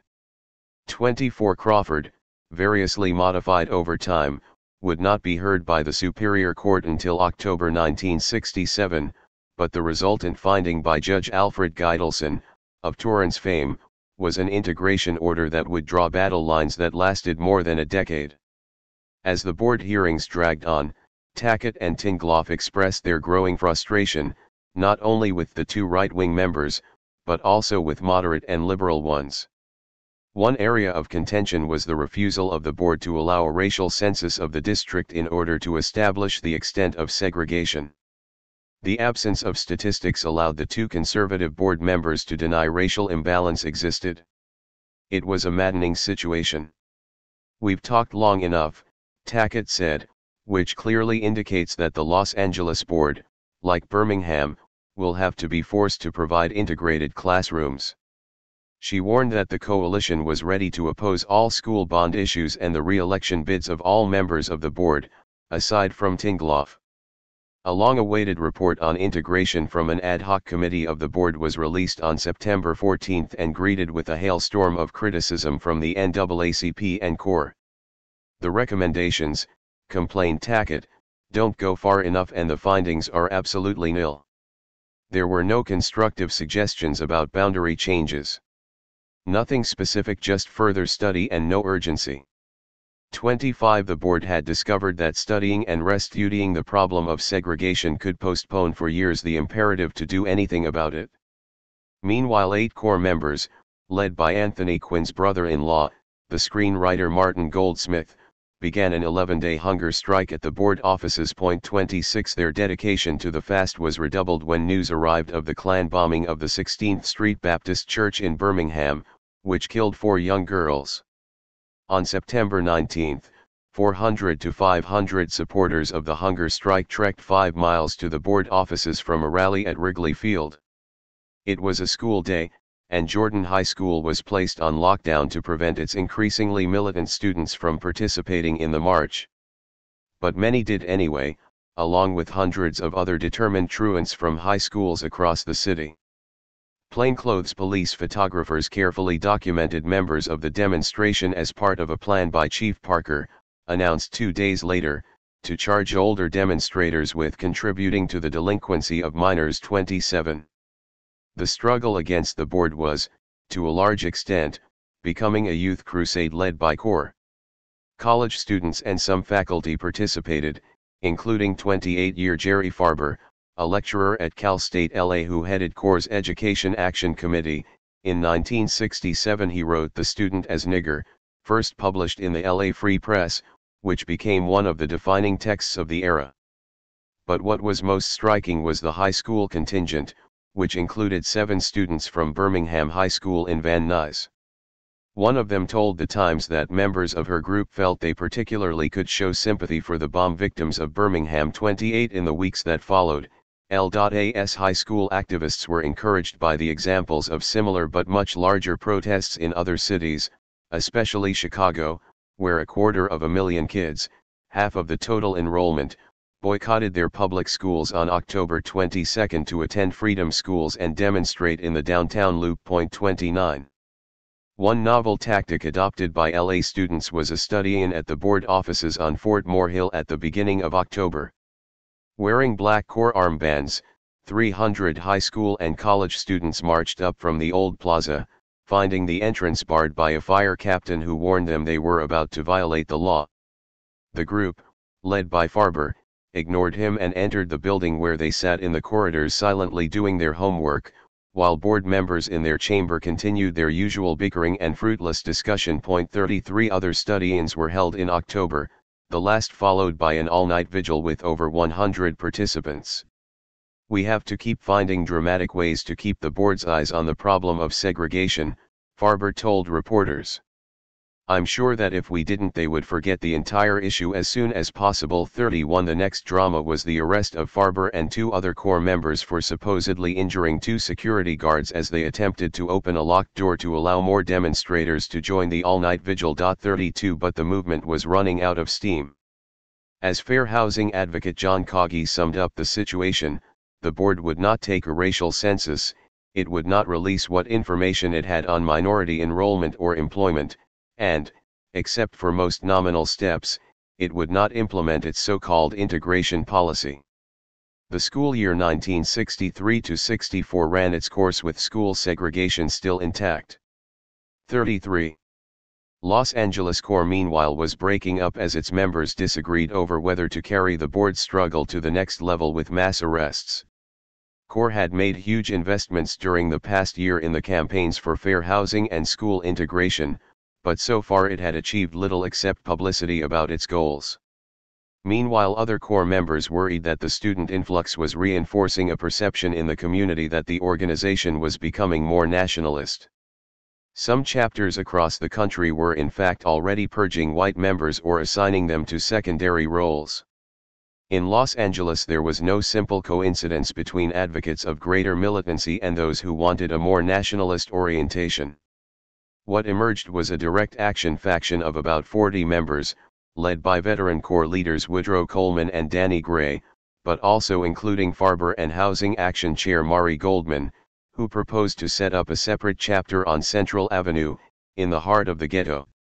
When they proceeded to do so, the new chapter was not recognized by the National Corps, and the insurgents were forced to organize independently as the Nonviolent Action Committee. Like the official corps, NVAC was primarily focused for the next year on employment issues and defeating the anti-Rumford backlash. Both groups had some small successes on the former front. 34. For all the millennial hopes aroused by Birmingham, 1963 ended dismally. It was Jericho in reverse, more walls went up than were torn down. August Meyer and Elliot Rudwick, in their masterful History of Corps, offer a bleak national balance sheet. Aside from gains in employment projects, the Northern Corps chapters seldom experienced substantial progress. School segregation and police brutality seemed almost immune to attack. Rent strikes and urban renewal demonstrations produced at best only temporary relief. Drives for suburban fair housing, where successful, brought merely token victories for the middle class, and even in the case of jobs. The highly publicized construction trade campaigns led only to broken promises. Even in places with significant activism, repressive actions effectively crushed even the most militant demonstrations, not only in southern communities like Gadsden, Tallahassee, Plaquemine, and Chapel Hill, but also in a number of northern cities. Activists and others were realizing that even where social change had occurred, Corps' demonstrations had not significantly affected the life chances of the black poor. 35. In California, moreover, all the previous campaigns were overshadowed by what looked like an approaching civil rights Armageddon. In September, thanks to Corps' long siege of the legislature, the Rumford Fair Housing Act was at last passed into law, although it was missing half of its teeth after an exemption was made for single-family homes. But before its proponents had time to celebrate, those guard dogs of residential segregation, the California Real Estate Association, announced a massive initiative campaign to repeal Rumford with Proposition 14 on the ballot for November 1964. Despite warnings from UCRC leaders that in the event of a repeal, racial strife such as California has never seen before will erupt, all the enemies of fair housing, from the American Nazi Party to the Los Angeles Times, rallied around the Realtors banner. The White Riot had begun. 7. Equality scorned. The repeal of fair housing, 1964. New Year's 1964 was a Sisyphean moment for Los Angeles civil rights activists. "We're right back where we started from," fumed Dr. Christopher Taylor. The leader of the United Civil Rights Committee and NAACP was responding to the release, on January 6, of a long-awaited report on the LAPD, prepared by a Blue Ribbon Committee appointed the previous June by the County Commission on Human Relations. Although the Special Citizens Law Enforcement Committee included 2 UCRC members, Reverend John Doggett of the Hamilton Methodist Church and Norman Houston, a wealthy insurance executive, its report, applauded in a Times editorial, rejected any need for a civilian review board, a chief demand of civil rights groups since the late 1940s. The improved procedures promised by the department, it contended, would be sufficient to ensure a fair hearing in the future for police brutality complaints. Instead, the committee urged the UCRC and its member groups to cooperate with the LAPD in recruiting minorities and improving the community image of the police and sheriffs. Taylor, normally mild-mannered, was outraged. "They have ignored all complaints of the community, and now they can keep on doing the same thing. They can keep right on whipping Negroes, shooting them, and then when a policeman is found guilty, they suspend him for 2 weeks without pay." 1. Similarly, Square One aptly described the status of the UCRC campaign for integration to relieve overcrowding in ghetto schools. An open permit individual transfer policy adopted by the board as an alternative to redrawing segregated attendance boundaries had, as activists predicted, actually increased segregation by letting white students bolt from minority-majority schools. Almost all of the remaining white students at Fremont High, for example, immediately transferred to Southgate. 2. A plan to de-ghettoize the assignment of black and Chicano teachers by allowing them to transfer within the district was blocked by the board in March, as was Mary Tingloff's attempt in May to put the board on record opposing repeal of the Rumford Fair Housing Act. Finally, in late summer, after several stormy meetings, the board cancelled a pilot program that bused a small number of elementary students from 2 overcrowded South Central schools to under-enrolled campuses in Westchester. 3. Over the course of 14 months, every attempt by Tingloff, in coordination with Tackett of the UCRC, to garner a majority for some small step toward integration had been sabotaged by the defection of a self-proclaimed liberal or moderate board member to the other side. Until the composition of the board radically changed, or the Crawford case was adjudicated, there was little hope of progress. Meanwhile, on the employment front, CORE, cutting its losses in Torrance and with the Board of Education, launched a statewide campaign to increase minority employment at the Bank of America and 2 major utilities. Its splinter group, NVAC, Nonviolent Action Committee, targeted the Vandekamps restaurant and bakery chain, while the UCRC picketed several supermarket chains. But these protests were overshadowed by the immense and unlikely task of organizing voter resistance to Proposition 14, the constitutional amendment on the November ballot that would not only repeal the Rumford Act but also prevent the legislature from taking any further action on behalf of fair housing. April riots. The real temper of the community, especially the outlook of black youth, could not be measured by the state of mind of middle-class civil rights groups and their stalled campaign. Even CORE, which had produced some outstanding young black leaders, remained three-quarters white, and despite the efforts of its Central Avenue splinter, NVAC, it could hardly claim to have much influence on grassroots opinion. 4. Moreover, the chasm between the ghetto and the rest of the city was deepening. At a time when realtors were talking about super prosperity 5 and economists were predicting miracle levels of employment growth, joblessness was growing in South Central neighborhoods on a scale that could not be ameliorated by a few hundred white-collar jobs at the Bank of America. In May, 1,500 unemployed people gathered at Wrigley Field to sign a desperate petition to President Johnson, "We need some jobs." 6. One solution, offered by the LA County Board of Supervisors, was to turn the ghetto unemployed into replacement braceros. With the discontinuation of the program, which had brought contract labor from Mexico since 1942, California growers were eager to find new sources of farm labor, so Supervisor Kenneth Hahn, bemoaning the tragedy that the small homeowner has to pay a large portion of his taxes to support able-bodied men, proposed that male welfare recipients be forced to work on farms. 7. The proposal was adopted by the board but quickly failed.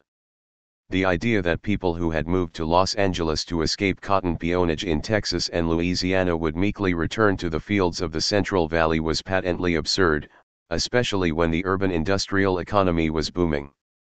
Whatever hopes the Birmingham movement had kindled the previous year had been curdled into anger by the intransigence of white-dominated institutions, the pervasive sense of losing ground amid prosperity, and, above all, the ruthless iron heel of the LAPD. The real question was whether that anger would be displaced into intra-community violence or unleashed as a unifying wrath. The danger of the former was illustrated by the upward trend in gang warfare. In January, outside a basketball match between Dorsey and Manual Arts Highs, a former star athlete from Dorsey was stabbed to death in a fight with members of the Gladiators gang. A month later, after several weekends of confrontations between the Parks and businessmen gangs, a member of the latter, famous for their flashy suits and Homburg hats, was shot outside the gym at Jefferson High School. 8. Before spring 1963, a veteran unit of the probation department known as Group Guidance, GG, would have immediately stepped in and attempted to negotiate a truce between the warring gangs. But Chief Parker, loudly supported by Sheriff Peter Pitchess, had convinced the Board of Supervisors to disband the unit. Indeed, he had blamed increased gang conflict on the dangerous activities of the 9 men and 3 women of GG. The gangs with whom they worked, Parker had claimed, committed 3 to 4 times the crimes of non-supervised gangs, proof, in the LAPD's eyes, that peace talks and other GG interventions were somehow incentives to violence. Raymond Herbert, the director of the Probation Department's Delinquency Prevention Services, had scoffed at Parker's logic, pointing out that GG's mission was precisely to target the most violent or criminally involved gangs. You see a lot of firemen at the worst fires, but no one blames the fire department for starting the fires. 9 But Parker's use of sham statistics had little to do with the specifics of GG's work. His real aim was to evict the unit from LAPD turf and reinforce the dogma that black youth were junior criminals warranting incarceration. Ironically, by removing GG from the streets and ratcheting up police pressure on youth, he inadvertently sowed the seeds, as did Daryl Gates a quarter-century later, for the cessation of gang warfare. That came in August 1964, not as a result of Parker's autocratic policing, but rather as the fruit of a massive uprising against the LAPD. The revolt was portended by a series of neighborhood riots in April that displayed a new fighting mood in the community. The first fray followed a track meet at Jefferson High School on Friday, April 10, when 4 plainclothes LAPD officers, moonlighting as event security, roughly arrested a spectator for drinking and placed him in a patrol car. Hundreds of students and other youth surrounded the car and began throwing rocks and sticks. One of the cops was knocked unconscious by a brick and 2 others injured. An ambulance rushed to the scene only to collide with a speeding police car, resulting in 3 more injuries. More than 100 officers were summoned, the Times reported, before the crowd, estimated at 600 persons, was dispersed. Early the next morning a Greyhound bus smashed into a car at 46th and Avalon in South Central, killing the driver.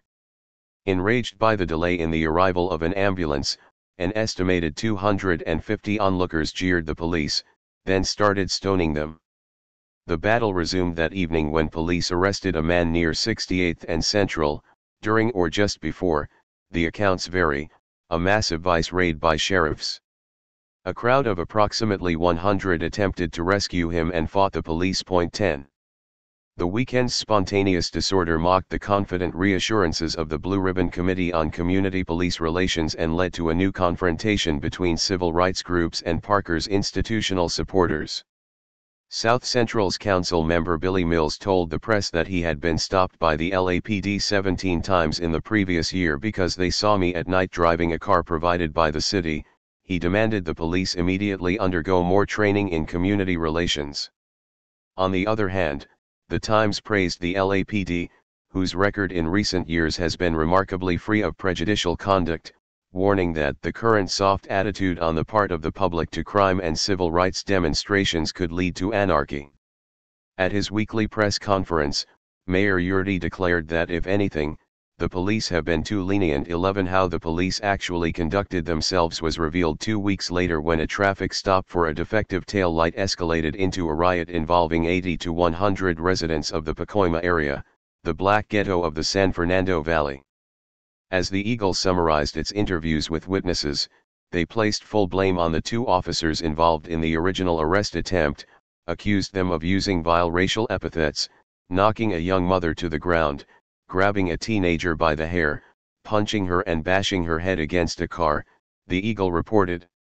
They claimed further that one of the officers drew his pistol and threatened to kill the man accused of a traffic violation. 12 The same weekend the LAPD arrested 10 people on riot charges in the aftermath of a serious traffic accident at 50th Street and Ascot in South Central.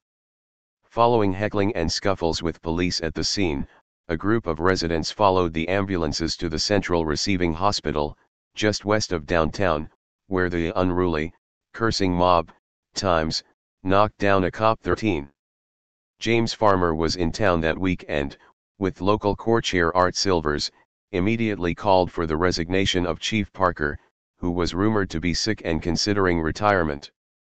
He also joined a picket line outside the Newton Street station protesting the surprise arrest of the NVAC leadership Maury Goldman, Robert Hall, Woodrow Coleman, and Danny Gray for a protest at a Van de Kamp's bakery earlier in the month. 14 In an interview with the Sentinel, Silvers, while reiterating CORE's commitment to nonviolence, warned that the patience of the community is nearing an end. The forces of hate and love are lining up. 15 Calling for Chief Parker to step down immediately made CORE the target of vilification from all sides. First, the City Council voted 13-2 to express its full support for Parker, with Bradley in favor and Mills and Gilbert Lindsay, the city's first black council member, in opposition, as did the Police Commission, including Elbert Hudson, the sole black member. Point 16 This coincided with a column by nationally syndicated journalists Roland Evans and Bob Novak charging that CORE protests, both in California and at the opening of the World's Fair in New York, had become the movement's own worst enemy. If militant demonstrations persist, they wrote, the vote in November promises to be a debacle for civil rights not only here but in the whole nation. 17 Then, Maurice Dawkins, the former NAACP head and UCRC founder, now moving rapidly toward the right, convinced 3 other religious leaders to join him in denouncing CORE for its peaceful sit-in at the Southwest Realty Board, a nerve center of the campaign to repeal the Rumford Act. We oppose that type of demonstration in Los Angeles which violates law and order in our community. 18. 2 weeks elapsed before the UCRC's Dr. Taylor finally endorsed CORE's call for Parker's resignation. Point 19 But Taylor, besieged by critics of his administrative competence as well as of his tolerance for CORE's direct action methods, was soon forced to step aside for the more dynamic and politically astute Reverend H. H. Brookins. Point 20 The UCRC's new chairman, tacitly acknowledging the failure of protest, outlined a more elitist vision of the coalition's future, particularly the need to refocus on educating and winning support from L.A.'s corporate powers.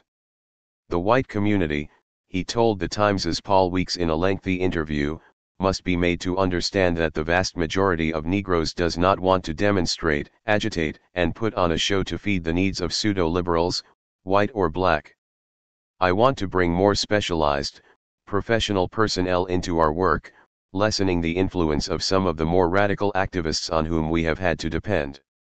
Although Brookins did not repudiate CORE per se, he made it clear that UCRC would only selectively endorse those of the group's actions that were congruent with its new strategy. Point 21, yes, for instance, to a demonstration against the formation of a local white citizens council, but no to CORE's Bank of America campaign and its sit-ins at realtors' offices. Meanwhile, all the real thunder was on the right. As California stumbled toward the June presidential primary, the confluence of the Goldwater and Proposition 14 campaigns, each supercharging the other, brought armies of conservative activists into the field.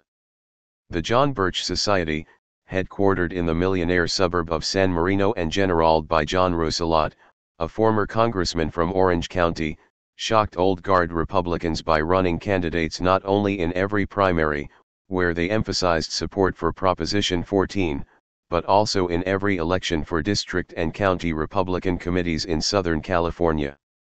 One of the Society's chief constituencies was the LAPD, where under the benign eye of Chief Parker, officers openly wore Goldwater badges and distributed anti-communist tracts such as "None Dare Call It Treason," a favorite among Birchers, from station houses. It was widely believed that the Fire and Police Research Association, FIPO, formerly a subsidiary of the LA Fire and Police Preventive League, was a front for the Birch Society. During the 1964 elections, FIPO leaders circulated forged documents claiming that Senator Thomas Kuchel, California's last remaining liberal Republican and a foe of Proposition 14, had been arrested in 1950 for sodomy and drunk driving. The principal author of the forgery was indicted by a grand jury, but the charge was ultimately reduced to a misdemeanor. 22. As white supremacism seemed to emerge from under every suburban rock, so did the White Citizens Council's movement, the principal organizer of massive resistance to integration in the South. Lewis Hollis, the national director of the Mississippi-based councils, announced that Kent Steffgen, a former Birch staffer, had been appointed to lead a Los Angeles area organizing campaign. Irresponsible and lawless activities by the racial agitators and Negro pressure groups, he declared, have awakened thousands of Californians to the dangers of permitting these groups to control their state. 23 journalists and civil rights groups, however, found it difficult to believe that the proposed council was not simply another franchise of the Birch Society created, in this instance, to exploit the racial polarization generated by Proposition 14.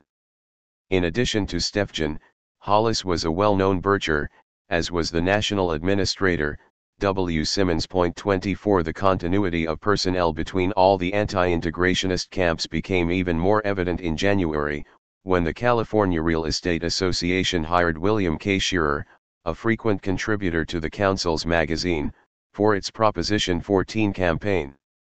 When CREA was later challenged to repudiate support from the Greater LA Citizens Council, its president, Art Leach, characterized the demand as ridiculous. 25. The inaugural meeting of the Greater LA White Citizens Council was held on June 30 in Pasadena's Civic Auditorium, a week after the local school board had rejected an integration plan. Council leader W. Simmons of Jackson, Mississippi, brought the audience to its feet with his declaration that integration is not inevitable. It is impossible. 26 But the 500 enthusiastic attendees were considerably outnumbered by the 800 chanting CORE and UCRC supporters picketing outside. Simmons reassured the press that such a demonstration wouldn't happen in Jackson. "We have an anti-picketing law." The LA Council announced that its next activity would be to bring George Wallace to the sports arena. 27 Meanwhile, back in Mississippi, searchers were still dredging the swamps for the bodies of 3 missing Freedom Summer volunteers: James Chaney, Andrew Goodman, and Mickey Schwerner.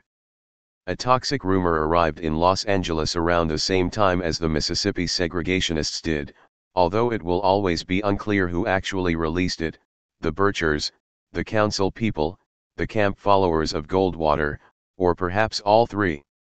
By the eve of the November election, it had spread virally across the entire country and infected political debate everywhere. The story, variously set in Southgate or Culver City, was that a group of adult black males had castrated a 3-year-old white child in a public bathroom. Everyone, white, that is, knew someone who knew someone else who verified the story, supposedly being covered up by liberals. 28 But columnist Paul Coates of the Times stumbled upon what he believed was the true genealogy of the evil fable. According to a letter he received from a reader who had been in secondary school in Germany in the 1930s, the same story had been used by Nazi leaders to enrage Hitler Youth before pogroms. Only then, the little white boy was a German boy, and the colored hoodlums were Jews. 29. A meddlesome priest. 30. The organizational core of the Proposition 14 campaign was the CREA and its 45,000 local realtors, all of whom were expected to canvass the vote in their sales areas. Flying the banner of the so-called Committee for Home Protection, a name first used in a 1948 initiative campaign against public housing, the realtors were joined by the California Apartment House Owners Association, the Home Builders Association, taxpayer groups, the Times, the California Committee for Equal Rights for the White Race, and the entire sprawling conservative wing of the Republican Party, including the co-chair of the statewide Goldwater campaign, Ronald Reagan. 31 But the realtors' greatest ally, according to historian Darren Dokuch, was the large population of Southern evangelicals in Southern California, roused in revivals and mobilized in their churches by leading Christian anti-communists and civil rights opponents such as Billy James Hargis, Fred Swartz, Carl McIntyre, and Senator Strom Thurmond, a frequent visitor to California in 1964. Blending fears of communism and racial integration with biblical exegesis, conservative clerics in the Committee for Home Protection camp argued that the Rumford Fair Housing Act was a rejection of both New Testament teachings and Old Testament laws. Dokuch writes, pro-Rumford people were not only on a slippery slope to communism but also in violation of the Ten Commandments, thou shalt not covet thy neighbor's housing. 32 Or as Dr. Nolan Frizzell, president of the California Republican Assembly and a leader of the Christian Anti-Communist Crusade, put it, the Rumford Act violates the right of the people to discriminate. Proposition 14 returns this right back to the people. 33. In opposition to Proposition 14 were hundreds of progressive Protestant clergy, Episcopalian and Presbyterian especially, most rabbis, and all but one of California's Catholic bishops. That sole exception was Cardinal James McIntyre of Los Angeles, the single most powerful churchman in the state.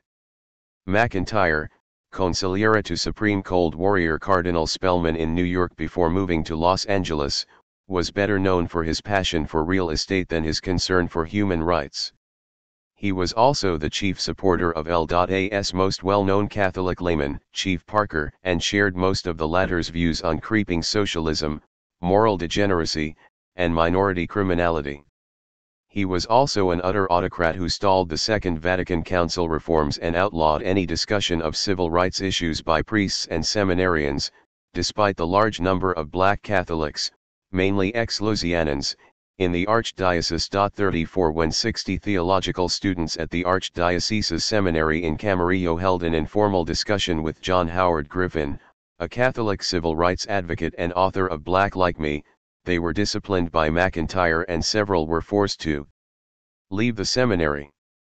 In May, a group of parishioners opposed to Proposition 14, Catholics United for Racial Equality, CURE, marched on McIntyre's Fremont Place mansion, only to be turned away by security guards. A few weeks later, Ramparts magazine, then a Catholic lay journal, published an article by an unnamed Los Angeles priest who condemned the aura of fear of reprisal in the archdiocese. The feeling among the priests was that if they preached on racial justice they would be moved, as the doctrine is unwelcome and they are afraid. Cardinal McIntyre, the cleric went on, can continue to say that there is no racial problem in his archdiocese, an incredible statement. No one who is in touch, who reads, who knows what is going on could make it with a straight face. 35. 29-year-old Father William Dubé, an assistant pastor at the largely black St. Albert the Great parish in Compton, became the first priest since Luther to challenge his cardinal in public. 36 Earlier, Dubé had been transferred out of his original parish in the ultra-segregated San Fernando Valley after publishing excerpts from Catholic writings on racial justice in the church bulletin. He later told The Times about a meeting he had with McIntyre. He denied that there was a racial issue here and said it was not a moral issue. He said there were many other reasons for discrimination besides race. After all, white parents have a right to protect their daughters.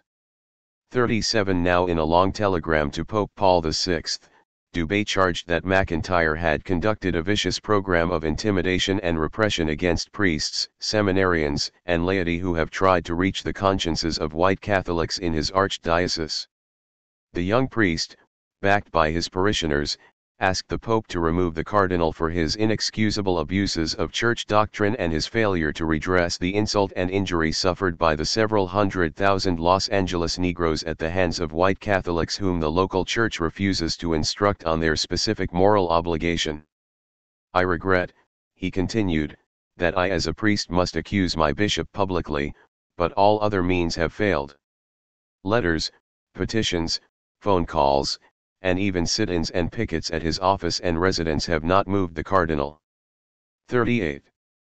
Dubé was immediately relieved of his duties in Compton, but his audacious telegram drew public support from McIntyre's bête noire, the Jesuits, as well as from some of the Holy Cross priests and a few progressive bishops. Members of the Cardinals' Carpet Club, as previously reprimanded priests in the archdiocese informally called themselves, while not necessarily supporting Dubé's tactic, confirmed the truth of his allegations, and rosary-carrying members of the Albert the Great congregation, black and Chicano, conducted daily pickets at the chancery. All we want, they said, is for the cardinal to commit himself on Pope John's encyclical, Pacem in Terris, which outlines justice for all. 39. Unsurprisingly, the foes of integration within the archdiocese quickly lashed back at the unchristian conduct of Dubé and CURE, citing a declaration of Pope Leo XIII's from the 1890s much loved by Proposition 14 forces that the first and most fundamental principle, must be the inviolability of private property.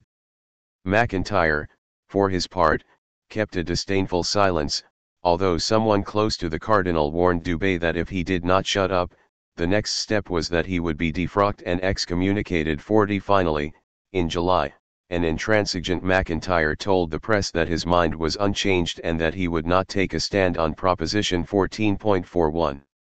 He would, however, continue to enforce strict discipline within his ecclesiastical kingdom. In Dubé's case, it involved the humiliation of signing a statement that reaffirmed his loyalty and obedience to the cardinal. The silenced priest was also ordered to avoid contact with his picketing parishioners and members of Cure. 42. Meanwhile, a much-loved East Side priest, Father John Caulfield of the Ascension Parish, whom McIntyre suspected of supporting Dubé because he too had taken a strong stand on civil rights, chose voluntarily exile as an urban missionary in Chicago over obsequious submission. A Buddhist monk, he said, could use self-cremation as the strongest form of protest. It isn't open to me. 43. Equality scorned. The Brown administration marshaled the opposition under the umbrella of Californians against Proposition 14, Cap 14, but as Daniel Hosang emphasizes in an astute analysis, its focus on white Democratic voters marginalized civil groups like UCRC and MAPA. Why would Cap 14 leaders, he asks, so committed to defeating Proposition 14, distance the campaign from the communities, organizations, and leadership that bore the brunt of segregated and inferior housing? The distancing, he argues, was largely intentional. Early in the campaign, Cap 14 leaders made a strategic decision to attack the abstract ideas and extremist actors animating Proposition 14 rather than to defend the Rumford Act or assert the widespread prevalence of housing discrimination and segregation. Cap 14 leaders soon became convinced that specific references to the existence or prevalence of racism would only hurt the campaign's fortunes among the white voters who dominated the electorate. Thus, their strategy focused almost entirely on the dangers of Proposition 14, and they declined to defend the original purpose of the Rumford Act in any meaningful way.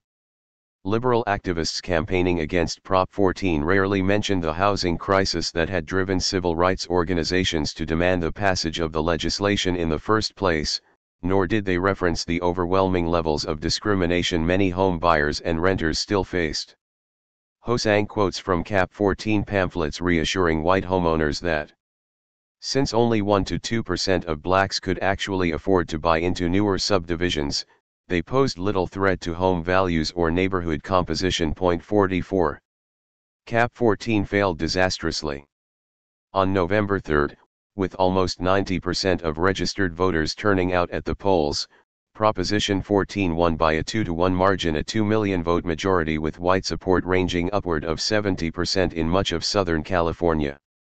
At the same time, Goldwater was crushed by LBJ, albeit by a smaller majority, as many Northern California Republicans defected from his extremist campaign. The composition of the legislature and congressional delegations remained almost the same, although a Bircher, John Schmitz, won a Senate seat from Orange County. The election, in other words, neither registered a statewide swing to the right, nor did it evince any tendency toward a fundamental realignment. Various attempts were made to explain the overwhelming vote for Proposition 14 as a result of ballot error or confusion over its meaning, but detailed analyses of polling and vote data by two well-known political scientists dispelled these hypotheses. Voters clearly understood what they were voting for, and the result was a decisive affirmation of the right to discriminate by a majority of white Democrats and Republicans alike. Only in San Francisco and a few neighboring counties was the vote even close. 45. The victory of Prop 14, which was ultimately ruled unconstitutional by the Supreme Court in 1967, brought the curtain down on the civil rights era in Los Angeles, at least as represented by nonviolent protest and broad coalition building. The shock and demoralization experienced by activists was not unlike what their grandchildren would confront in November 2016. Although judicial struggles would continue, the long-simmering Crawford case, for instance, and renewed energy would eventually be poured into the mayoral campaign of Tom Bradley in 1969, the hope of winning ghetto youth to the strategies of any of the major civil rights groups, whatever those strategies now were, was defunct. White liberals on the West Side, of course, could find joy in the huge Johnson victory and the promises of the great society he claimed to be building, but this was little solace for the minorities who were in the direct path of the juggernaut of white supremacy unleashed by Proposition 14. Meanwhile, L.A. Corps, heroic on so many occasions, was collapsing internally. Early in 1965, one member wrote, "This chapter is no longer able and/or willing to engage in meaningful direct action. We straggle up Broadway to the Federal Building every now and then, we call off membership meetings so we can picket the Citizens Council, thus avoiding an occasion for serious discussion of just what the hell we're doing." 46 UCRC continued in existence for another year, but its moderate leadership became increasingly entangled in the quarrels of competing factions of black Democrats that mirrored the Sacramento schism between Governor Pat Brown and Jess Unruh, Speaker of the State Assembly. The feud continued later, between Brown and the California Democratic clubs. Councilman Billy Mills, for instance, was an Unruh ally and would soon be ostracized by other black politicos for supporting a liberal Chicano candidate for the Board of Education. Meanwhile, Eason Monroe of the ACLU quarreled with the NAACP, which in turn was grappling with its own internal factions. Even the great finale of the Southern struggle in Selma in spring 1965 would fail to elicit more than a tepid demonstration or two from L.A.'s dying movement. In Northern California, by contrast, Corps veterans and Freedom Summer returnees at Berkeley unexpectedly found themselves leading the biggest student uprising since the 1930s. There was no counterpart, however, at UCLA or other Southern California campuses. Los Angeles at the end of 1964 seemed strangely pacified.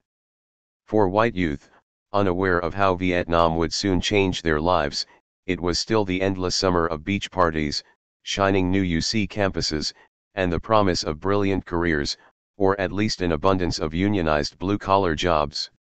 For their generational counterparts in the ghettos, however, LA had proven once again that it was the Deep South. Sam Yurdi Collection, City Clerk's Office, Copyright City of Los Angeles. LAPD Chief William H. Parker, Warden of the Ghetto, and Mayor Sam Yurdi at the Police Academy graduation ceremony, 1961. During Parker's 17-year tenure, 1950-66, he replaced boss rule with cop rule and was politically invulnerable thanks to lifetime tenure, a Hollywood publicity machine, and a blackmail bureau that rivaled J. Edgar Hoover's. Valley Times Photo Collection, Los Angeles Public Library. Members of Corps raise funds in Pacoima for jailed Freedom Riders, July 24, 1961. LA Corps sent 5 integrated groups of Freedom Riders to challenge segregation in southern train and bus terminals. Most of them were jailed at Mississippi's Parchman Farm, perhaps the scariest prison in North America. Gordon Parks, Malcolm X holding up Black Muslim newspaper, 1963. Copyright the Gordon Parks Foundation. In April 1962, after an altercation where a cop was shot, LAPD officers attacked the Black Muslim Temple, a block away, where unarmed members were leaving after evening prayers. The final tally, 1 Muslim man dead, 7 others seriously wounded, 14 arraigned on felonies, and the temple ransacked. Malcolm, at the funeral, praised LA black organizations for protesting the attack. "Our unity shocked them and we should continue to shock the white man by working together." Photo by Charles Williams, courtesy of the Tom and Ethel Bradley Center, Del Mar Oviatt Library, Special Collections and Archives, California State University, Northridge. Demonstrators protesting the refusal of developer Don C. Wilson to sell homes in the Dominguez Hills tract in Gardena to African Americans. They were harassed by white residents as well as by the Glendale-based American Nazi Party, a frequent presence at demonstrations throughout the 1960s. Los Angeles Times Photographic Archive. Library Special Collections, Charles E. Young Research Library, UCLA. Women Strike for Peace members marching at Old Plaza in Los Angeles, 1966, calling for an end to the Vietnam War. The previous year the group sent a delegation to meet in Jakarta with women of the Vietnamese National Liberation Front, which strengthened their standing to speak on war and peace, usually the preserve of men and experts. Los Angeles Herald Examiner Photo Collection, Los Angeles Public Library. Dorothy Healy, December 1, 1961. The unorthodox leader of the Communist Party in Los Angeles in the 50s and 60s, Dorothy was a key link between white and black radicals. She mentored Angela Davis and between the old and new lefts. She resigned from the party in 1973 after the Soviet invasion of Czechoslovakia. Courtesy of LaFreePress.com. What's Rebellion Issue? LA Free Press, August 20, 1965. The nation's first and most successful underground paper of the 60s, The Free published 48 pages every week at its peak in 1970 and boasted a faithful readership of 250,000. The LA Times headlines for its What's Uprising front page were Get Whitey, Scream Blood-Hungry Mobs, and an expert analysis, Racial Unrest Laid to Negro Family Failure. Courtesy of One Archives at the USC Libraries. The Black Cat Tavern protest against police raids on gay bars, February 11, 1967, 2 years before Stonewall. Los Angeles also had the first gay magazine, The Advocate, and, in 1970, the first official gay pride parade. Part 2. Alternative Culture. 8. From Ban the Bomb to Stop the War. Women's Strike for Peace, 1961-67. White youth may have been politically disengaged at the beginning of the 60s, but others saw storm clouds gathering radioactive ones. In downtown Los Angeles, on November 1, 1961, 2,000 women gathered outside the state building, carrying signs that read "Ban all atomic weapons." After speeches, they marched silently to City Hall and then to the federal building to present officials with petitions. Their leaflet posed the question, "Who are we?" It answered, "We are housewives and working women." It said they were part of an organization called Women's Strike for Peace, WSP. 1. Sister demonstrations took place that day in dozens of cities, but L.A.'s was by far the largest. A first-person report describing how the event had been organized appeared in London's Guardian. "An old friend rang me up," Sophia Wyatt wrote. "She said she was sending me some literature which was the most exciting thing she had ever heard. The friend asked her to pass it on to the neighbors, talk to my friends, and be a darling and give her a lift on November 1st. When I started to ask who and what, she cut me short. There were no names, it was not an organization, would I just read it and come? So she did, but first," she said, "I changed into a respectable dress, hauled my one and only hat out of mothballs and put on gloves." The demonstration was big.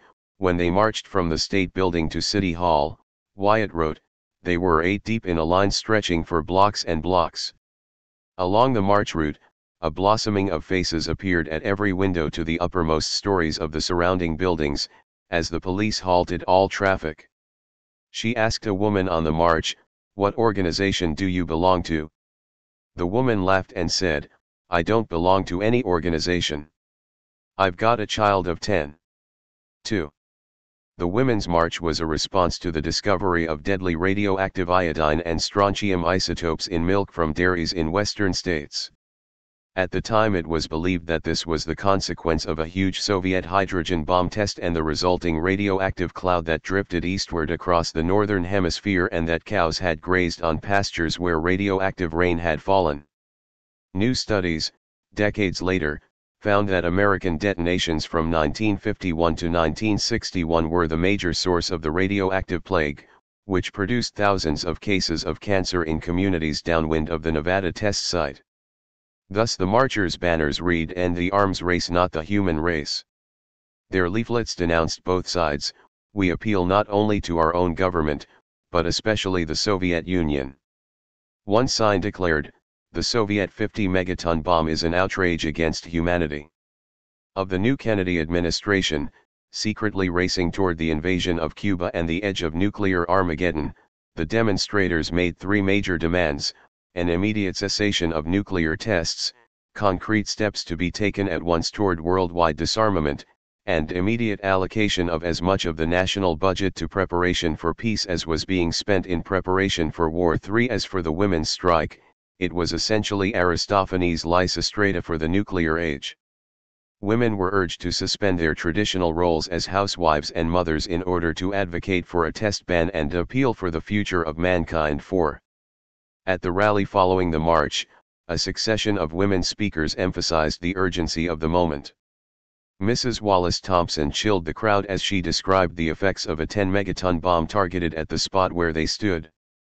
It would level every building in a circle 14 miles across. More horrible than the blast would be the firestorm. All those in fallout shelters would be suffocated. 100 miles in any direction from where we now stand, everyone who did not find shelter would be dead within 5 days. Fallout comes later. So, she concluded, we are done with mere lip service to disarmament and coexistence. We are prepared to back up our demands with our votes. Though, goodness knows, unless we hurry we may not all be around for the next election. 5. State Attorney General Stanley Mosk, the liberal Democrat whose career was later derailed by LAPD Chief Bill Parker, also spoke at the rally, trying to defend the Kennedy administration. He read a message from Governor Pat Brown: "Your demonstration today serves as an expression of public support for our president's determination to achieve a just peace through early and purposeful negotiations." 6. Actually, what they were expressing was the more like the opposite, a criticism of Kennedy for failing to move faster toward banning atmospheric testing and indeed all nuclear weapons. The front page of the Times's Metro section the next day was emblazoned with a photo of the 2,000 women demonstrators, but the accompanying article was mainly a soapbox for Mayor Yurdi to fulminate against communist deceptions. Let us not be duped by communist-inspired groups who try to make us feel a sense of guilt and shame just because we insist on the nation's interest. Chief Parker also criticized the marchers. There undoubtedly were many fine people duped into thinking they were doing something constructive, but this type of revolution against constitutional authority serves the Soviets well. 7. But who were these revolutionaries? That "Who are we?" leaflet, signed by 20 women, said, "We are just ordinary people, teachers, writers, social workers, artists, secretaries, executives, saleswomen. Most of us are also wives and mothers." WSP, moreover, had no board, no officers, no real committees. They were inspired, they explained, by the heroic civil rights activists in the South.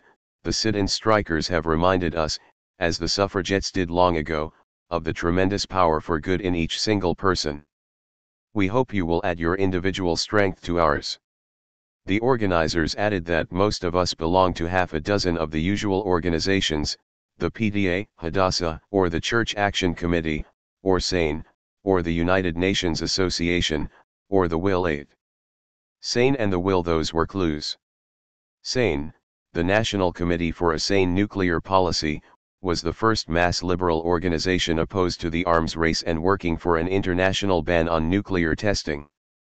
Founded in 1957, by 1960 it boasted more than 100 chapters, including one in Hollywood, led by Steve Allen and Robert Ryan, and counted among its national spokespeople Eleanor Roosevelt, Walter Reuther of United Auto Workers, and Socialist Party leader Norman Thomas. However, after the group was red-baited by members of Congress later that year, most of the leadership capitulated to the Cold War ideology they had been founded to fight. The group never really recovered. And there was one more thing: SANE was now run by men. The lessons of SANE were not lost on the women who left its ranks, not least the importance of non-compliance with the anti-communist requirements of mainstream American politics. In reality, the Women's International League for Peace and Freedom, WIL, founded by Jane Addams in 1915 to protest the First World War, was hardly one of the usual organizations.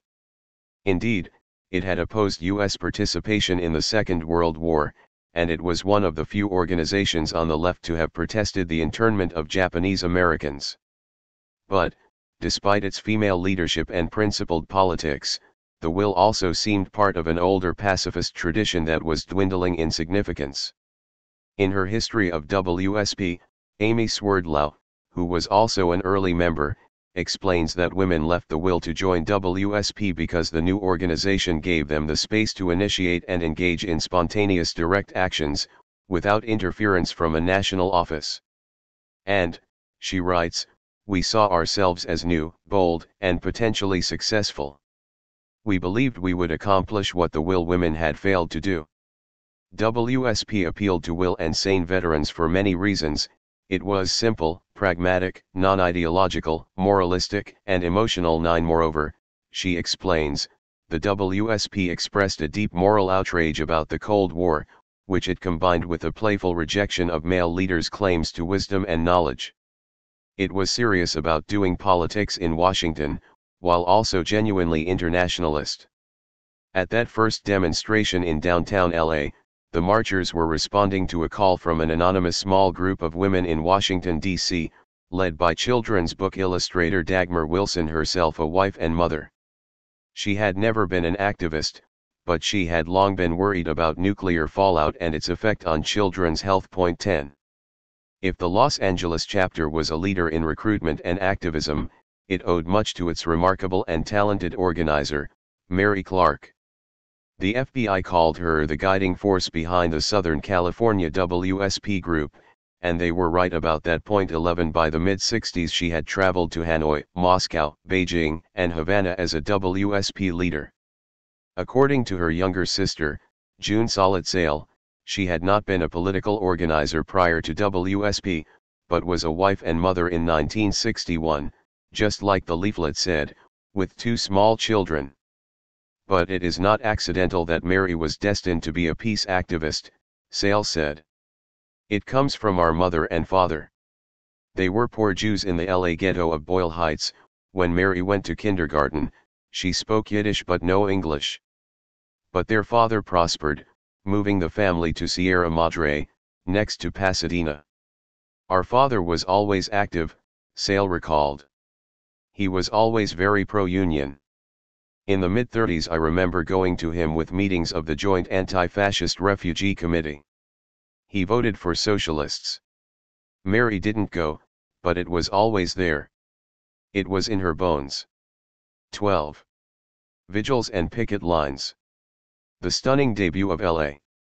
WSP in November 1961 was followed by its steady expansion throughout Southern California in winter and spring 1962.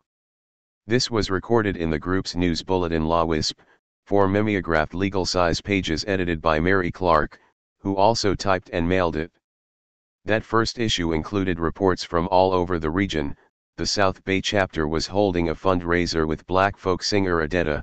San Fernando Valley had organized a symposium on disarmament at Valley State.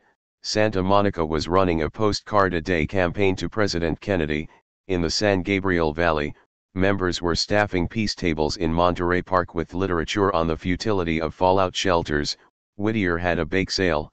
Santa Barbara had opened a peace information center and was planning a demonstration to coincide with those scheduled in New York and London, and in San Diego, 65 people from WSP had demonstrated downtown for 2 hours, of which they reported, public response cool, but interested 13. The first newsletter also reported that the LA group had sent 14 women to the state capitol in Sacramento, where they had joined 250 other WSP members from Northern California to protest the state budget allocation for fallout shelters. Plans were underway for a Mother's Day demonstration with the slogan "Give me the gift of peace." And the organization was running a peace education lecture series, with weekly sessions. Topics included communism, capitalism, socialism with economist Stanley Scheinbaum, economics of peace and war, and bias in mass media. 14 Clearly the WSP was doing its homework far beyond what the public expected of wives and mothers. What followed the dramatic debut of WSP in LA was a long series of vivid public actions, many of which received coverage in the LA Times. January 1962, Women Sail Balloons for Peace Race. 700 women released 4,000 balloons in Hancock Park, each carrying a call to the superpowers to end the arms race. March 1962, 700 women stage a test protest, a silent march from MacArthur Park to the Atomic Energy Commission offices on Wilshire near Vermont Avenue. 15 April 1962, the day after Kennedy ordered the resumption of atmospheric nuclear testing, LA. WSP conducted an all-day vigil at the Federal Building in downtown LA, part of the organization's nationwide milk strike, to guard our children against the ingestion of thyroid cancer-causing iodine-131 released by nuclear explosions.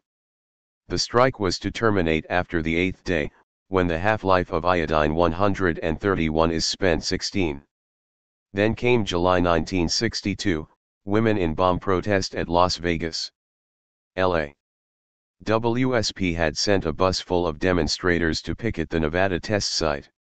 They started, the newsletter reported, at two of the flossiest, busiest blocks of casinos in Las Vegas, where they pushed empty baby carriages with signs saying empty because of stillbirth and empty because of cancer. The response, according to the Times, was rather negative, but 3 local women joined in the march. The next morning they picketed at the gate of the test site for 2 hours, leafleting people on their way to work, many of whom accepted the leaflet. 17 The group then held a vigil at the Nevada test site, a national WSP mobilization coordinated by Mary Clark. Then came the Cuban Missile Crisis. While the LA schools distributed pamphlets for parents about procedures to be followed in event of attack, WSP quickly mobilized 300 women and children for a march and silent vigil in Pershing Square downtown, carrying signs that read "Peace not panic" and "We don't want war." And their focus extended well beyond LA. The organization announced that several WSP members were leaving immediately for Washington by plane to seek an audience with President Kennedy. 18. At the height of the missile crisis, WSP broke out of the prevailing Cold War framework and appealed directly to Soviet women, with a telegram to 3 they had met 2 months earlier. At this moment of peril, we ask in friendship that you plead with your government, as we are pleading with ours, to pull back from the brink of war and to seek just and peaceful solutions to the conflicts that divide our 2 great countries. They got prompt replies, which were published in the next issue of La Wisp, including one from the president of the Soviet Women's Committee: "Share your anxiety at dangerous situation, convinced our government will do its utmost to prevent war. Ready, together with you, to work for peaceful solution to the conflict." After the crisis, WSP held a symposium where members reported on peace conferences abroad they had attended over the summer. Indeed, WSP was internationalist from the beginning, framing its argument around the notion that women of all nations shared an interest in a peaceful world in which their children could grow up. The LA organization sent a delegation to Japan in August, where a Mothers' Congress had brought 20,000 Japanese women to Osaka to discuss the links among the problems of civil liberties, civil rights, equality for women, and peace, and then march through the center of the city with banners flying. Of the Congress, Clark told her LA colleagues, "To think that such a magnificent movement of women existed in Japan and that we were not aware that it had been in existence for 8 years, made me realize that we must never allow ourselves to be isolated and to experience the feeling of being alone in our common cause." Another member reported on the Voice of Women meeting in September in Montreal, and another on the World Without the Bomb Assembly in Accra, called by President Kwame Nkrumah of Ghana. 19. WSP in LA had also sent representatives to Moscow in July for the World Congress for General Disarmament and Peace, with 2,400 attendees from 121 countries. The organizers' call had a stellar list of signers: Anwar Sadat, Jomo Kenyatta and Che Guevara, Linus Pauling and Albert Schweitzer, Sartre and Neruda, Shostakovich and Picasso. 20 But the Congress was also hugely controversial among peace movement activists in the United States and elsewhere. Because the Soviets were hosting, WSP ended up being the only American peace group to send an official delegation. Sane and the rest had declined. At the conference, moreover, WSP declined to join the delegates from 11 countries who signed a minority report that called the Soviet Union obstructive for rejecting proposals for inspection of nuclear facilities.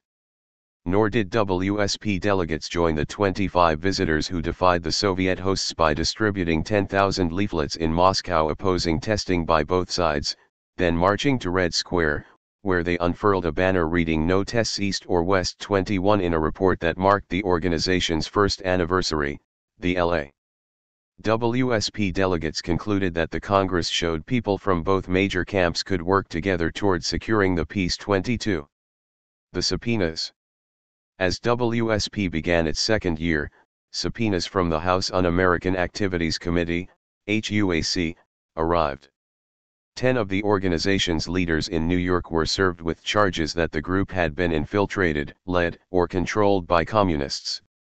Despite cracks of light in the Hollywood blacklist in 1960 and 61, a HUAC subpoena remained a frightening document unless recipients wanted to inform on friends and colleagues, that is, to be rats, stullies or finks. No one from LA. WSP received a subpoena, even though the FBI had reported that 8 Security Index subjects were observed marching at the first WSP demonstration in L.A.23.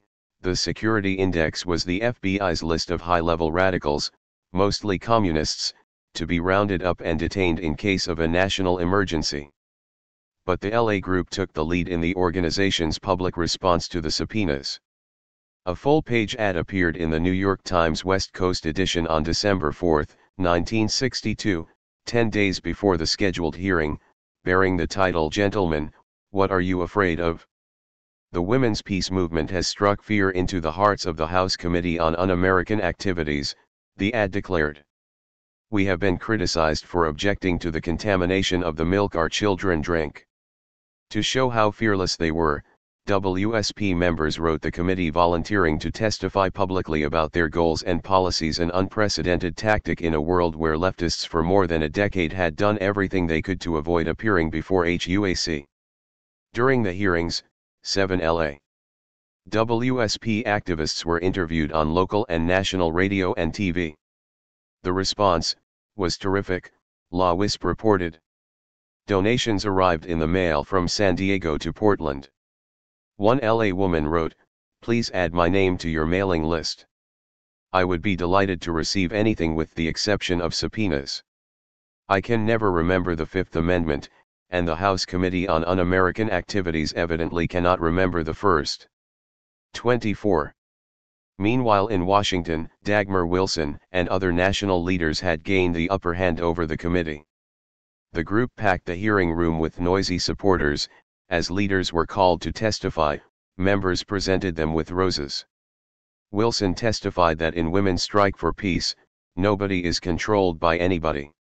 She said there was absolutely no way of eliminating communists from the membership, and that she would not expel them even if she could, this at a time when Reds had been kicked out of other peace groups like SANE, as well as the ACLU. She concluded by remarking that WSP was run by volunteers. "This is something I find very hard to explain to the masculine mind." The 3 HUAC members who conducted the hearing, according to New York Times columnist Russell Baker, spent most of the week looking lonely, badgered and miserable. 25. The state's version of HUAC, the state Senate's Burns Committee, tried to get into the act 6 months later, when they issued a report declaring that subversives and Reds had infiltrated WSP in Los Angeles. They conceded that the group was not a communist front, but claimed that the infiltration is clear and speaks for itself. Apparently the committee did not find out that Clark had been a member of the CP until 1955. 26. The committee report submitted as evidence one item, the lecture series the group had sponsored in LA the previous year. The problem: 4 of the lectures were devoted to a study of Russian communism as compared to our own system of government. 27. As evidence of communist infiltration, that was pathetic. Still, it made page 2 of the LA Times. The same page of that day's paper reported on the WSP response. A member of the group's local coordinating council, Mrs. K. Hardman, reiterated Dagmar Wilson's statement before HUAC, had absolutely no way of eliminating communists from WSP and would not if she could. As for that lecture series, it featured some of our finest scholars from the Center for the Study of Democratic Institutions in Santa Barbara. 28. That was the end of Sacramento's red baiting campaign against WSP in Los Angeles. To Jakarta and Hanoi.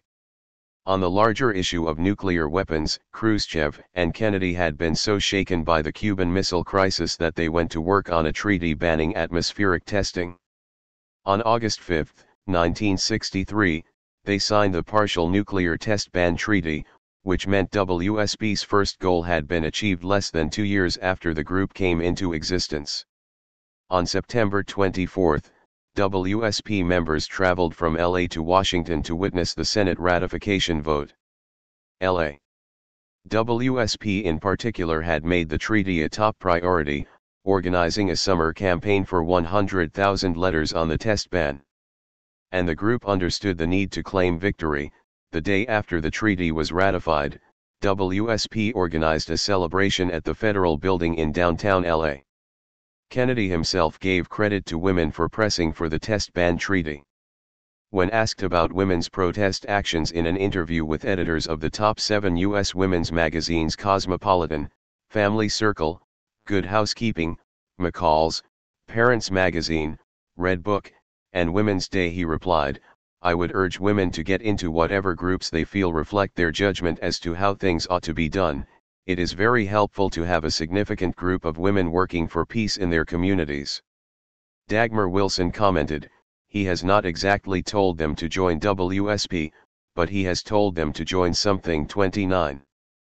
The WSP newsletter's report on the test ban treaty celebration in LA was headlined "Don't Get Too Comfortable." The reality was that the treaty permitted underground tests, and Kennedy had begun underground testing in Nevada shortly after the treaty went into effect. At this juncture, the group announced a change in strategic focus, fighting fallout shelters and drop drills in schools. Then came a banal-sounding sentence that turned out to be prescient: a committee was set up to study the Vietnam situation. That was September 1963, when 16,000 U.S. troops were in Vietnam and Kennedy had not yet been assassinated. It was more than a year and a half before the first national anti-war demonstration, called by Students for a Democratic Society, SDS, in Washington in April 1965. The Vietnam War transformed Women's Strike for Peace, as was evident by the time of the organization's second anniversary in November 1963. That month, the LA chapter joined a demonstration at the Ambassador Hotel against Madame Nhu, the notorious wife of the head of the Saigon government. The march had the slogan "Stop Organized Slaughter in South Vietnam." LA. WSP also promoted a speech on Vietnam at the Music Box Theater by I.F. Stone, the radical journalist with the famous newsletter Point 30. In March 1965, 200 WSP members, wearing black dresses and veils and carrying yellow roses, marched to the Western Union office downtown, where they sent a wire to Lady Bird Johnson: "We have appealed to your husband, our president, but he has not listened." They asked her to intercede with him to have Vietnam taken from the field of battle to the conference table. They also wired the First Lady a bouquet of yellow roses, which they said signified life, which we feel is being trampled on in Vietnam. A month later, LA. WSP sent a delegation to the SDS-sponsored March on Washington to end the war in Vietnam, while members at home joined a vigil sponsored by the SDS chapter at USC. The first chapter in the state, it had been organized by the remarkable Margaret Thorpe, a graduating senior and the daughter of a railroad worker from Arcadia. Over the next year she would become a familiar face on Channel 9, robustly debating future Republican Congressman Dana Rohrabacher, as well as other members of Young Americans for Freedom. That spring, as Johnson unleashed B-52s against North Vietnam cities, Operation Rolling Thunder, Clark, together with Lorraine Gordon, a leader of New York City WSP and co-proprietor of the famed Village Vanguard Jazz Club, became the first members of the American peace movement to visit Hanoi. They had traveled to Moscow in May for the 20th anniversary celebration of the end of the war in Europe and took the opportunity to meet delegates from the Women's Union of North Vietnam and from the National Liberation Front, NLF, in the south. The Vietnamese women already knew of WSP through the sacrifice of Detroit member Alice Hertz, who had set fire to herself in March to protest the carpet bombing of the North. 31 They urged the LA women to come see for themselves the destruction being wrought by the U.S. Air Force. The two left immediately, flying from Moscow to Hanoi via Beijing. Historian John Coburn later called the trip one of the most significant acts undertaken by W.S. Peirce during its history. And Clark and Gordon demonstrated unique daring and courage in their expedition. 32. In Hanoi, as Clark recalled in a 1995 interview, they were startled by the massive program to build air raid shelters for the population, and deeply moved by meeting children in a Hanoi hospital who had been napalmed by American planes. 33 Their visit was unofficial, indeed secret, but they discussed with their hosts the possibility of a formal meeting between American and Vietnamese women in the near future. Pham Van Dong, the North's prime minister, responded that it was too dangerous to bring delegates to Hanoi, suggesting Jakarta as a more suitable site. Plans for the Jakarta meeting were publicized by LA.WSP with appropriate fanfare. The announcement posed the question, why will American women go thousands of miles to meet Vietnamese women face to face? The answer, they go to give and receive hope and courage. Mary Clark headed the 10-woman delegation, which included Nancy Hollander of SDS, arriving in July for 5 days of talks with their 9 Vietnamese counterparts, who were led by Nguyen Thi Binh, the stunning NLF leader who later became its chief negotiator. In the 3 months since the initial visit to Hanoi, 40,000 or so additional American troops had landed in the South, while the death toll from the bombing of the North had soared. The Vietnamese women not only described their experiences, but also gave W.S. Peirce a primer on how Washington and Saigon had caused the new war by abandoning the national elections promised by the 1954 Geneva Accords. Both sides considered the meeting an overwhelming success and arranged to maintain contact with one another, a relationship that eventually produced the Joint Committee of Liaison, which organized contacts between American prisoners of war and their families back home. The unprecedented meeting received much international applause.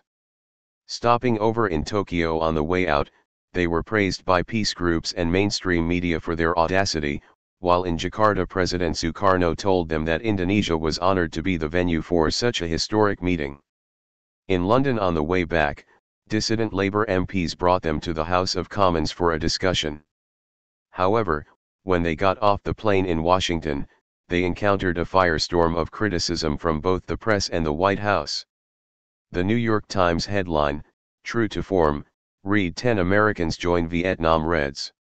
The article quoted the group's official statement in Jakarta, which said the U.S. was committing military aggression in Vietnam and waging a cruel war against the Vietnamese people, while using Vietnam as a testing ground for new and more horrible weapons. All of that was true, but the Times nevertheless reported that it echoed Hanoi's propaganda line. 34. In Washington, the returning delegation asked to meet with the president, but the White House declined with a written note. They did meet with members of Congress, which had recently passed the Gulf of Tonkin resolution, giving LBJ open-ended authority to make war. The group was struck by the fact that members of Congress appeared to know so little about Vietnam. 35 They also met with White House officials, sharing with them the Vietnamese perspective on the war as a continuation of the struggle against French colonialism, and explaining that the Saigon government spoke only for the Catholic minority in the primarily Buddhist country. An aide to McGeorge Bundy, LBJ's national security advisor, responded dismissively, telling them the only relevant issue was the communist threat to Vietnam. 36. After their return to LA, Clark and the other WSP leaders were inundated with requests to speak and received fantastic, never before, coverage from the mass media, including appearances on 4 TV shows and a dozen radio programs. They talked about their meeting with Vietnamese women at churches, women's clubs, colleges and universities, civil rights meetings, trade union meetings, teach-ins, and local demonstrations against the war, including many groups previously unreached by WSP. The list included the first teach-in at UC San Diego, a talk at UC Santa Barbara and a debate at Long Beach State, appearances at many local Democratic clubs as well as the State Central Committee of the Democratic Party, union groups, among them the American Federation of Teachers and the Garment Workers, and many Unitarian churches and Jewish groups. 37. Clark reported that the NLF women had traveled on foot for 2 weeks through unsafe territory and across borders at night to catch a plane to Jakarta. Many of the Vietnamese women spoke or understood English. We listened to many personal stories of tragedy and death, she reported. The leader of the South Vietnamese delegation had spent 3 years in jail at the age of 18 under the French, and 1 year when Diem came to power. They described what Americans called the Strategic Hamlet program of moving Vietnamese peasants out of their ancestral villages into what they described as concentration camps. As for the American argument that South Vietnam was a victim of aggression from the North, the American women were told that their South Vietnamese counterparts came back to defend their country. As for the American claims that bombing aimed at military targets, the North Vietnamese women brought considerable evidence of repeated bombing and strafing of hospitals, schools, churches, markets, bus stations, fishing boats, and villages. 38. While they were winning national and international attention, WSP was also reasserting their distinctive twist on their status as women. The WSP version of End the War Now was Bring the Boys Home for Dinner, accompanied by a cookbook published by the LA chapter that same year, under the title Peace to Resistance. Conceived by Mary Clark, written by Esther Lewin, and dedicated to Dagmar Wilson, chief cook and bottle washer, the book contained more than 150 recipes submitted by members. The introduction declared, "We women of WSP working for peace have walked thousands of miles, written plane loads of letters to our president, our congressmen, and the heads of our states. We've vigiled at the federal building, we've attended conferences of women like ourselves around the world. And at the same time, we've made hundreds of thousands of beds, changed 1 million diapers and cooked 2 million meals, not to mention the mountains of dishes we've washed." 39. The first recipe was for Russian borscht, the second, Russian borscht, make in 10 minutes in the morning before rushing off to your WSP meeting. Others included albondigas soup, Mexico's contribution to the peace movement all in one dish, chicken Kiev, if this is Russian propaganda, we're all for it, and lime pie, neglected your family lately? All will be forgiven with this divine pie. It included a pint of whipped cream. The meeting with Vietnamese women in Jakarta in mid-1965 had come at a time when no one in Congress was calling for an immediate end to the Vietnam War, and when much of the peace movement was demanding negotiations now rather than out now. In this respect, the trip constituted a huge step, with reverberations that extended far beyond the near-term media attention received by WSP. For one, it strengthened women's standing to speak on foreign policy issues, usually the preserve of men and experts.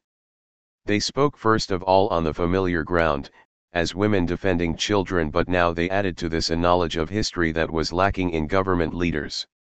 Indeed, the first-hand authority they gained from speaking to Vietnamese women enabled them to directly challenge the dominant U.S. narrative of the Cold War, which portrayed Vietnam as a front of a worldwide battle between freedom and communist tyranny. The WSP women could now counter that. They had seen firsthand how the cruelty and destruction of this particular war was based on ignorance of its local origins and meaning. They had a decade more of activism ahead of them, including draft resistance work, an official trip to Hanoi in 1967, a demonstration against Lyndon Johnson that brought a massive turnout to Century City that same year, and Gene McCarthy's 1968 campaign for the Democratic nomination for president. Through it all, they remained an all-female organization that openly rejected male political culture. They challenged the age-old claim that wars are waged by men to protect women and children, and instead proclaimed their ties with women around the world, including women in enemy countries. 40 Moreover, they remained an anti-hierarchical organization with impressive local autonomy. Their meeting with Vietnamese women in 1965 had made WSP, in LA and nationally, some of the most effective leaders of the anti-war movement. 9. From Bach to Tanya. KPFK Radio, 1959-74. On June 24, 1960, L.A.'s listener-supported FM station, KPFK, aired a special report on the protests against the HUAC hearing in San Francisco the previous month, which had investigated the Communist Party in California. KPFK had begun broadcasting a year earlier as Southern California's first non-commercial FM station, part of the Pacifica radio network of 3 stations, which had started in Berkeley and now included New York. For the first time, people had taken to the streets in a tumultuous protest against the committee. While 4,000 demonstrators marched and shouted and chanted outside San Francisco City Hall, inside the hearing room 36 out of 38 witnesses refused to cooperate with the committee, and the audience jeered committee members and the witnesses who were friendly to them. The program on KPFK, produced by the Berkeley Pacifica station, KPFA, had been recorded on site, and listeners heard the whole thing, the chanting crowd outside, a friendly witness telling committee members that he had been a one-time hardcore member of the party and that he had concluded that the Communist Party lowers man to the level of a beast in the field, and the audience's laughter when committee counsel Richard Aarons asked the witness, "You have found your way back to God and patriotism, is that correct?" 1. Nothing like that had ever happened at a HUAC hearing before. History was being made that day, and KPFK told the full story, including the part described by demonstrators where officers of the San Francisco Motorcycle Squad, in helmets and leather jackets, appeared behind the barricade on the steps of City Hall, and turned fire hoses on the demonstrators, but we just stood our ground, so they shut off the hoses and without any warning at all the cops just charged. The cops were picking up the students bodily and throwing them down the stairs. Listeners heard the crowd singing and cheering, and the students chanting. The crowd roar became more intense. Above the roar, you could hear screams of a girl, and then, clearly, the singing, we shall not be moved too." The documentary went on with the testimony inside the hearing room, including that of Bill Mondell, a Marxist with a show on KPFK, who opened his statement as follows: "Honorable beaters of children, and sadists, uniformed and in plain clothes, distinguished Dixiecrat wearing the clothing of a gentleman, eminent Republican who opposes an accommodation with the one country with whom we must live in peace in order for us all and our children to survive. If you think that I am going to cooperate with this collection of Judases, of men who sit there in violation of the United States Constitution, if you think I'll cooperate with you in any way, you are insane." 3. It was great radio, and all of it was on KPFK in June 1960. Of course, the HUAC documentary wasn't the only piece about the left aired on the station. It also ran programs on the Highlander Folk School in Tennessee, which trained civil rights workers, on proposals for a police review board in LA. A cause for the next several decades, and a documentary about opposition to the death penalty. Also featured were physicist Hans Bethe and the Lobby for Peace, discussing nuclear disarmament, a series on Californians of Mexican descent, and a program on America's involvement in Africa. KPFK in its first year 1959 also took another step that would shape its history for the next decade, and contribute to the history of LA. It invited Dorothy Healy, chairman of the Communist Party in Los Angeles, to produce a regular 15-minute public affairs show with the bold name Communist Commentary. In the wake of Khrushchev's crimes of Stalin's speech and the Soviet invasion of Hungary in 1956, the party was at a low point by 1959, with fewer than 500 members in LA. They had had more than 3,000 a decade earlier. Point 4. The national office tried to get rid of Dorothy because she led a group of reformers seeking a more democratic and less secretive party, but she held on to her position because the LA people recognized what Bettina Aptheker, activist and daughter of a prominent party leader, called her energy and charisma. In subsequent decades, Dorothy would mentor the younger generation of LA activists. Giving Dorothy Healy a show on KPFK aroused the Red Hunters, and in 1962 the Federal Communications Commission withheld the license renewal of KPFK, and the other 2 Pacifica stations, pending its investigation into communist affiliations. In January 1963, the Senate Internal Security Subcommittee, SIS, subpoenaed KPFK and the other two Pacifica stations because, the San Francisco News Call Bulletin reported, the Los Angeles station has permitted a woman communist to comment on current affairs. 5 When the CIS announced that its hearings would be held in secret, Pacifica leaders demanded that they be open to the public and requested permission to broadcast the proceedings. The request was denied. 6. James O. Eastland, Mississippi Democrat and champion of segregation, chaired the subcommittee, with Thomas Dodd of Connecticut as vice chairman. Also in attendance at the KPFK hearing, Senators Hugh Scott of Pennsylvania, Kenneth Keating of New York and Roman Ruska, a Republican windbag from Nebraska best known for his 1970 speech in support of Nixon's nomination of G. Harold Carswell to the Supreme Court. Carswell's critics had called him a mediocrity. Ruska replied, "Even if he were mediocre, there are a lot of mediocre judges and people and lawyers. They are entitled to a little representation, aren't they? We can't have all Brandeises, Frankfurters, and Cardozos." 7. The Senate rejected Carswell's nomination. Most of the questioning of KPFK witnesses was conducted by the subcommittee counsel, a Nevada hack with the wonderful name Jay Sauerwein. The day started with Trevor Thomas, acting president of the Pacifica Foundation, telling the committee in a prepared statement that avowed members of the Communist Party have been heard on KPFK and the other stations, but that was in keeping with the Foundation's policy affording a public platform for all. He emphasized that 70 to 80% of our broadcast day is music, drama, literature, poetry, and children's programs. KPFK, he said, was not a left-wing station. Instead, as the first folio, the station's official publication, had declared, all shades of the political spectrum are represented. Dorothy Healy was one of the 10 commentators who had different perspectives. The list also included William F. Buckley and Russell Kirk. Thomas emphasized that Healy was on the air for only 15 minutes twice a month with her political views. 8. Senator Ruska interrupted. "I do not believe the Communist Party has any political views," he said. "They have views that are calculated to overthrow this country. That is not political views." 9. Sauerwein then said he was concerned about Dorothy Healy getting airtime because the Communists always seek to infiltrate mass communications as early as they can in every country, which is a prelude to the Communist takeover in country after country. First Dorothy, then, revolution. He asked whether KPFK or the other Pacifica stations broadcast any programs from Radio Moscow. The answer was no. 10. Next came Peter Odegaard, a director of the Pacifica Foundation and a professor in the UC Berkeley Political Science Department. When he was asked about Healy and other communists, he told the committee, "I do not like to be associated with these people. I loathe them."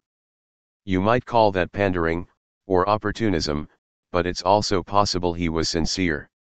He continued, "But I believe that our listeners have a right to hear this, just as they have a right to hear people like Gerald L. K. Smith, who we also interviewed."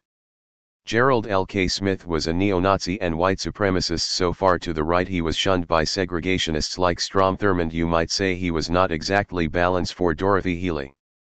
But Odegaard concluded that KPFK put both Gerald L. K. Smith and Healy on the air so that the people may judge what these, what I call enemies of freedom, are saying. Ruska protested, "You created them." Odegaard, "No, we did not create them. They exist. These are facts of life." 11. He was right about that. Next the subcommittee called Pauline Schindler, widow of the LA architect Rudolf Schindler. She was 70 years old. In the 1930s she had run a salon of left-wing intellectuals and artists at the famous Schindler House on Kings Road in Los Angeles. Sauerwein asked the inevitable question, "Are you now or have you ever been a member of the Communist Party?" She answered, "Not the party, but I was once a member of the Communist Political Association ages and ages ago, briefly. In 1946, they threw me out. They did not approve of me." That was the end of her testimony. The hearing was reaching its climax. Dorothy was next. They started by asking her, What is your business or profession? She declined to answer, responding, I believe the greatest danger that this country faces today is the possibility of concentration camps of the mind, the dictatorship of big business, of control exercised and expressed through agencies of government determining what people can or cannot think. It is my opinion that all areas of expression are protected by the First Amendment. She also pled the Fifth. Sauerwein then asked, you are a fairly well-known commentator on radio. Do you want to decline to admit this? The question of what or who is well known is, of course, a matter of opinion, but as I have already stated, I do not believe that this committee has any right to inquire into any questions regarding press or radio. And she again pled the Fifth. You have a program on radio station KPFK regularly, do you not?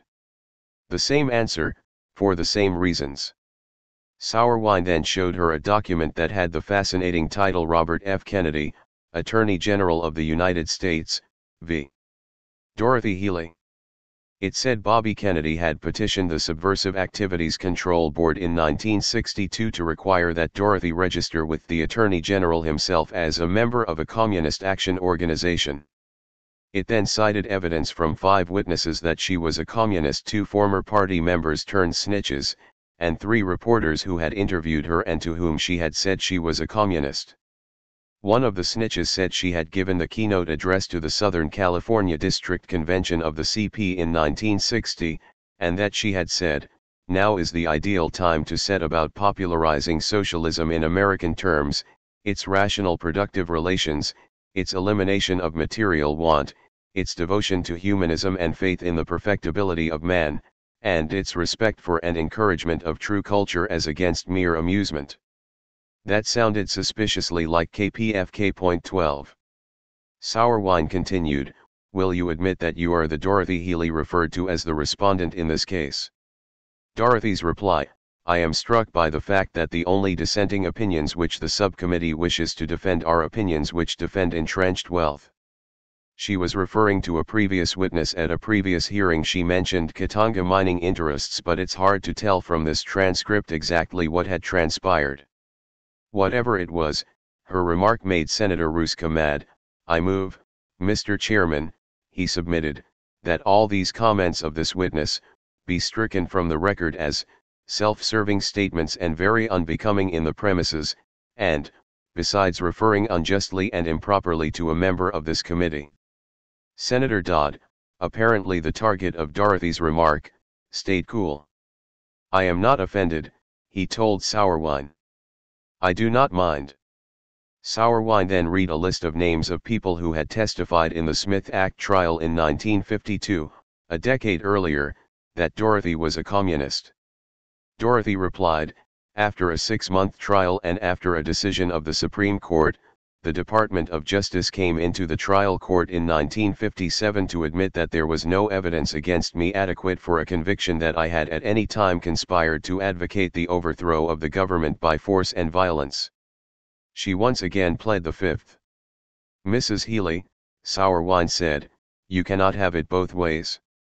If you are trying to tell the committee these people testified falsely, you cannot do it in the same breath in which you refuse to answer the question as to whether you know that they testified against you. He did have a point. I am willing to leave the record there, he concluded. I have no more questions, Mr. Chairman. Dorothy was dismissed. They never brought up any of the 12 transcripts of her KPFK shows produced by the FBI for the Senate Subcommittee. Point 13. Apparently they weren't interested in what Dorothy actually said on KPFK, or maybe what she said wasn't criminal. The next attack on KPFK came 10 months later, in October 1963. This time it was the FCC, conducting its license renewal hearings, which asked all Pacifica board members, officers of the foundation, and the general manager of KPFK and the other 2 stations whether they were or had been members of the party. Like many other liberal left groups, Pacifica had 2 factions with opposing strategies for responding to McCarthyism. One group of directors proposed a policy declaring that Pacifica would refuse to hire anyone who is a member of the Communist Party. Members of the opposing group pointed out that that meant Pacifica would create its own internal McCarthyism, an endorsement of the repression of the left that was being proposed at a time when the political climate seems to be shifting away from such practices. The battle focused on Jerry Shore, executive vice president of the foundation and a former CIO organizer, who had been expected to become Pacifica's president, but apparently was, or had been, a party member. The left faction won the vote, but Shore resigned anyway. At that point the board voted to appoint Shore the general manager of KPFK, and the 3 board members who had led the right-wing faction resigned. 14 When the FCC renewed the licenses of KPFK and the other 2 Pacifica stations in 1964, the station and the network could claim a historic victory over McCarthyism, one that transformed forever the political identity of the station and the network. Despite all of this political conflict, KPFK had not started out as a left-wing station. It was part of America's first listener-supported radio network, run by the nonprofit Pacifica Foundation, which had started with a station in Berkeley in 1949, founded by Lewis Hill and a group of pacifists who had refused to fight in the Second World War. The original Pacifica charter declared their goal was resolving conflicts between nations and individuals through understanding and dialogue, not exactly the Marxist position. 15. In 1959, when KPFK got started, listener-supported non-commercial FM broadcasting was a radically new idea. LA had no public radio stations. KCRW wouldn't start broadcasting for another 10 years, when it would become the region's first NPR station, and 10 years after that, KCRW hired KPFK's general manager, Ruth Hirschman. Regular programming began on KPFK at 9 a.m. on July 26, 1959, with Pablo Casal's performance of Beethoven's Cello Sonata No. 1 recorded the previous year at the Casals Festival in San Juan. Casals refused to play in the United States because of the government's support for the Franco regime in Spain. After an hour and a half of Casals came a half-hour of poet Kenneth Rexroth, recorded in Aix-en-Provence, for KPFK. Rexroth was one of the elders of the San Francisco scene. Like the Pacifica founders, he had been a conscientious objector in World War II. In his youth he had been active in anarchist politics. The Communist Party had rejected his application for membership in 1930 because of his anarchist leanings. In the 50s he had sold anarchist newspapers at City Lights bookstore in San Francisco, and he was among the first American poets to explore haiku and other traditional Japanese poetic forms. 16 After Rexroth came a folk music show hosted by Ed Cray. 4 decades afterward, a professor at USC Sonnenberg School. 17 That was it for day 1. 18 Day 2 began with 2.5 hours of classical music, followed by Harvard theologian Paul Tillich with a 1-hour lecture on basic religious questions of our time. After that came more classical music and a short story. Later in the week, jazz shows featured Charlie Parker, Dizzy Gillespie, and Miles Davis, as well as Django Reinhardt and earlier players including Jelly Roll Morton and Sidney Bechet. There was a book show, a Jewish folklore show, children's programs, and live drama, a reading of George Bernard Shaw's Man of Destiny in KPFK's own studio. The public affairs programming in the first month included several of the big thinkers of the day, left-wing sociologist C. Wright Mills lecturing on the decline of the left, social critic and Harvard professor David Reisman on the American future, Aldous Huxley, British expatriate novelist and author of the dystopian Brave New World, on the human situation, and UCLA chemist Willard F. Libby on nuclear energy. He would soon win the Nobel Prize for discovering radiocarbon dating. The first KPFK folio, the publication for subscribers that included the program guide as well as editorial comment, made its political stance clear. All shades of the political spectrum are represented, the folio declared. 10 commentators view the news from a different perspective. KPFK was committed to no political position. Our aims are humanistic, it concluded. We want to be a concert hall, a lecture room and a part of your living room. Notably missing, any promise to focus on civil rights or nuclear disarmament or the Cuban Revolution, big issues for the left in 1959. But KPFK's original management, unlike the Pacifica Foundation, did not come from World War II-era pacifists. The first general manager, who built the station, was Terry Drinkwater, later an award-winning reporter for CBS News. Far from refusing to serve in the military, Drinkwater had been an ROTC company commander as an undergrad at Pomona College, and after graduating in 1958, he served as a lieutenant in the U.S. Army Infantry. As a Pomona student, his passion for radio had already been evident. He founded the Pomona College student-run radio station, KSPC, his roommate Spencer Olin recalled, and spent countless hours there acquiring equipment, raising funds, and building it up. He was totally committed to that project. But politically Drinkwater was not especially ideological, Olin recalled. His father, Terrell Drinkwater Sr., was a very conservative Republican and president of Western Airlines. But Terry was not outspokenly Democrat or Republican. 19. Between leaving Pomona and KSPC and coming to LA to start KPFK, Drinkwater went to Berkeley to work at KPFA. His Berkeley roommate, John M. Anderson, recalled that, at KPFA, he promoted the idea of a Pacifica station in Los Angeles. The Pacifica board agreed, and sometime in mid-1959 he moved to LA to help start KPFK. Anderson agreed that Drinkwater had no strong attachment to either major party. He saw the world with a reporter's skepticism. 20. The original KPFK news department was anything but left-wing, recalled Ed Cray, the first assistant director of public affairs and one of 3 people who produced the news with journalist Gene Marine, who had come down from KPFA along with Drinkwater.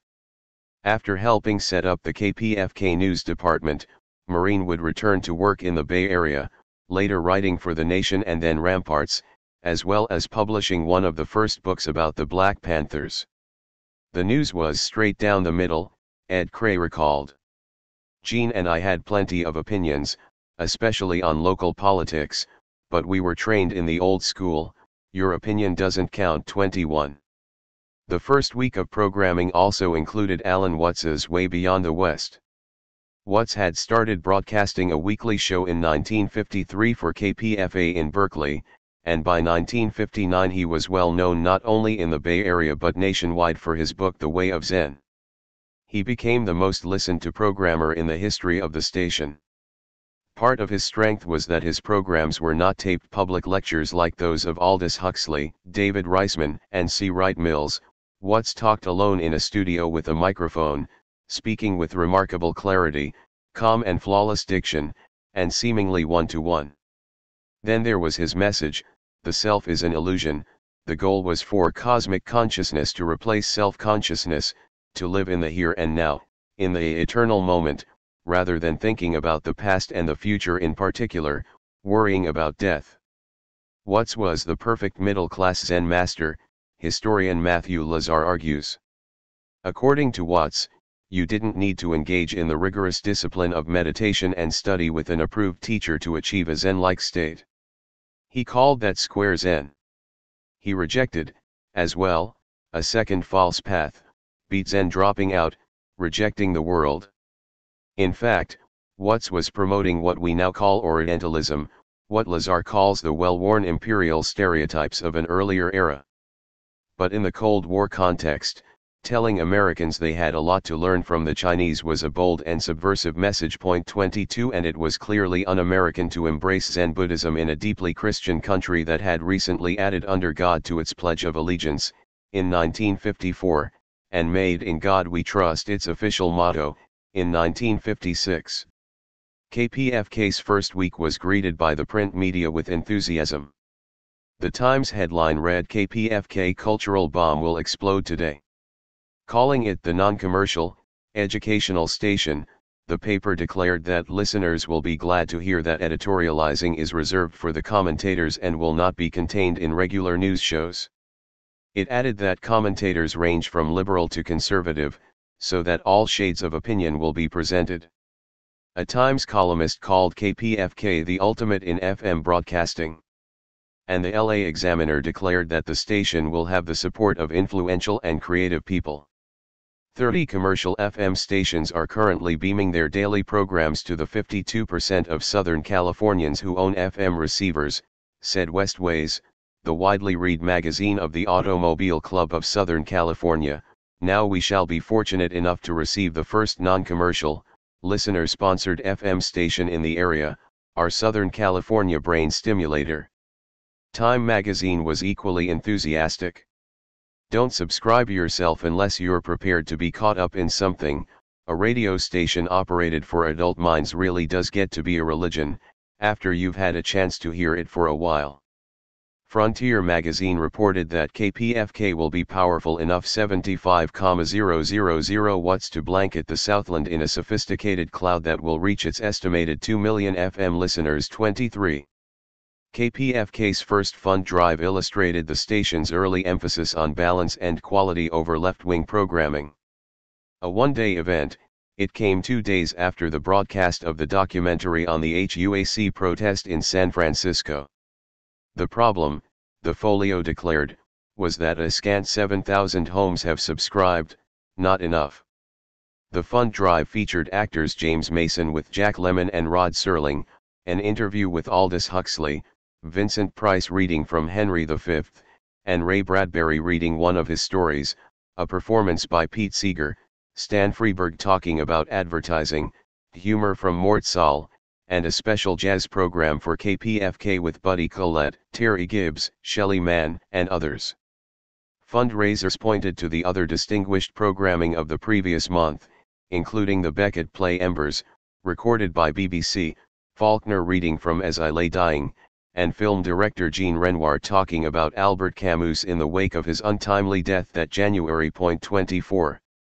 After just 1 year on the air, KPFK in 1961 broadcasting's highest honor, the Peabody Award. The citation for locally produced programs praised the station for covering a wide range of subjects, naming the programs Arming to Parley, on which Cold War liberal theologian Reinhold Niebuhr discussed American military and political problems, Conversations on Freedom, with Brandeis University faculty talking about civil liberties, and Not Merely a Business, a documentary on freedom and control of radio and television in a democratic society. 25. The station won a second Peabody the following year. In 1963, the station launched the Renaissance Pleasure Fair, billed as a benefit for the support and preservation of KPFK, to be held in May. KPFK subscriber Phyllis Patterson had the idea. She taught history and English in LA public schools and had assigned a class project of setting up a Renaissance fair in her backyard in the Hollywood Hills. More than 300 people showed up at an organizing party for her idea of a station fundraiser.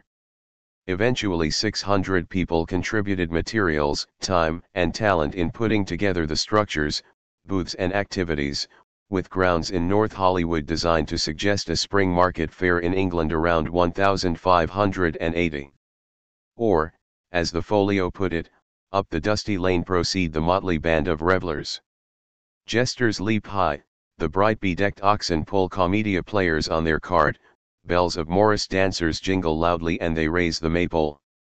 Also canopied tradesmen stalls, recorder grounds, dancers and jugglers, candles, jewelry, leather goods, paintings, pottery, trestled tables laden with piping hot beef, leg of fowl and rich, dark breads, pastries, tarts and cakes, and for the kids, Punch and Judy, puppet making, fortune telling and donkey cards. 26. The first one was a complete success, with over 3,000 people buying tickets. The fair became a huge event in subsequent years, a countercultural celebration of pre-capitalist village life that spread across the United States. Later, in the 90s, it was taken over by a profit-making corporation. In 1963, after fighting off HUAC, the FCC, and CIS, KPFK stopped trying to be a neutral forum.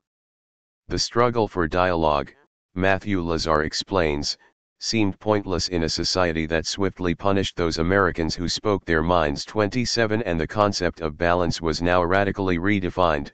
Instead of the station balancing left and right in its own programming, Its public affairs shows would provide balance to the mainstream media and their unquestioning adherence to Cold War anti-communism in both domestic and foreign policy. At the same time, several of the station's leading commentators on the right had refused to appear on a station that broadcast programs featuring communists, so the notion of balance in programming was undermined by the right as well as being redefined by the left. The political transformation became clear pretty quickly. Later that year, KPFK and Pacifica began airing I.F. Stone and Bertrand Russell opposing the U.S. war in Vietnam, 2 years before the anti-war movement developed. In June 1964 the station broadcast an interview with Che Guevara by Betty Petty Pilkington, a freelance journalist. 28 Then, in 1965, KPFK broadcast WBAI reporter Chris Cox reports from North Vietnam, making Pacifica Radio the first American news organization to send reporters to the North. In 1966 KPFK broadcast discussions of the future of the civil rights movement with leaders of SNCC, CORE, SDS, and the SCLC. The folk music, classical and jazz shows continued, and the children's programming continued, as did Alan Watts. In fact, even at the end of the 60s, classical music still filled more hours at KPFK than anything else. On a typical broadcast day in January 1969, which ran from 6 a.m. until midnight, KPFK ran 3 one-hour programs of classical music. Though they did run a 1-hour special about the Beatles that month, it was preceded by a Mozart piano concerto, and followed by Prokofiev's opera War and Peace. 29. KPFK had become a key institution of the left in LA. In 1969, the station opened the KPFK Watts Bureau, a project to train a dozen blacks in South Central about radio production, writing, and reporting. Their work, broadcast on KPFK, included a 30-minute documentary, The Black Man 1970.30. Then, on June 7, 1974, KPFK broadcast a tape that began, "This is Tanya. She said, I want to talk about the way I knew our 6 murdered comrades." Tanya was Patty Hearst, heiress of the right-wing newspaper family. She'd been kidnapped in Berkeley 3 months earlier, when she was 19, by the Symbionese Liberation Army, which aspired to be an urban guerrilla organization. A month after the kidnapping she had released a tape saying she was joining the SLA. 2 weeks after that she was photographed robbing a bank. A month later, 400 LAPD officers surrounded a house in South LA where several SLA members were hiding. A furious gun battle broke out, broadcast live on TV, which ended with the house catching fire. 6 SLA members were killed by the LAPD that day. 2 weeks after the shootout, on June 7, 1974, the tape from Tanya was dropped off outside the KPFK studio in North Hollywood, and the station put it on the air. After paying tribute to each of her 6 dead comrades, Tanya concluded with the SLA motto, "Death to the fascist insect that preys upon the life of the people." 31. A federal grand jury investigating the SLA subpoenaed the tape, but KPFK General Manager Will Lewis refused to hand it over, arguing that the subpoena violated the First Amendment guarantee of freedom of the press. Officials said the subpoena had been personally approved by Attorney General William Saxby, who had been appointed by Nixon during the Saturday Night Massacre at the climax of the Watergate crisis, after Elliot Richardson opted to resign from the post rather than follow orders to fire the Watergate special prosecutor. Lewis pointed out that he had given authorities a copy of the tape, but not the original, which might have contained fingerprints or other identifying information about its source, and that journalistic ethics required the protection of sources. The federal judge presiding over the case, A. Andrew Hawk, found Lewis guilty of contempt and ordered him jailed for the duration of the grand jury term 3 months. 32, he was released after 16 days at the federal prison on Terminal Island in L.A. on an order from Supreme Court Justice William O. Douglas, who declared that the case raised substantial First Amendment claims. 33. The jailing of KPFK's general manager marked the political climax of the 15-year history of the radio station that had become a key institution of the Los Angeles left. At that point, the station, whose budget came from listener contributions, had 15,000 subscribers, donors, according to the Times, and a listening audience of 300,000.34. That's why, in 1974, it was KPFK rather than any other station in Southern California that would broadcast the tape that began, "This is Tanya." 10. 250,000 readers. The LA Free Press, 1964-70. The underground press of the 60s is often described as self-indulgent. Critics said it trampled the tenets of accuracy and fairness, while the mainstream media of the era is often portrayed as bland and cautious, and as practicing a phony objectivity. 1 That was not true of the newspaper landscape in Los Angeles. The LA Times was firmly and loudly right-wing, while the LA Free Press, the Freep, the first underground paper of the era, and the most successful, was often a voice of reason, albeit a passionate one. A simple comparison of the coverage of the 1965 Watts uprising reveals a great deal. The first day of the riots, the Times front page headline read "Get Whitey, Scream Blood-Hungry Mobs," an eyewitness account, accompanied by an expert analysis, "Racial unrest laid to Negro family failure, and the editorial anarchy must end too." The headline in the Freep read "The Negroes have voted." Freep editor Art Kunkin declared on page 1, "It is time to listen to the Negro." The problem in Watts, he said, wasn't the breakdown of law and order, but rather the old order itself, which in any case was doomed. On the front page, a map of Watts was captioned with a quote from Alexis de Tocqueville: "It is always a great crime to deprive a people of its liberty on the pretext that it is using it wrongly." 3. Meanwhile at the Times, the editorial declared that the criminal terrorism in the streets of Watts should not be dismissed, as the inevitable result of economic and sociological pressures. The Freep instead pointed to root causes: jobs, education, housing, a super disaster situation in the Negro ghetto for years. Kunkin wrote, "The people are fed up with unemployment, with subsistence on government handouts and Bureau of Public Assistance checks."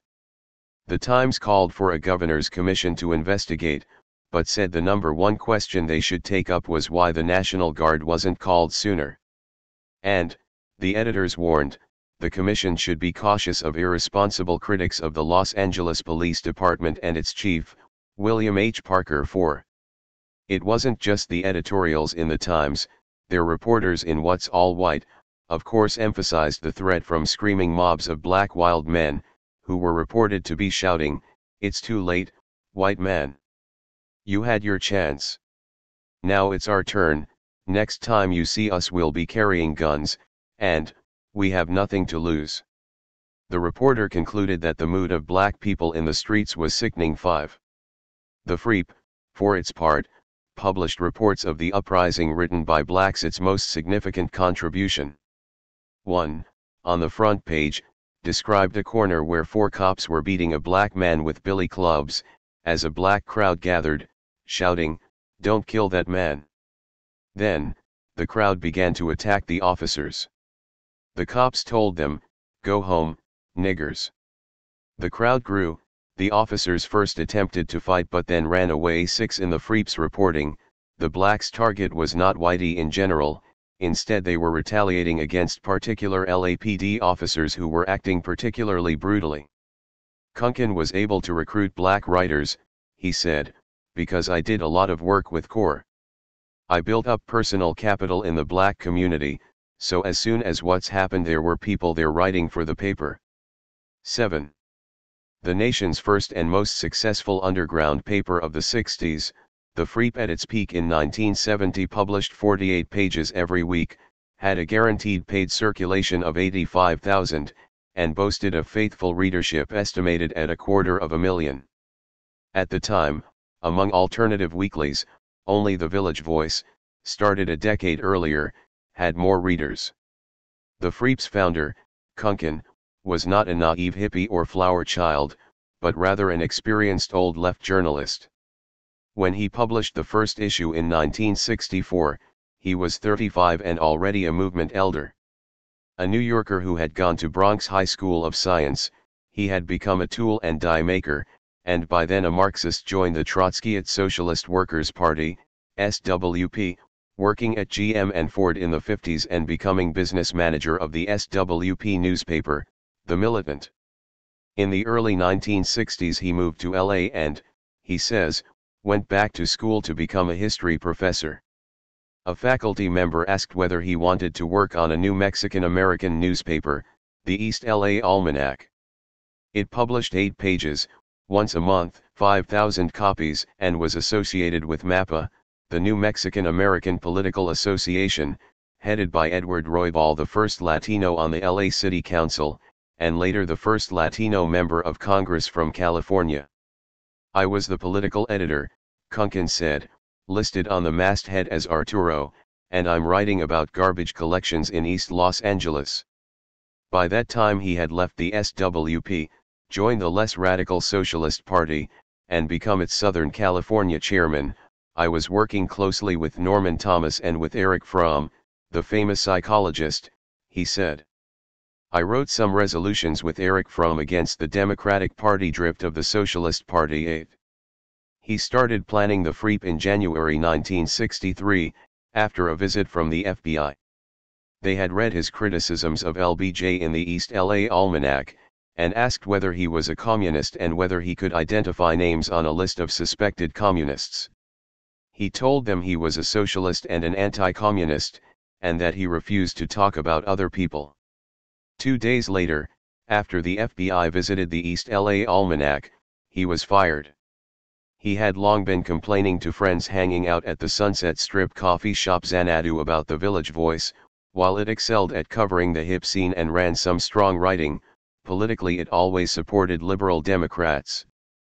People told Kunkin he couldn't publish a Voice-type independent paper in LA because the city had no Greenwich Village, it was too spread out and fragmented, and besides, it would require at least $10,000 to get started. But Kunkin went ahead anyway, looking for financial backers. 9. Meanwhile, he became a commentator at KPFK, producing a show called What I Would Like to Do with a Newspaper in Los Angeles. That was 2 weeks before the station's annual fundraiser, the Renaissance Pleasure Fair. The volunteer in charge of the fair, Phyllis Patterson, told him I was going to do a paper for the fair, but I didn't have time to get it together. Maybe you'd like to do a paper for the fair.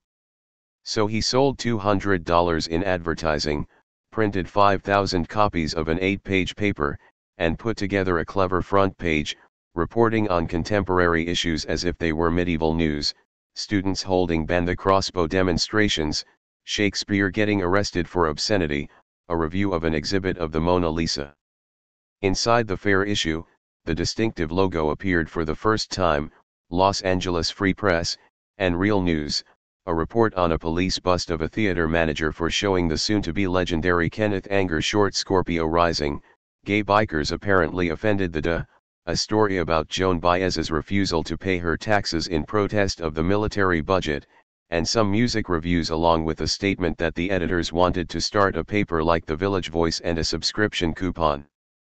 They had a couple of thousand copies left when the fair ended. So, Kunkin says, I refolded the paper and put the free press pages on the outside. Those were sold mainly at coffee houses on Sunset Strip, and one of them, the Fifth Estate, run by Al Mitchell, let Kunkin use the basement as an office. I spent the next month writing a business plan and trying to raise $10,000 but got only $600. I started the paper with that, he said. John Bryan, a one-time mainstream journalist who became managing editor of the Free Press before he quit in protest to start his own weekly, Open City, called Kunkin a disappointed Trotskyist factory organizer. 10 Indeed, it turned out that Kunkin was much better at running a radical weekly in LA than at organizing auto workers in Detroit. He published the Freep every week for the next 10 years without missing a single issue. 11. The first standalone issue of the Freep was dated July 30, 1964. A new weekly, it proclaimed in a front-page statement, "Why we appear." Kunkin opened by declaring that while the paper represented no party or group, we class ourselves among the liberals. Of course, Kunken himself was not a liberal. He had been a member of the SWP and at the time was a leader of the Socialist Party in LA, which made it a point to criticize liberals. Apparently he thought that LA in 1964 was not ready for a paper that criticized liberals from the left. Kunken did promise that the FREEP would be free enough to print material disagreeing with liberal organizations, and indeed the paper would start doing that pretty quickly. But at the beginning, Kunken declared his goal was to link together the various sections of our far-flung liberal community.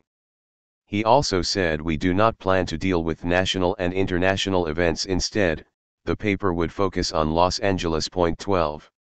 The top story in that first standalone issue, however, was not about LA, but San Francisco, headlined Bank of America vs. Corps. It reported on protests against discrimination in hiring at the bank headquarters, where hundreds marched and 11 had been arrested. The cover also included a photo of a sculpture by a local LA artist charged with obscenity, an issue the FREEP would cover often. 13 Inside the issue, readers found a critique of L.A.'s mainstream newspapers, a column by the grand old man of the beat era, Lawrence Lipton, a calendar of hip events, and reviews of Brecht, Baldwin, and Nabokov. The paper was sold on the street by hippies, mostly on Sunset Strip and from street corner vending boxes. After a year, circulation was only 5,000, a far cry from Kunken's goal, to match the Village Voice's paid circulation of 27,600.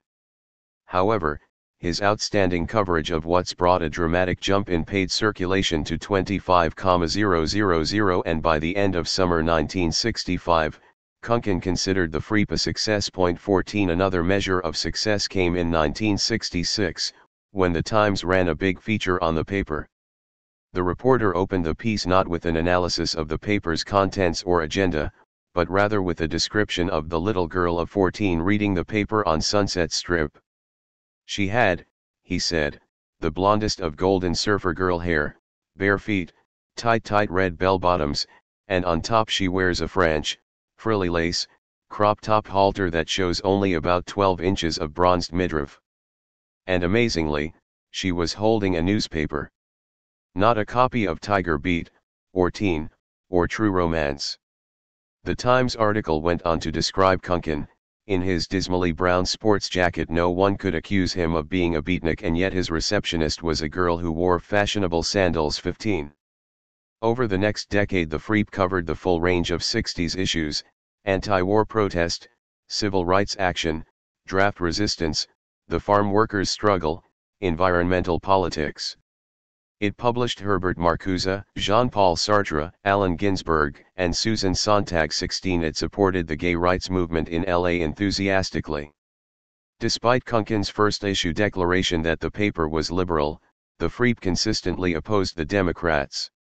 He who votes for lesser of two evils forgets that he is voting for evil, a front-page article declared just before midterm election of 1966.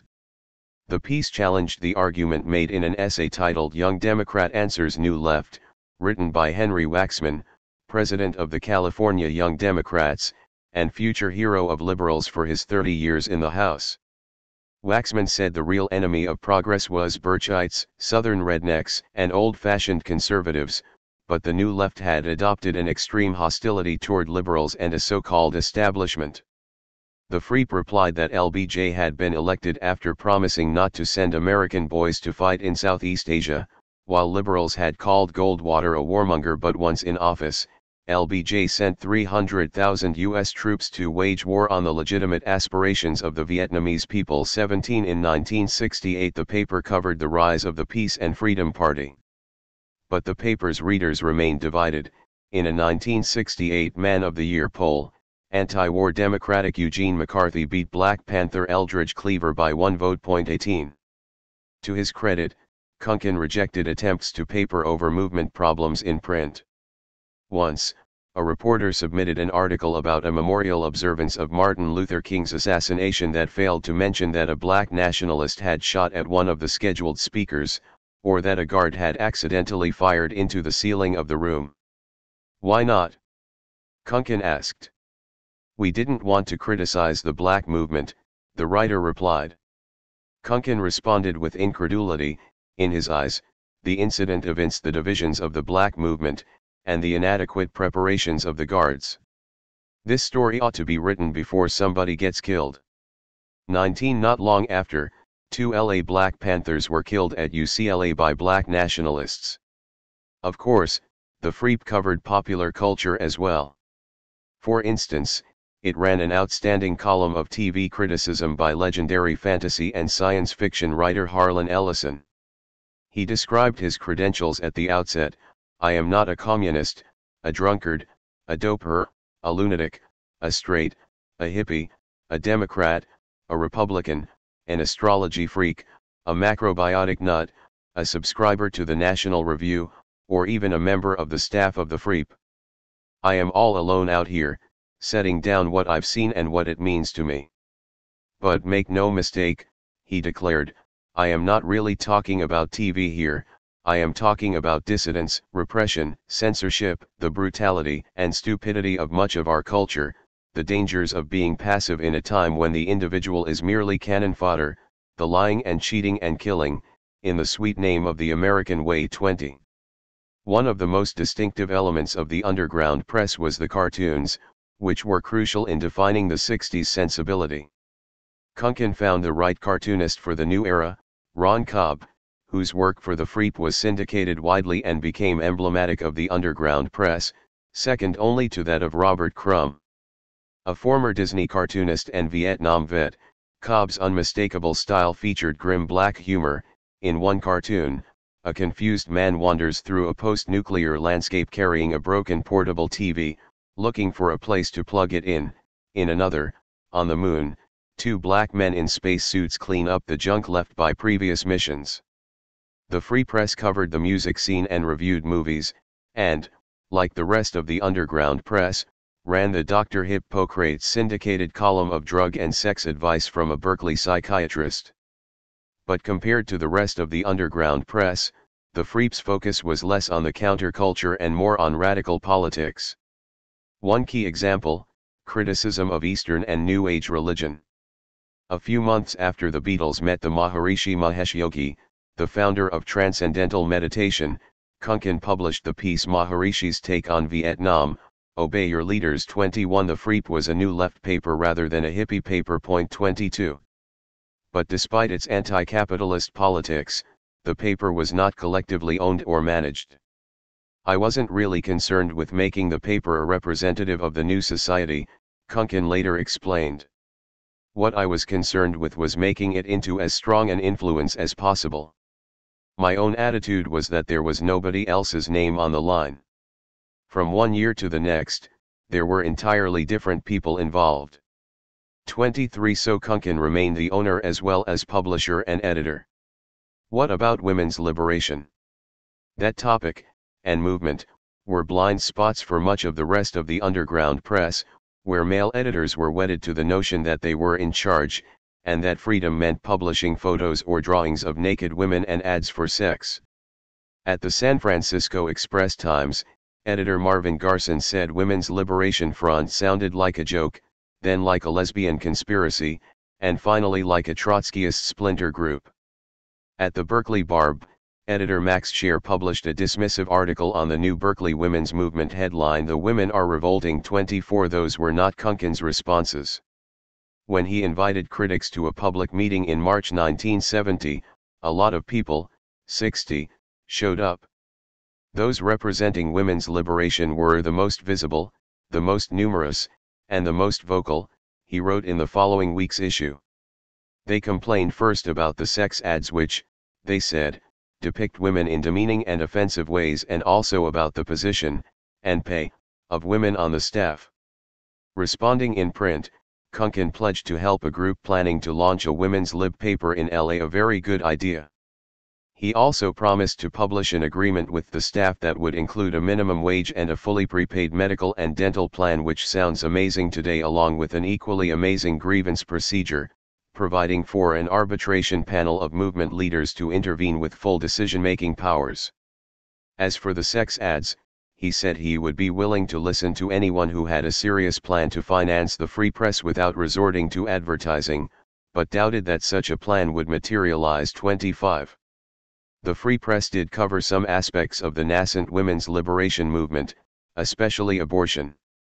Is Mexican abortion dangerous? A front-page headline asked in 1967, well before abortion rights became a national issue. 26. The answer was yes.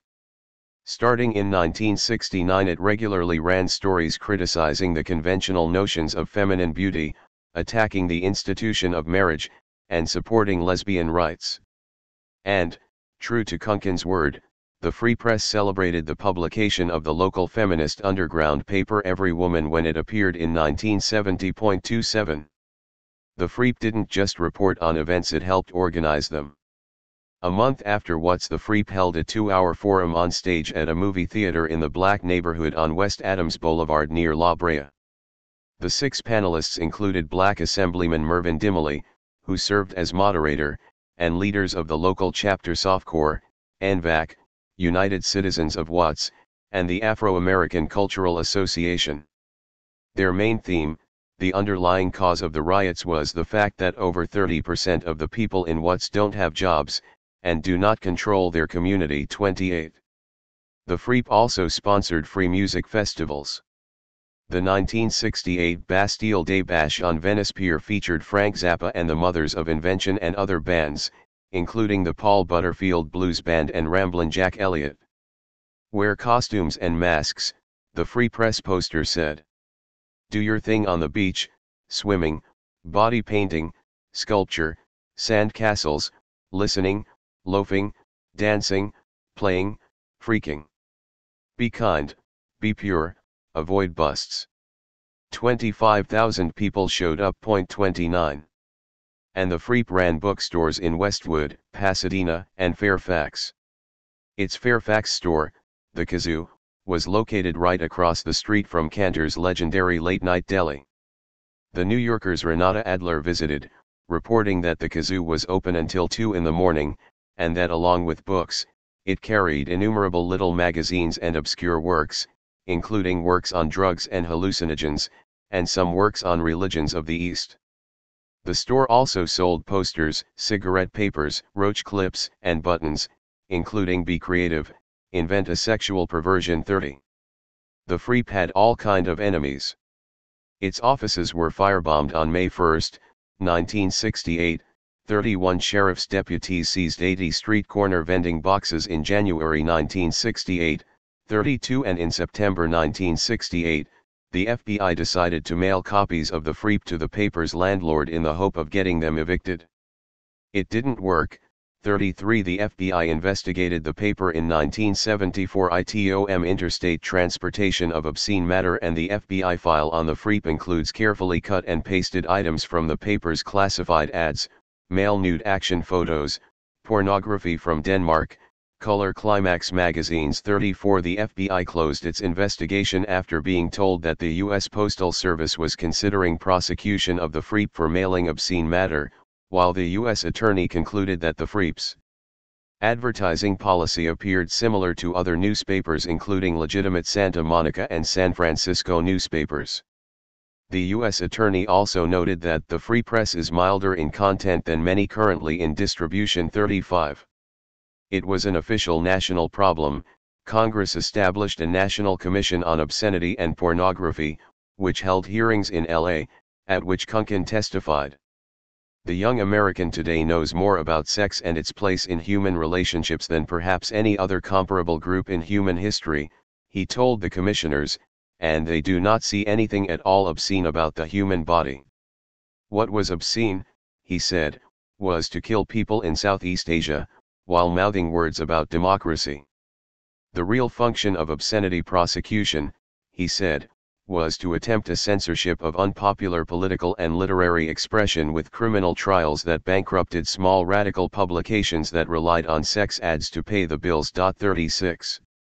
The underground paper that the Free gave birth to, Open City, began publishing in May 1967. Editor John Bryan, before working as Kunkin's managing editor, had been a reporter and editor for the LA Herald-Examiner, the LA Mirror, and the San Francisco Chronicle.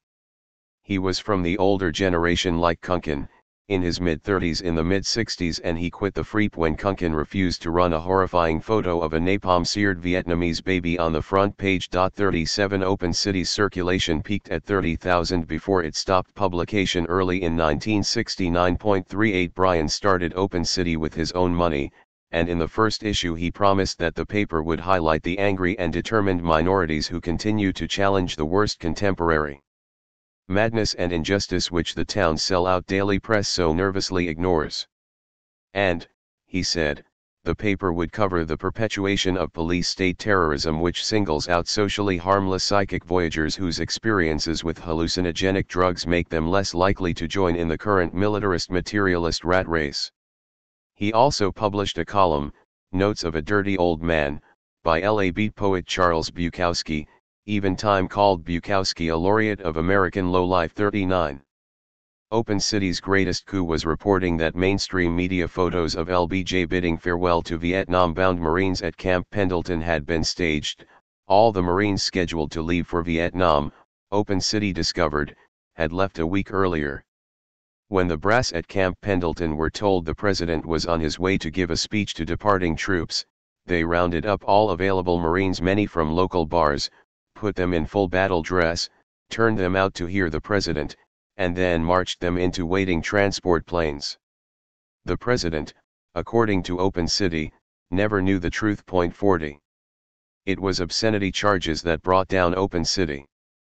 The paper published a half-page ad for best-selling rocker Leon Russell that featured a photo of a naked woman with Russell and his partner, who was holding her knees apart. Defenders said it was a parody of the use of sex to sell products, and columnist Art Seidenbaum argued in the LA Times, "I'd rather see prosecutors restrain themselves instead of the press."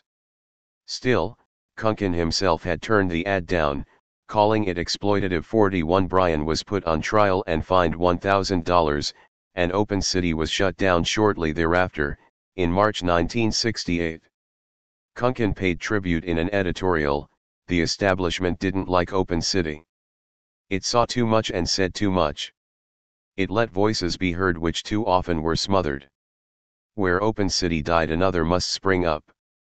There's room in this town and this society for more than one alternate voice paper. 42. At its peak in 1969, the Free Press sold 100,000 copies a week. The company, including the 3 bookstores, employed 150 people and made $2 million a year. Although Kunken was publisher and editor, the staff collectively decided what articles ran in the papers. The only clearly defined jobs were ad sales and bookkeeping. Money was pooled, historian Abe Peck reports. Kunken welcomed a union, and Free Press staffers could be nearly as well paid as mainstream ad reps and editors. 43.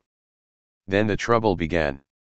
On August 8, 1969, the Free front page headline read "Narcotics agents listed, there should be no secret police." Inside was a list of 80 undercover agents of the State Bureau of Narcotics, along with their home phone numbers and addresses. The paper called it a public service announcement. Kunken and reporter Jerry Applebaum were charged with receiving stolen property. The list and the state attorney general filed a $10 million obstruction of justice suit against Kunken, his corporation, and the staff. The agents also filed a separate civil suit for invasion of privacy, seeking $15 million. You might say Kunken had been foolish to risk everything on this one story, but his lawyers had told him there was no law against publishing the names, which was true at the time. In response to the Free Press case, Governor Reagan quickly signed a bill making unauthorized publication of names of peace officers a misdemeanor. The list, provided by a male clerk in the state attorney general's office, had not been stolen, it was Xeroxed and then returned. Nothing on the document indicated that it was classified or secret. In fact, it was the Bureau's Christmas card mailing list. 44. Kunken's front page editorial made the case for publishing the names. History demonstrates that the secret policeman invariably uses his anonymity to become unaccountable to the people over whom power is exercised. And the goal of the undercover narcs, the Freep declared, was to enforce laws as unwise and unenforceable as the now banished prohibition of liquor. 50 years later, that assessment of the law became the basis for decriminalizing marijuana possession in many states, including California. At the trial, the prosecutor, Ronald George, who later went on to become Chief Justice of the state Supreme Court, had to prove the list had been stolen, and that Kunken and Applebaum had known it was stolen. Kunken told the judge he was acting as a journalist and that the First Amendment guarantee of freedom of the press entitled him to examine any public document not classified or marked confidential. The prosecutor replied that it was not a freedom of the press case, but rather a stolen property case. In July 1970, the jury convicted the two of receiving stolen property, a felony, and the judge sentenced them to 3 years probation plus fines of $1,000 for Kunken and $500 for Applebaum. 45 By the end of the year, the FREEP settled the obstruction of justice case by agreeing to a payment of $10,000, according to Peck. A larger deal was made with the agents. Kunken and Applebaum appealed their criminal convictions, winning their cases in April 1973 when the state Supreme Court ruled unanimously that the prosecution had not established that the defendants had received property knowing it was stolen. 46 And, according to Peck, the narcs never received the money. 47. The paper began a downhill editorial slide with its enthusiastic defense of Charles Manson, arrested in October 1969. Starting in January 1970, the FREEP featured Manson on its front page for 3 weeks in a row. Manson can go free. MD. On Manson's sex life. Manson interview. Exclusive. Then the paper began a weekly column by Manson written from jail. 48 Several dozen news stories followed. Rolling Stone tried to explain, the FREEP was undoubtedly hypersensitive to the relentless gloating of the cops who, after a 5-year search, finally found a long-haired devil you could love to hate. 49 To others it looked like Kunken was choosing sensationalism over New Left politics. In the meantime, in 1969, the company that printed the FREEP had refused to continue. Kunken said the prosecutors in the narcs case had told the owner he too would be sued unless he quit printing the paper. No other Southern California printer would take the job, and Kunken was forced to print the paper in the Bay Area and put the new issues on the train to LA. To end his reliance on fearful printing companies, Kunken bought his own printing plant and a new state-of-the-art press, a monster 20 feet high, printing 16 tabloid pages at a time. Most presses at that point did 8. It cost $250,000 but promised independence and freedom, and he could make money printing for other newspapers. But, he said, the press didn't work. The expense bankrupted Kunken. The staff quit and started their own paper, The Staff, which didn't last long. Kunken was forced to sell the Free Press and its crippled printing operation to 2 pornographers, remaining as editor while becoming an employee. In July 1973, he was fired from the paper he had founded 10 years earlier. 50 For the rest of the 70s, it published mostly sex ads. 11. Before Stonewall, Gay LA. 1964-70. The Crime, Kissing at Midnight on New Year's Eve, 1967, 14 men arrested by the LAPD Vice Squad. The Place, The Black Cat, a gay bar on Sunset Boulevard in Echo Park. The charge, lewd conduct. Police raids on bars had been a familiar part of gay life for decades, but this one had a sequel that made history. 5 weeks later, several hundred people, perhaps 500 or more, gathered in the bar's parking lot to protest the raid. Marchers on Sunset Boulevard carried signs reading "No more abuse of our rights and dignity, abolish arbitrary arrests, stop illegal search and seizure, end illegal entrapment, and blue fascism must go."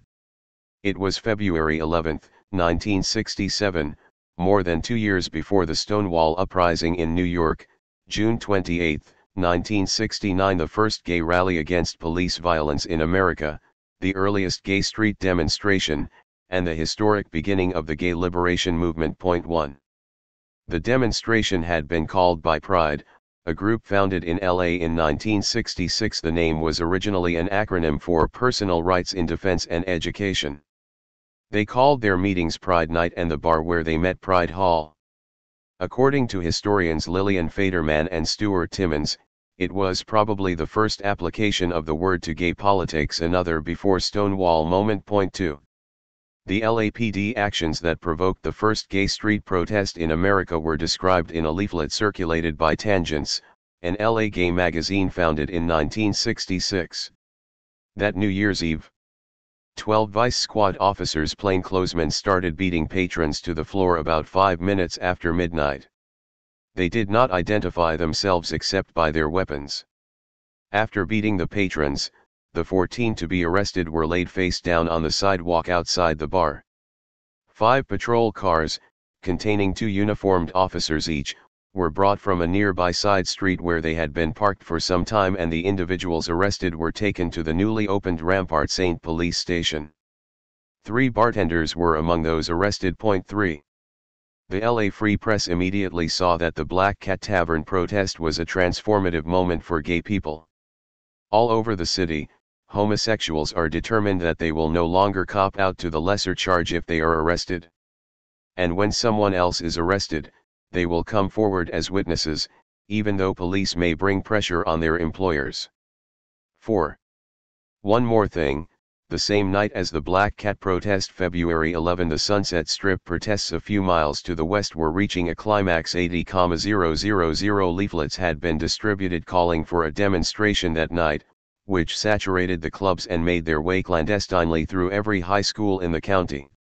One of the most interesting and pace-setting developments in the Sunset Strip protests, the Freep noted, came from homosexual organizations who are currently up in arms about New Year's Eve police raids on a number of Silver Lake area gay bars. Pride, while organizing its own protest for that night, also endorsed the February 11 Sunset Strip demonstration. The kids there carried one of the same signs as the gay demonstrators outside the Black Cat: "Stop Blue Fascism." Pride founder Steve Ginsburg explained Pride's attitude in the Freep. Pride wanted to take to the streets, unlike the prissy little old ladies of some of the older groups. 5. The older groups against which the new libertarians were rebelling started with the Mattachine Society, an L.A. LGBT organization founded by Harry Hay in 1950. Given the temper of the times, the Mattachine founders had as their goal the quiet integration of gays and lesbians into the mainstream, not loud street protests confronting the cops. Hay himself was a member of the Communist Party and a talented organizer.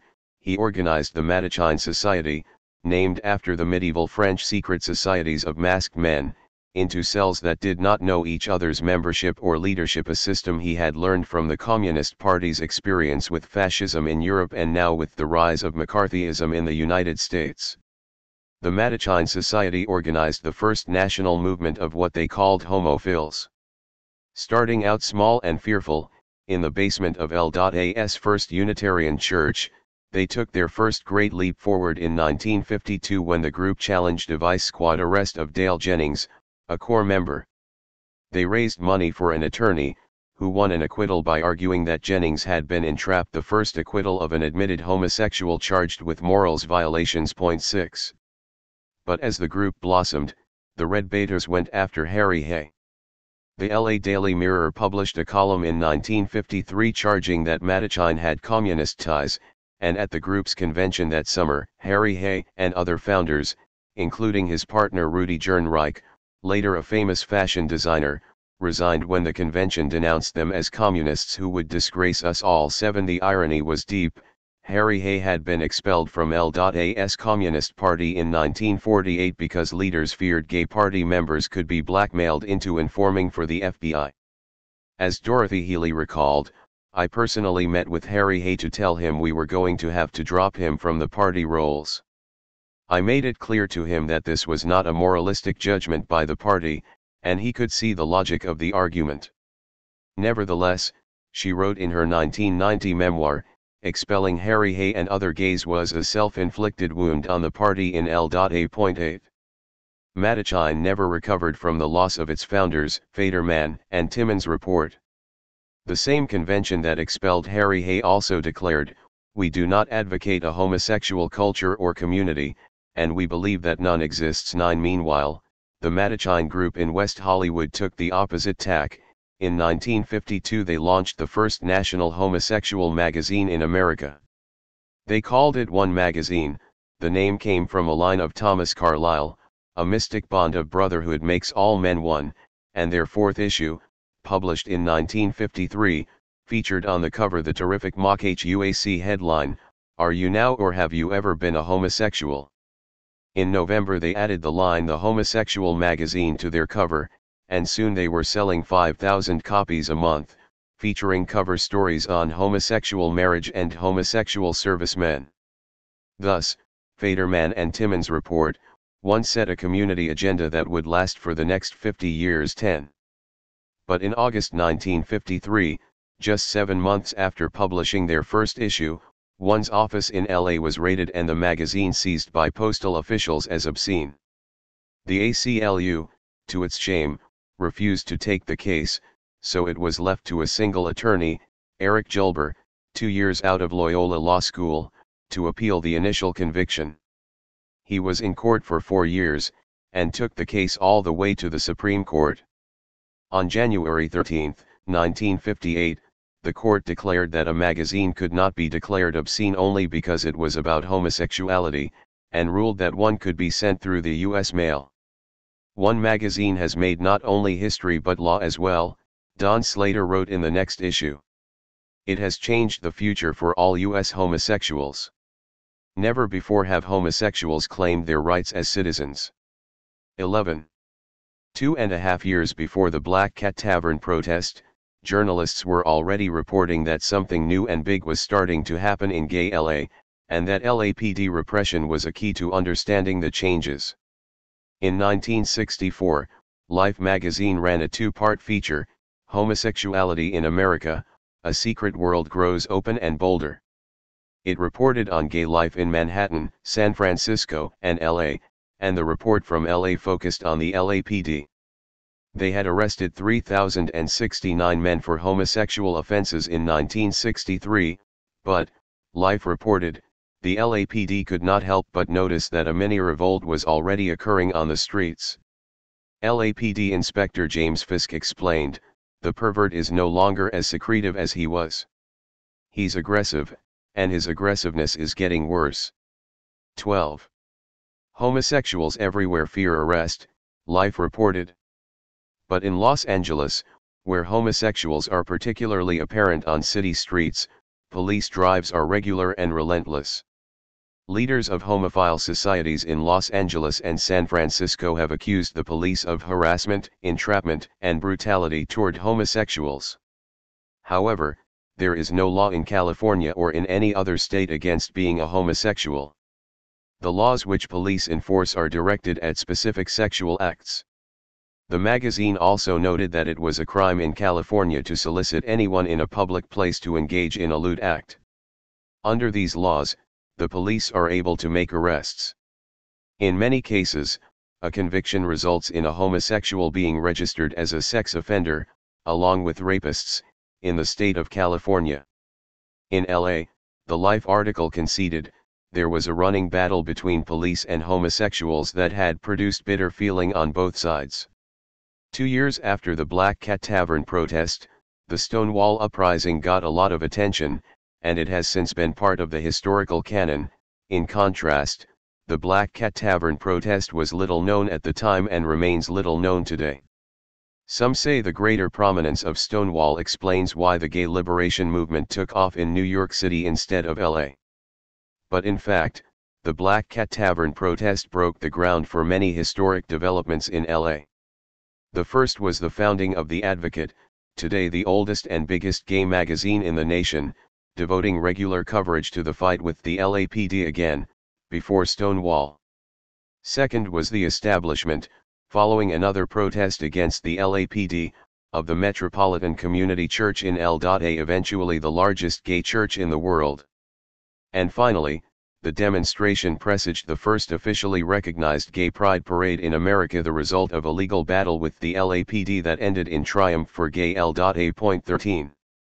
Issue number 1 of The Advocate was dated September 1967. It had begun publication as the newsletter of Pride. The editors, Richard Mitch, using the pseudonym Dick Michaels, and Bill Rao, under the name Bill Rand, then turned it into a newspaper. 14 The first issue led with the sequel to Black Cat, a meeting between Vice Squad head Charles W. Crumley and gays at the home of Jerry Joachim, one of the founders of The Advocate. But meeting with the cops was a two-way street. Pride is asking you to think about something, Joachim wrote, addressing gay men, your conduct. It must be above reproach in public places. We are going to ask you not to cruise in public parks, his emphasis. That represents an intolerable situation to the LAPD, and rightly so. Every effort will be made to persuade the homosexual in LA to confine his sexual activities to private places. We are asking you particularly to boycott Griffith Park. Show the LAPD that we can keep our word, obey the law. If we do our part, perhaps the LA police will grasp this opportunity to stop police harassment. Joachim concluded, asking readers to remember there are arrests that are justified. Our skirts are not 100% clean, and you know it. 15. Asking gay men to stay out of Griffith Park was huge. Jerry Joachim wasn't talking only about furtive one-on-one sex in the bushes late at night. Griffith Park was widely known as a place where wild orgies involving scores of men were common, even in daylight. John Ricci told historian Lillian Faderman that he knew of no other city in the 1960s that had a daytime scene as thriving as Los Angeles did in Griffith Park. The LAPD, Faderman and Timmons report, could not keep up with the exuberant gay male eroticism there. 16 It seems clear from Ricci's account that the request in The Advocate had no effect on sex in the park. But the next page of The Advocate's first issue took a different tack in dealing with the LAPD. In a column with the byline Mariposa de la Noche, the paper noted that summer is beach time, and said that cruising the beach studying the regional wildlife was part of gay life, including such little sea beasties as crabs, a markedly unpopular subject, chicken of the sea constantly in great demand, and fish popular mainly among biologists and dykes. Always a favorite study is anatomy. In fact, many a bronzed body has been inspected and dissected on location, then picked up for further homework. The paper recommended a noteworthy Pacific playground catering to our Royal Society. Santa Monica State Beach, affectionately known as Fag Beach. Whatever that means. Located cruisingly close to Chautauqua Boulevard, State Beach offers much to the gay sea set. The attire is rather unrestricted. But those cruising the beach had to be on alert for the LAPD. The adjacent bathhouse is a definite no-no, the column reported. The Vice Squad has a fetish for tea rooms, especially the one at State Beach. 17. Instead of boycotting Griffith Park, as Jerry Joachim and Pride requested in the first issue of The Advocate, a different group of activists, the Gay Liberation Front, declared the park the site for the first gay inn, on May 30, 1968. The park had already been the site of a be-in in February of the previous year, a public celebration of the counterculture including a performance by The Doors. Now, instead of keeping the park the secret site of gay sex, it would become the public site of gay celebration. Come and cavort, the leaflet said, at the Gala Los Angeles Gay Inn. It identified the sponsors as the Los Angeles Advocate, One Incorporated, the publisher of One magazine, Tangents, and a couple of lesser-known groups. And it called the event a historic first, a gay day in the park. 18. Griffith Park is huge, 4,000 acres, so the question for organizers was where to hold the gay inn. They chose what one called the stunningly liberationist merry-go-round. 19 The organizers intended the gay inn as a challenge to the police policy that effectively banned any public gathering of gays and lesbians. Thus the gay inn featured speeches and music and dancing, as well as booths where professionals and activists offered free legal advice and other services designed to help gays and lesbians come out at work and home and fight firing, eviction, or improper treatment by doctors and psychiatrists. The Advocate reported that more than 1,000 gays, and a number of startled straights, paid a visit to the event. The group was as diverse as gay life itself. There were the long-haired love children, leather queens, a huge blue jean brigade, baskets at attention, everyday businessmen, college kids, streetwalkers, transvestites, lesbians in levis, and bare chests were everywhere in abundance. A guerrilla theater group presented a modern-day fairy tale that involved good fairies and an evil, old, closet queen who saw the light and learned to live outside of her closet. The Advocate reporter was particularly enthusiastic about the Kiss a Homosexual booth, and by the fact that 5 couples were married at the Gay Inn, 3 female and 2 male.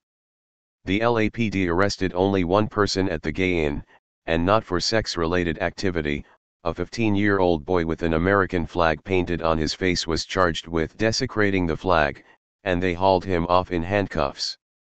A large crowd followed, jeering and demanding his release. 20.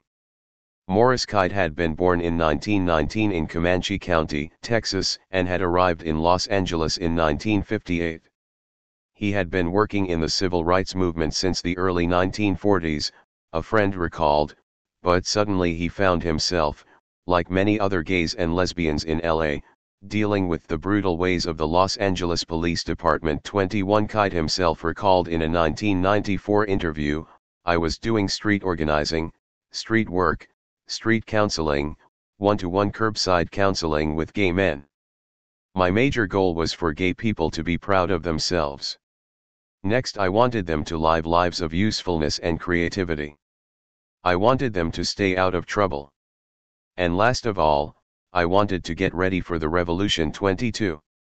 Kite was also an organizer against the Vietnam War, which he called the worst of wars. Among other things, he founded the Dow Action Committee in 1967, which protested the use in Vietnam of napalm, manufactured by Dow Chemical. As the war rose, I gave more and more time and energy into protesting, he later recalled, and less time to serving lesbian and gay people, and I felt horrible about that, he recalled. Also, I was red-baited by gay people constantly, Kite said, but the Dow Group also served as a training ground for gay and lesbian members, who were seeing how to leaflet, how to organize, how to manipulate the press, how to deal with the police, how to do a sit-in, how to do civil disobedience, how to do a demonstration. 23. Kite described his move from the anti-war movement to the gay liberation movement in that 1994 interview.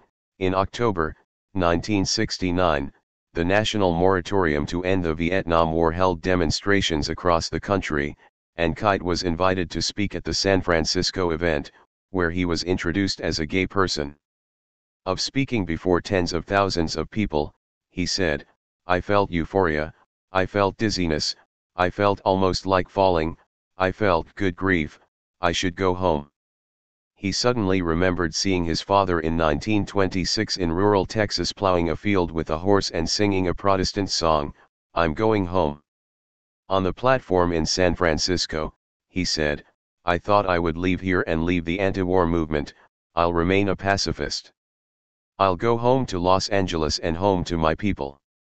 He left the platform, went straight to the airport, flew back to LA, and resigned from anti-war organizations, including the Peace Action Council. The following day I announced the founding meeting of what was to become the Gay Liberation Front in LA. 24. The GLF had already been organized in New York and Berkeley. L.A.'s group was third. Within a year there were almost 400 members. Kite later recalled that for the next few years, he spent a quarter of his time on GLF street demonstrations, and half of his time on the GLF Social Services its Gay Survival Committee, which in 1971 became the LA Gay and Lesbian Community Service Center, later LGBT Center, the first and biggest in the world. The other quarter of his time he devoted to the anti-war movement, he said, because the war in Indochina was still going on. 25. Most of what the GLF did was organize street protests about discrimination against gays at restaurants, Barney's Beanery, which had a no faggots sign, stores, Tower Records, which fired a gay clerk, and newspapers, the LA Times, which refused to run news about homosexual organizations and activities. But the GLF also did anti-war organizing and draft counseling. Support for the anti-war work wasn't unanimous. In May 1970, after the invasion of Cambodia and the Kent State killings, GLF leader Jim Kepner wrote in the Freep that a few members feel gay lib should not be involved in other movement issue, but that the group overwhelmingly voted to wire Nixon an angry protest against the illegal invasion of Cambodia and the vicious shooting of students. The same article reported that 17 GLFERs joined the thousands who demonstrated in Oceanside in support of anti-war Marines. We kept our own propaganda level low for the occasion, feeling it sufficient to let it be known that gays were supporting the main cause, and not seizing the occasion, as so many did, for side trips. 26. The GLF organized for an anti-war demonstration in April 1969 in San Francisco. The leaflet had two slogans, "Out Now," and "Come Out." Another anti-war demonstration, this one in LA in October 1970, was endorsed by the GLF. And in November 1970, the GLF endorsed and collected signatures for the People's Peace Treaty, where individuals signed a statement declaring that the American people and the Vietnamese people are not enemies. 27. And the GLF produced a key publication, A Guide to Revolutionary Homosexual Draft Resistance, a leaflet that declared, "The U.S. government oppresses homosexuals in employment, military duty, tax laws, and criminal prosecutions," and asked, "Is this a system you want to die for?" The leaflet, organized as a Q&A, followed, "What is there about being gay that makes me unfit for military service?" The answer provided by the GLF was eloquent: nothing. All branches of the military have homosexuals, both men and women, who are serving capably and honorably. But the U.S. has laws against homosexuals being inducted, and every year, in every branch of the service, men are dishonorably discharged and imprisoned because their homosexuality has been revealed. Therefore, the GLF recommended that at pre-induction physicals, young draftees should check the yes box on the question about homosexual tendencies. They should refuse to answer any questions about their experiences because 48 out of 50 states have criminal statutes against homosexual acts, and the Constitution protects Americans from self-incrimination. The leaflet recommended that if there is a better way to avoid the draft, such as a student deferment or a medical disqualification, use it, but instructed young men to stand your ground, and in all cases refuse induction. But the GLF position on the draft was not anti-war, nor was it anti-imperialist. No homosexual shall be drafted against his will, the GLF list of demands stated in 1970, nor shall the military deny entrance or demand release of any person because of homosexuality. 28. The next year, when Congress had to decide whether to extend the draft, the GLF in LA took a stronger stand. Our gay brothers have been harassed and intimidated by the system. Now we have a chance to do away with it. 29. Finally, the GLF also engaged in electoral politics, campaigning for Robert Scheer for Senate that year and other peace and freedom candidates for statewide office. The Peace and Freedom platform included a plank crafted by the GLF, which declared the necessity to work to abolish all laws that discriminated against gays and lesbians, as well as all forms of economic and social exploitation. It called for the freeing of everybody who had been jailed on homosexual charges, and for sex education programs that would give the same validity to homosexual forms of expression as to heterosexual forms. Scheer got 57,000 votes, about 1% of the total, 30. The GLF, of course, became part of a national gay liberation movement, and one of its key strategists and spokespeople was Carl Whitman, whose gay manifesto was published in the LA Free Press Gay Liberation Supplement in 1970. Whitman had been a national leader of SDS but left the organization to devote himself to organizing the gay movement. How it began we don't know, he said in his manifesto. Maybe we were inspired by black people and their freedom movement, we learned how to stop pretending from the hip movement. America in all its ugliness has surfaced with the war. But gay people were doing something new, we are full of love for each other and are showing it, we are full of anger at what has been done to us. And as we recall all the self-censorship and repression for so many years, a reservoir of tears pours out of our eyes. And we are euphoric, high, with the initial flourish of a movement. 31. Whitman's manifesto also declared that our first job is to free ourselves. That meant allying with the new women's liberation movement, and junking male chauvinism.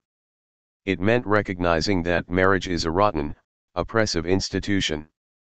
It meant resisting the movement types who come on with a line of shit about homosexuals not being oppressed as much as blacks or Vietnamese or workers or women.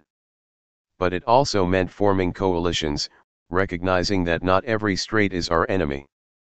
And face it, we can't change America alone, it's not a question of getting our share of the pie. The pie is rotten. As for the anti-war movement, he wrote, we can look forward to working with them if they are able to transcend their anti-gay and male chauvinist patterns.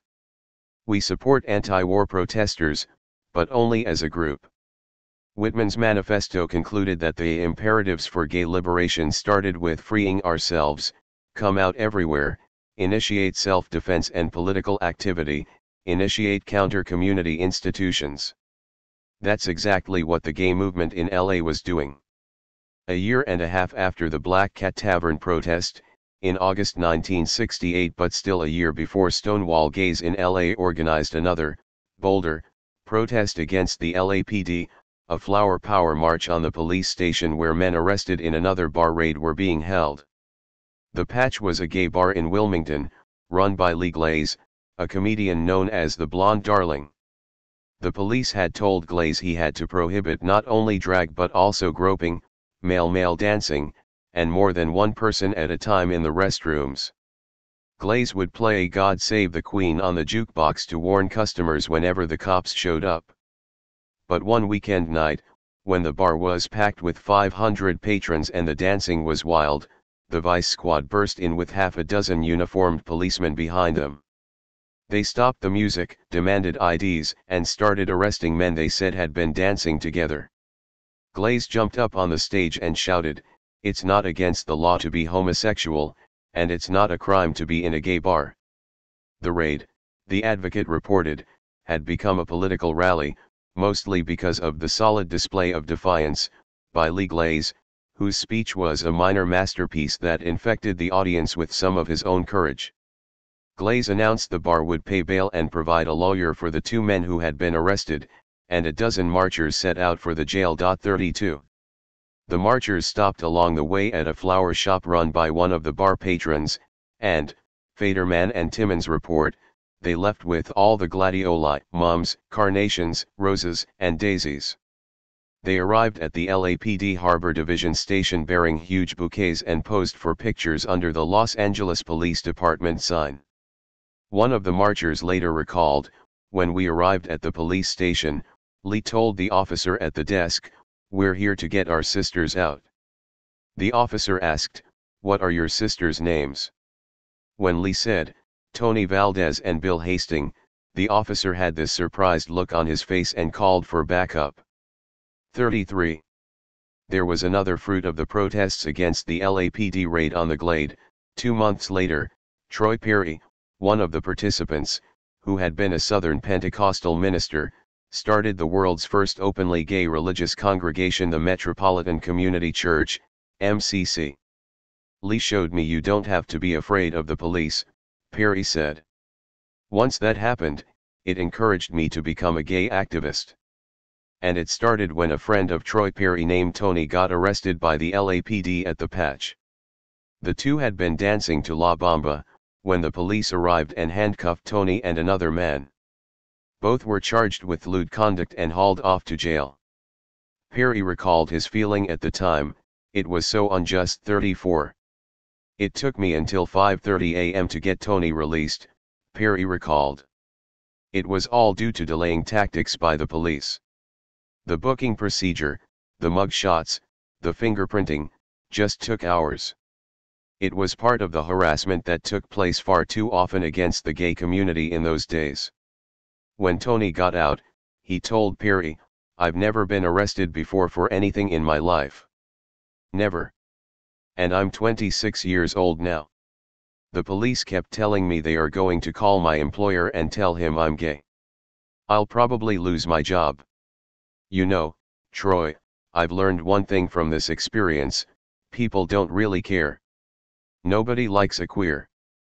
I tried to be helpful, Perry recalled, telling Tony, even if people don't, I'm still convinced that God cares about you. But Tony just laughed bitterly. Come on, Troy, he said. God doesn't care about me. Troy Perry went home alone, and prayed, Lord, we need a special church. If you want such a church started, just let me know when. Then, a still, small voice in my mind's ear spoke, and the voice said, now 35. Thus the MCC was founded to respond to the deeper emotional damage done by the LAPD. Starting with a group of 12 in Los Angeles in October 1968, by 2011 it had 172 churches throughout the world, including parishes in 46 of the 50 states. It owns $100 million worth of property, and is probably the world's largest employer of gays and lesbians. 36. Perry announced its foundation in an ad in The Advocate, and the first gay worship service was held in his living room in Huntington Park in October, 1968. At that first service he told the gathering what MCC was going to be, a three-pronged gospel consisting of salvation, community, and Christian social action. We would stand up for all our rights, secular and religious, and we would start fighting the many forms of tyranny that oppressed us. Thus from the first the MCC was committed to action. A parishioner later recalled, someone would call a protest, against, the Hollywood police for discriminatory policies, and then our telephone trees would be buzzing, and 80% of the people who showed up at the demonstration would be from the Metropolitan Community Church. 37. Another fruit of gay organizing that was spurred by the Black Cat Tavern raid, in May 1969, Paul Lamport, the LA City Councilman said to have been behind the New Year's Eve raid, was voted out of office, in the nation's first openly gay electoral campaign. 38 Lamport had been endorsed by the new LAPD chief, Tom Redden, and had campaigned against gays in a district that included not only Hollywood but also Silver Lake and Echo Park, which together contained perhaps the greatest concentration of gay population and gay businesses in the nation. 39 Lamport blamed The Advocate, in part, for his defeat, and said the paper produced a steady stream of filth and perversion. Indeed, the newspaper had vowed to really swing an election and defeat him. 40, the Freep also campaigned against Lamport, who had condemned city officials for what he said was a secret program to welcome an invasion of 100,000 hippies to Los Angeles in summer 1967. 41 Bob Stevenson, the man who defeated him on the basis of gay support, died in office and was replaced by his widow Peggy, who also won the election after campaigning for gay votes. Lamport tried to return to the city council in the next election, in 1973, this time seeking gay votes, but was defeated. The district has had a gay rights supporter as its council person ever since. The LAPD confronted the third gay-in on April 5, 1970, with a massive force, but the conclusion of the confrontation marked the beginning of a change. The police really came to that one, really seriously, Morris Kite remembered, showing up in riot gear, forming a line and brandishing batons, preparing to clear the park. He recalled speaking to the commander on the scene, telling him, "If you want to cause a riot and hurt a lot of people including yourselves, that's exactly what you are going to get. The crowd is having fun, nobody is violent, nobody is armed, nobody wishes to do any physical harm, they want to have fun, and your presence is offensive. Why don't we agree that you will leave? I will go away and go back down and associate with the people, and you will quietly withdraw. Because if you don't, you will have a violent riot here today." They withdrew within 20 minutes, Kite reported. 42. The climax of the battle between Gay LA and the LAPD came in June, on the first anniversary of the Stonewall Rebellion, when LA became the site of the nation's first officially recognized gay pride parade. New York had a march, but LA got a police permit for a parade, and the city closed Hollywood Boulevard to traffic for the event. Morris Kite recalled that their first idea to commemorate Stonewall was to hold 25 simultaneous demonstrations located at key symbols of oppression, repression, and exploitation, including churches, synagogues, schools, military recruiting stations, and of course police stations. Troy Perry had a different idea. At a meeting with Kite and Reverend Bob Humphreys, he said, "This is Hollywood. Why don't we just hold a parade?" Kite later recalled that he agreed with Perry's idea to organize a single march down Hollywood Boulevard. "It's a world-famous street and we wanted to be where the people were, where the media were, where the action was." 43. They went to the police commission to apply for a parade permit which required a sponsoring organization.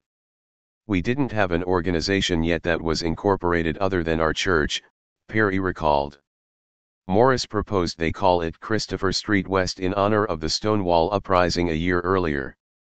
Before the meeting with the police commission, Perry remembers, "We had agreed at first that we wouldn't use the word homosexual until we had to." Chief Ed Davis kept asking who they represented. After about an hour, the police were getting nasty a little bit, so Perry finally said, "We represent the homosexual community of Los Angeles." A simple statement, but a historic one. And with that, oh, my God, all hell broke loose. Chief Davis said, "Did you know that homosexuality was illegal in the state of California?" I said, "No, sir, it's not." The chief then told the commission that, as long as felony laws against oral copulation and sodomy were on the books, they would be ill-advised to discommode the people to have a burglars or robbers parade or a homosexuals parade. 44. At the end of the meeting, however, the police commission agreed to issue a permit if the applicants could post two bonds, one for $1 million, the other for $500,000. The bonds, they were told, were to pay the merchants whose windows are going to be broken out when people start throwing rocks at you all in the street. My God, Perry recalled, it was the Jews in Germany all over again. If a Jew ducked a rock and it broke out a window, the Jew had to pay for it. So they were doing the same thing with the queer community, the queers are gonna pay for it. In addition, the commission said you will post in cash the amount of $1,500 to pay for the policeman that it will take to protect you. We thanked them profusely, Perry recalled, and said we'd be back. 45. They went to attorney Herbert E. Selwyn, a longtime defender of gays in the courts and a lawyer with the ACLU of Southern California. He met with the commission and persuaded them to drop the bond requirements, but they insisted on the requirement of a $1,500 payment for police protection. Selwyn and the ACLU took that issue to the California Superior Court, where the judge, Richard Schauer, declared, "These people are taxpayers like anybody else.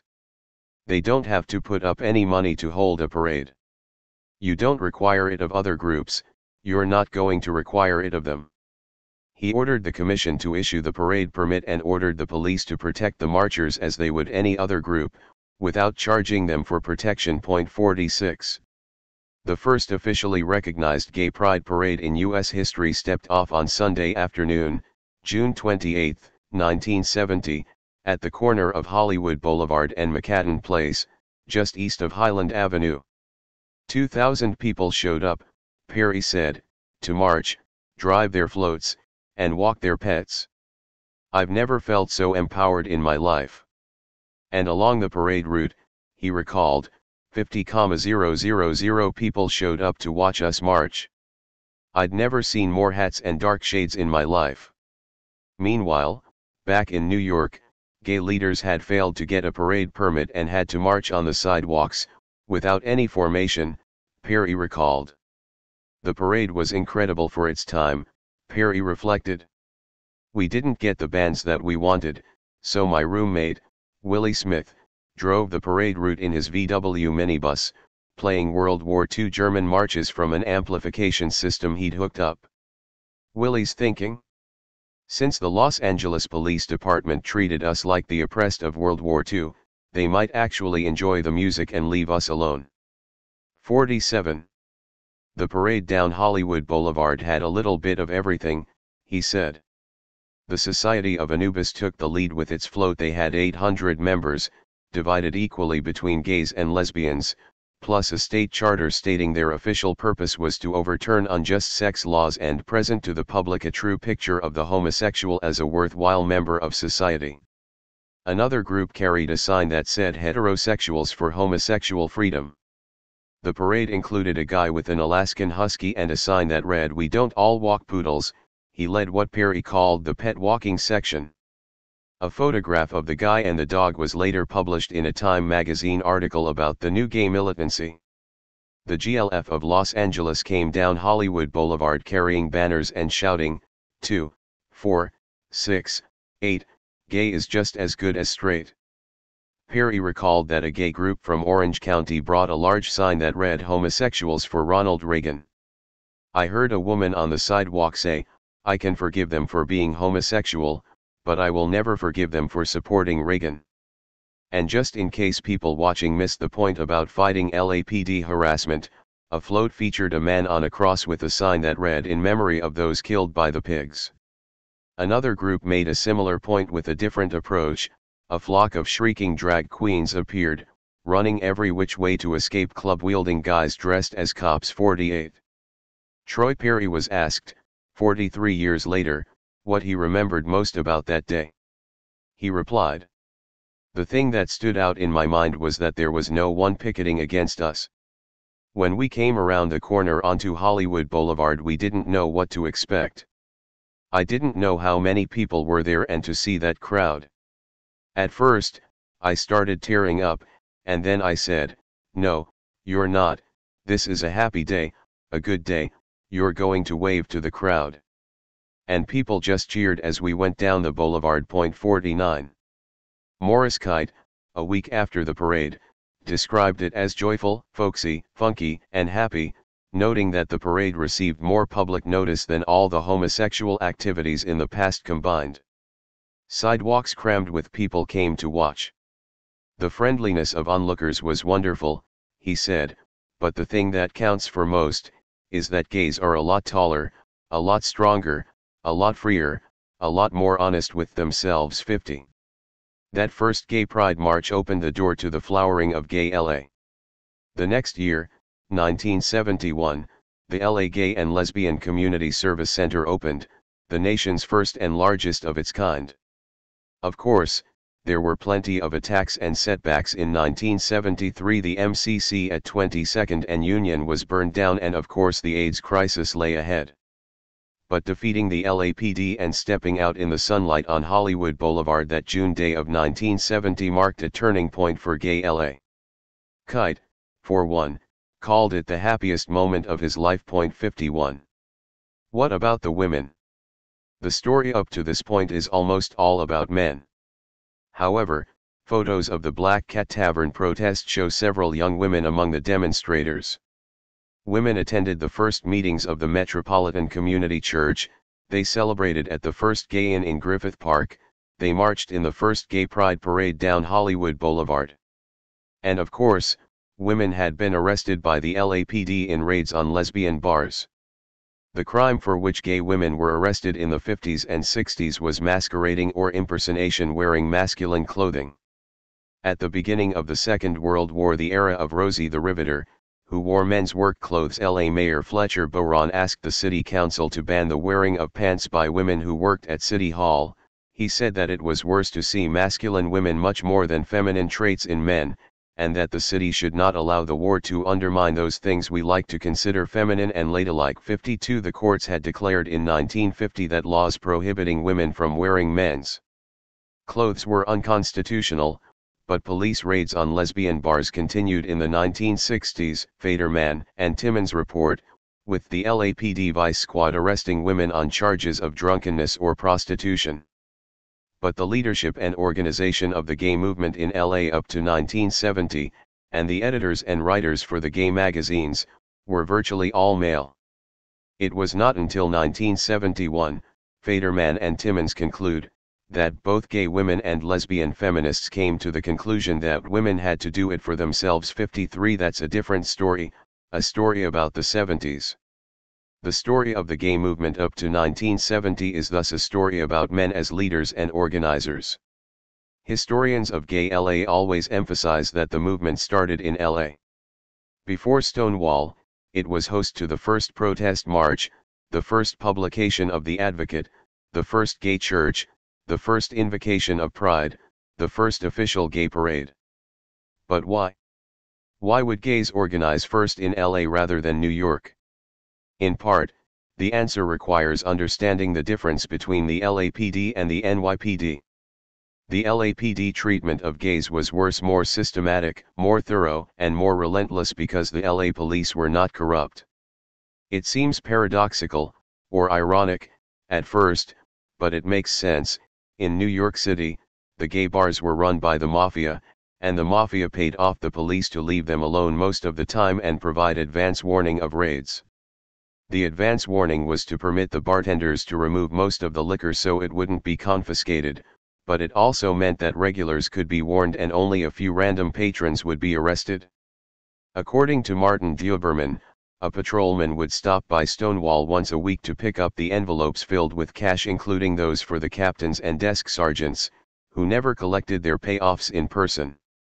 The total cash dispensed to the police each week came to about $2,000. 54. The LAPD in the 30s and 40s had been a notoriously corrupt institution, but it was famously cleaned up by Chief Parker after he took charge in 1950. He instituted military-type discipline, made the LAPD a professional force, and relied on his Organized Crime Intelligence Division, OCID, to keep the East Coast Mafia and organized crime elements out of Los Angeles.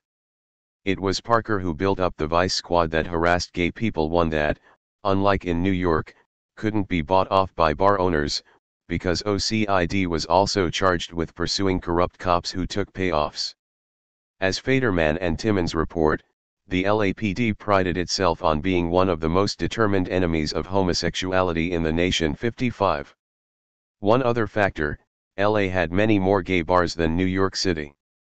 When the Black Cat Tavern was named a historic landmark in 2008, the LA Times reported there had been 80 gay bars in the city in the 1960s. 56. The combination of a large gay population, a big gay bar scene, and a particularly repressive police force created the pressures that finally exploded, and the organizing that flourished, starting with 500 people on the picket line at Black Cat protest in February 1967, and reaching a glorious climax with 2,000 marching down Hollywood Boulevard in June 1970 in the nation's first official gay pride parade.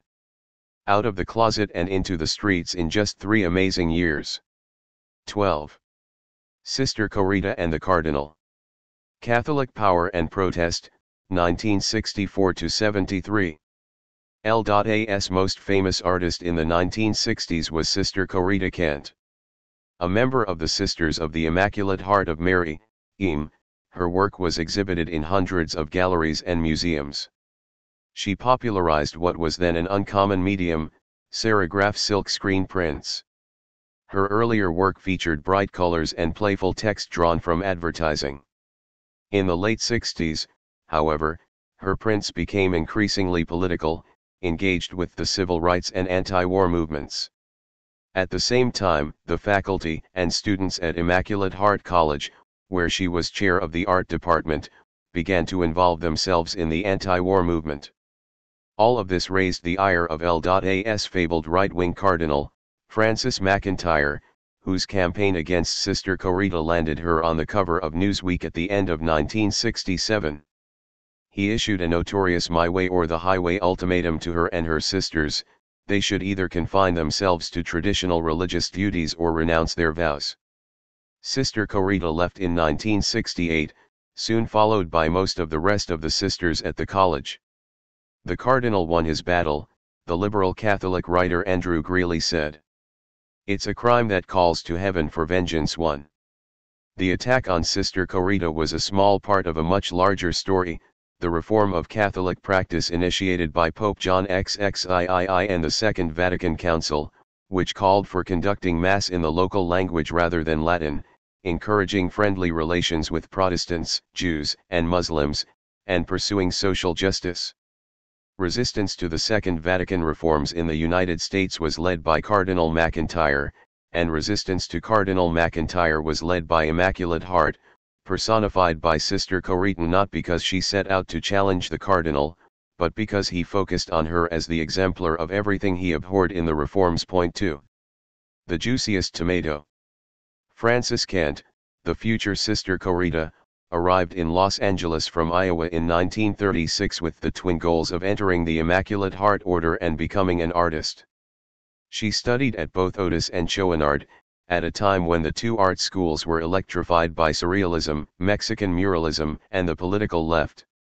A few local artists at that time were experimenting with silk screening, a commercial art technology that was not usually considered part of the fine arts toolkit. But for Corita it was ideal. She didn't want to make unique paintings to be sold at high prices to art collectors, she wanted to make art that would be available to everyone. So she became the master of silk screening, preceding Andy Warhol in both the ironic use of hot colors and brand iconography. She was especially famous for Wonder Bread, 1962, featuring the 12 colored spots from the package for Wonder Bread, which builds strong bodies 12 ways. For her the spots represented the 12 apostles, and the bread represented the host, the symbolic body of Christ that was the real wonder. 3. Another well-known work, For Eleanor, 1964, featured a capital G in large script, the logo of General Mills, and next to it the company's advertising slogan, the big G stands for goodness. But, of course, for Sister Corita the big G was not General Mills, it was God, a God who was indeed good. By 1964, the Second Vatican Council under Pope John XXIII was in full swing, and church reactionaries were horrified by its reform proposals. Many saw it as the most unsettling event since the Reformation. But the Sisters of the Immaculate Heart embraced the spirit of the reforms, and that made them enemies of MacIntyre and his ultra-conservative supporters. Moreover, Corita did two things that year that especially angered the Cardinal. Point 4. First was Mary's Day at Immaculate Heart College. It had been a solemn day of prayer and procession dedicated to Mary as Mother of God, college president Anita Caspary explained, but was transformed by Sister Corita into a celebration of the real woman of Nazareth, with students in colorful dress, crepe paper flowers, streamers, and banners, made by students in the art department, and modern songs, accompanied by guitars played by the students. It seemed very 60s, the media called it a happening, and it was featured in the CBS Sunday morning non-denominational religious show for young people, Look Up and Live 5. Of course MacIntyre didn't like it. The artwork that got Corita into the most trouble with the Cardinal, that is, until her later political work, was her 1964 piece The Juiciest Tomato of All. The word tomato, divided onto two lines, was white on a red field with a yellowish stripe, and the last three letters, in the bottom half of the poster, were completely filled with tiny text. Like her other recent work, this piece took off from an ad for Del Monte canned tomatoes and bent it into a Christian message. The juiciest tomato, the piece declared, was Mary. MacIntyre considered the piece a desecration, and prohibited it from being displayed. But other Catholics felt differently. The National Catholic Reporter ran a version of it in their Christmas issue. Point 6. Corita's decision to move toward more topical political themes had a dramatic beginning. In April 1965, she met Father Daniel Berrigan, who had been invited to lead a Holy Week retreat for IM. The year before, he had helped draft a declaration of conscience urging young men to resist the draft, because the war in Vietnam was based on inhuman torture and senseless killing, and because it suppresses the aspirations of the people for political independence and economic freedom. 7. That was a radical view in 1965, when the great majority of Americans accepted the official argument that America was fighting in Vietnam to defend a democracy facing invasion by a totalitarian state. And for Catholics to oppose the Vietnam War was a very big deal. The American Church supported the war as a war to defend Vietnamese Catholics, who had fled North Vietnam after the communist-led victory over the French in 1954. The first president of South Vietnam had been the Catholic Ngo Dinh Diem, installed by the Americans in 1955 and backed by America's most powerful Catholic, Cardinal Francis Spellman of New York City, the patron of L.A.S. Cardinal McIntyre. Dan Berrigan, really brought us to political consciousness, said Liz Budgenthal, another of the Eames sisters at the retreat. For Corita and others, he made political and social action natural, necessary. We spent most of our time pondering what to do and how. And Corita started immediately, with political statements in her work. 8. 4 months after the retreat came the What's Rebellion. Sister Corita made a powerful What's piece she called My People, which recalled the line from Matthew 25, "Whatsoever you do to the least of my people, you do unto me." McIntyre at the time was denouncing the people taking to the streets in what's as inhuman, almost bestial 9. Corita silk screen reproduced a black and white LA Times front page with the giant headline, "Extra, 8 men slain, guard moves in." Other stories on that same front page included "Get Whitey," "Scream blood-hungry mobs and anarchy must end." Below the image was a block of text, written in Corita's handwriting in white on a red field: "Those who live in the well-organized, well-ordered, nourished, clean, calm and comfortable middle-class part of Christ's body can easily forget that the body of Christ, as it now exists, is hungry, dirty, not motivated by reason, fermenting in agonizing uncertainty and certainly most uncomfortable." It concluded, "Rather than squelch the rebellion, we might better enlist the rebels to join that greatest rebel of his time, Christ himself."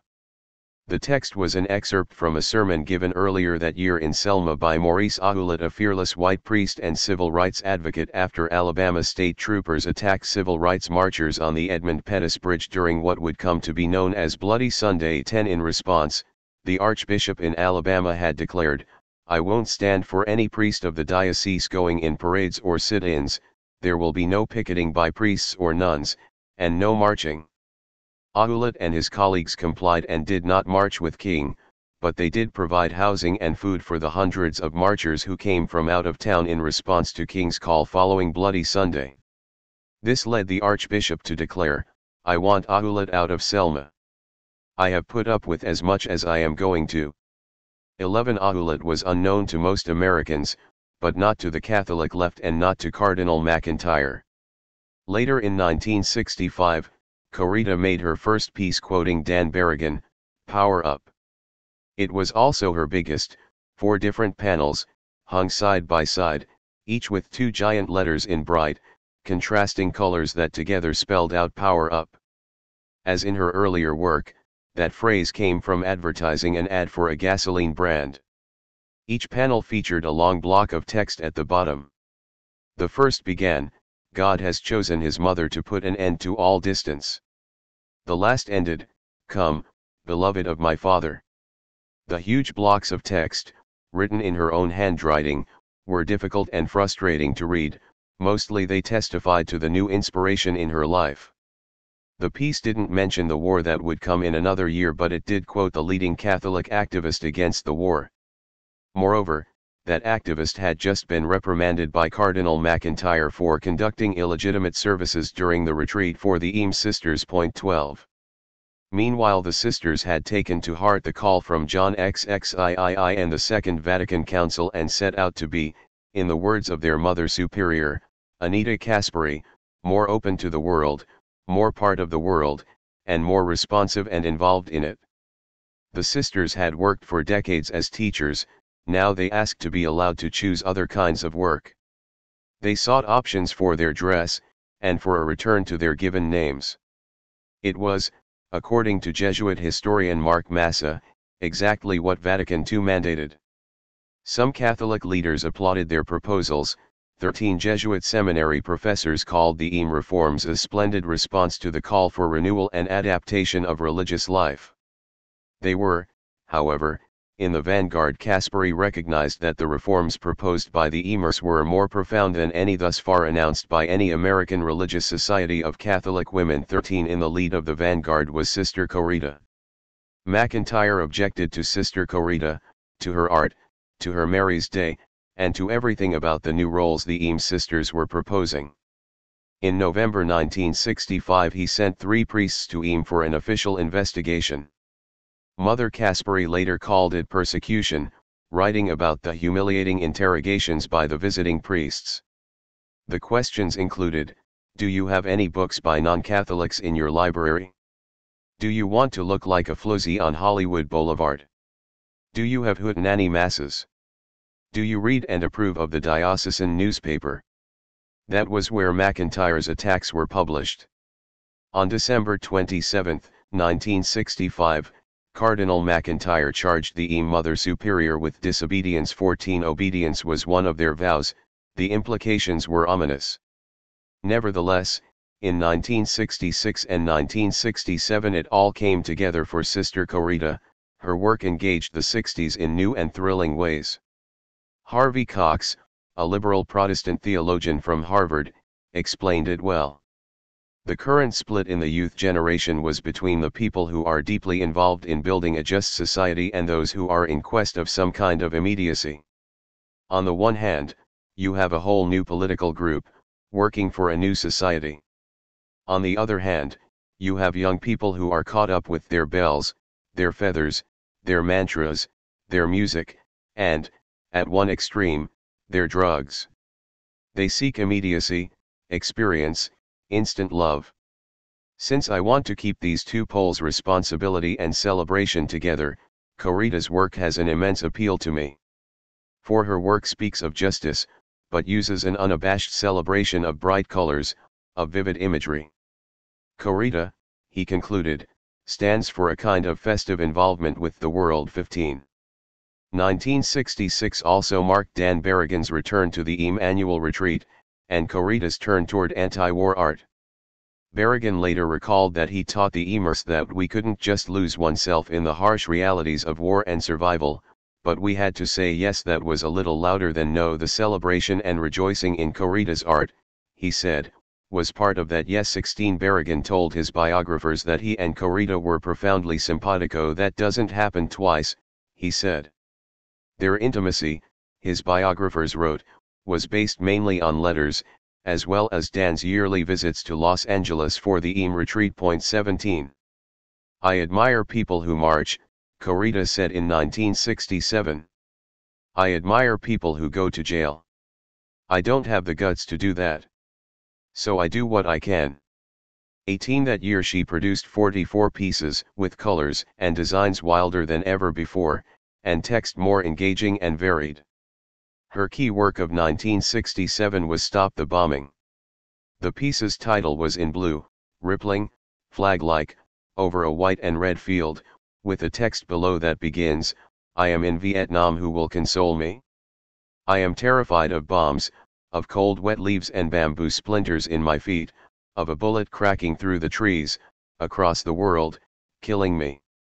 It came from poet Gerald Huckabee. 19 At that point, a majority of Americans did not believe it was a mistake to send troops to Vietnam. A Gallup poll showed about 50% for the war, and 35% against. 20. Another key work that year was Different Drummer. The image was a waving flag, and the text was from Thoreau, if a man does not keep pace with his companions, perhaps it is because he hears a different drummer. Let him step to the music which he hears, however measured or far away. She also made pieces quoting Lennon and McCartney, How Does It Feel to Be One of the Beautiful People, Philip Roth, Life is a Complicated Business Fraught with Mystery and Some Sunshine, Lorraine Hansberry, I Care. I Care About It All, and, of course, Daniel Berrigan. 3 In his case. In all these pieces the colors were vivid and the work exhilarating. Corita was now hugely successful. She had 150 solo exhibitions in 1966 in galleries, museums, and universities, including the Met and MoMA in New York City, LACMA in LA, and the Bibliothèque Nationale in Paris. She had received more than 50 awards in national and international print competitions, and she had been selected by the Vatican to do a 40-foot mural for their pavilion at the New York World's Fair. And the media spotlight shone on her.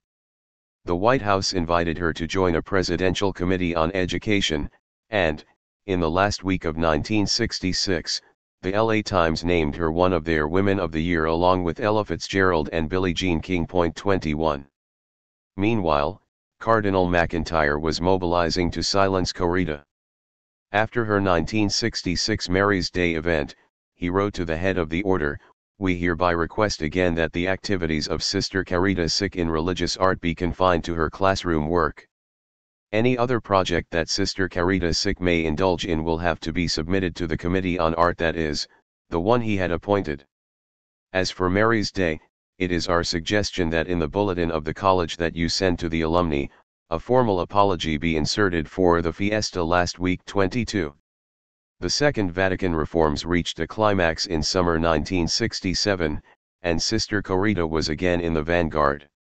John XXIII had died, and his successor, Paul VI, issued a call to all religious communities to undertake renewal and adaptation, to give up obsolete practices and find new ways to engage with the world. The EAM sisters convened a meeting to rewrite their rules, and Sister Corita was elected to serve on the committee. Key issues included their work as teachers. They didn't want to teach classes for which they were unqualified, and they protested the very large class size in many Catholic schools. These were the grounds on which Cardinal MacIntyre attacked. In mid-October 1967, he responded to their statement on teaching, "You dare to threaten me." He then declared he was firing all of them as teachers as of the end of the school year. 23. 2 months later, for Christmas 1967, Newsweek put Corita on its cover. Their story was titled "The Nun, Going Modern." The piece described the blue-eyed, petite nun as an artist, teacher, and woman who incarnates all the ebullience of the nun's joyous revolution. They quoted a writer who described her as "the most extraordinary person I know." And to clergymen who know her, Corita is herself a sign of hope for the Church, because she joyfully subverts the Church's neat divisions between secular and sacred. Case in point, her Mary's Day at Immaculate Heart, they said, became a prototype for the hippies' 1967 be-in in San Francisco. 24. Then there were EAM's proposed reforms of Catholic practice. Each convent of the order, Newsweek reported, would choose its own form of governance to achieve broad participation in decision-making that sounded more like SDS's participatory democracy than the obedience of the traditional nun's vows. And, Newsweek reported, EAM proposed a shift of energies to the social, economic, intellectual, and spiritual needs of the family of man rather than the religious needs of Catholics. As for their teaching in Catholic schools, they insisted on radical changes. Classes must contain no more than 35 students, nuns who lacked qualifications must be allowed to return to college to obtain teaching credentials, and finally, all teaching nuns must be permitted to negotiate annual contracts with church officials. The Newsweek article also reported Cardinal MacIntyre's response. He exploded. He said they had presented him with an unacceptable ultimatum. He warned his pastors to tighten control of parish convents. And when the EAM sisters did not back down, he took the case to the Vatican. Both sides were awaiting its ruling. 25. Serious error. 1968 was the year things fell apart for Corita as they did for the student anti-war movement, and for much of the rest of America. After the assassination of Martin Luther King on April 4, she made you shoot at yourself, America, with an image different from anything she'd ever done before. A sculpted head of a santo, a painted wooden sculpture from 18th century colonial Mexico, most likely the head from a Christ at the column, after the flagellation, but, in a shocking move, she has torn a bullet hole between his eyes. The text is by the Soviet poet Yevgeny Yevtushenko. You are shooting not at King, but at your own conscience. You are bombing Vietnam and with this your own honor. When a nation is going dangerously insane, perhaps the only help is shame. Just a week after King's assassination, the Vatican's apostolic delegate issued a statement. The EAM sisters' argument that Cardinal MacIntyre was blocking their efforts to follow the Second Vatican Council was groundless, and the reforms sought by the EAM sisters constituted serious error. 26. The letter was sent to every religious order in the United States. However, many Catholic leaders supported EAM, and a pontifical commission arrived in May to conduct another inquiry. They proposed splitting the order in two. The reform-minded were to reflect on their future, while the traditionalists were to be given separate living quarters. The sisters were polled, 455 chose the reform group, while 51 stuck with the old rules. What would happen to the reformers remained to be seen. 27. May 68 was a month of unprecedented action for the New Left worldwide, and also for Sister Corita. Dan Berrigan burned draft records in Catonsville, Maryland. In an act of civil disobedience, he and his comrades called themselves the Catonsville Nine. At their trial, in October, they challenged the safe American Catholic past, Massa rights, the past of fitting in, of being a dutiful citizen, of displaying the American flag with a statue of the Virgin Mary on the front lawn. 28 Throughout 1968, Cardinal McIntyre increased the pressure.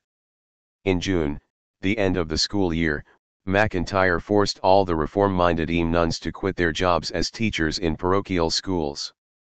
Corita's fellow sisters said goodbye to their students and the parents' nuns who had served in Catholic schools for 20, 30, 40 years. 29. On November 22, 1968, Corita announced she was leaving the Order of the Immaculate Heart of Mary, after 32 years as a nun. The news made headlines from LA to New York. 30 She was crying all night after she made the decision, said Helen Kelly, president of Immaculate Heart. She was 50, she had never rented an apartment, learned to drive a car, or cooked a meal. 31 Leaving the order meant leaving the school where she had developed her art, leaving the students who had helped transform Mary's day, and leaving the sisters beside whom she had struggled for reform. To make the break complete, she left LA and moved to Boston, where she declined an offer from Harvard to teach. Leaving the community of her fellow nuns and her students led to what critic Julie Alt calls a dramatic shift in her work. The changes were sudden, even shocking. 32 Now, she turned away from the bright colors and the joyous themes to feature grim documentary images from Life, Time, and Newsweek, with text about the war and racism. Of course she had to do something about the Catonsville Nine. Her 1969 work Phil and Dan shows the famous black and white news photo of the Berrigans burning draft records at that selective service office in Catonsville, Maryland. In May 68 she completed the piece after the conclusion of the trial. In 1969 she also made The Cry That Will Be Heard, featuring a life cover on the Negro and the Cities with the face of a young black boy crying, accompanied by the text "Why not give a damn about your fellow man?" Flowers had a photo of blinded U.S. soldiers in Vietnam, with the text "Where have all the flowers gone?" News of the week consisted of a Newsweek cover, profile of the Viet Cong, with a photo of a nearly naked Viet Cong prisoner, bound and tied, next to the plan for a slave ship. If I showed Coretta Scott King at her husband's funeral.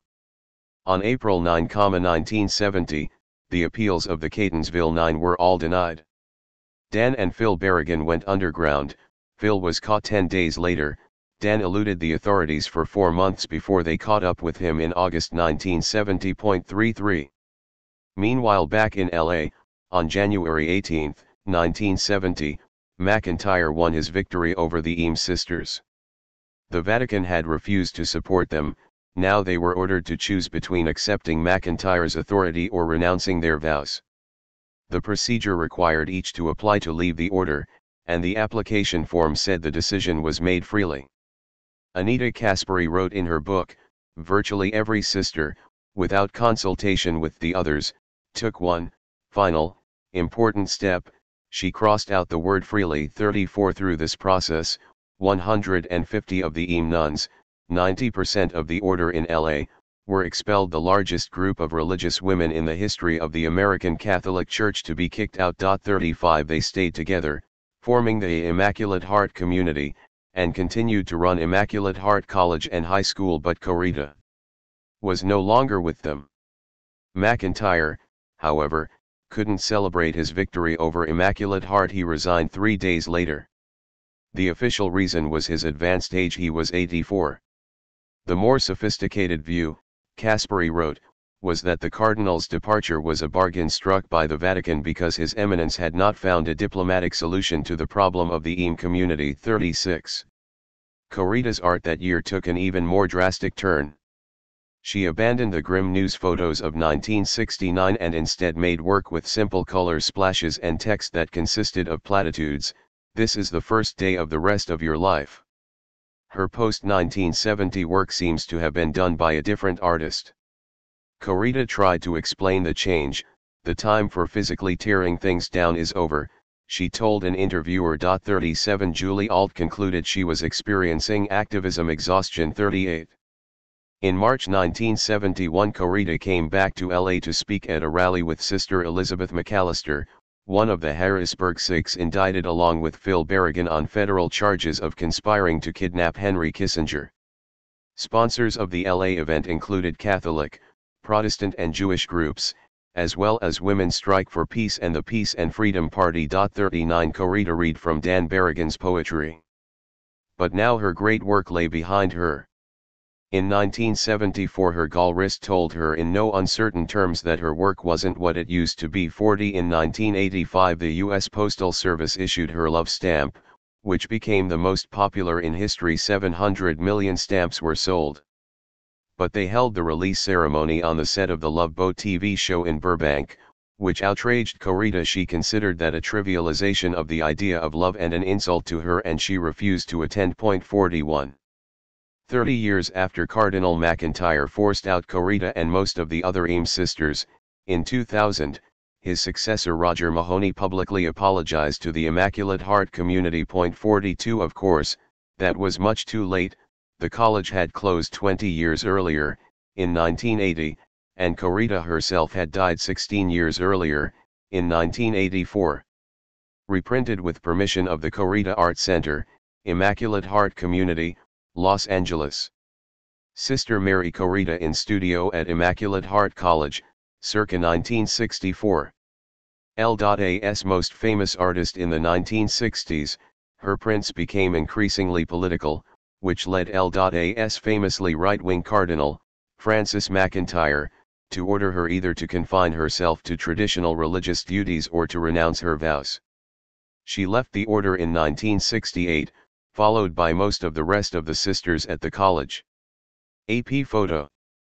Watts, August 12, 1965. The riot metamorphosed from day to day, starting on the first night with groups of young people battling the police, then changing on the second and third nights into widespread community retaliation against the police and exploitative local businesses, then turning into neighborhood resistance to military occupation, followed by a vengeful reign of terror by the LAPD. AP photo. Stokely Carmichael defines Black Power at the University of California's Greek Theater in Berkeley, October 29, 1966, jammed with 14,000 people. His next stop was LA, where the County Board of Supervisors attempted to prevent his scheduled speech in Watts, but 6,500 people showed up to hear him say that militant unity was the sole guarantee of black survival. Courtesy Noah Purifoy Foundation. Copyright 2019, image provided by Richard Candida Smith.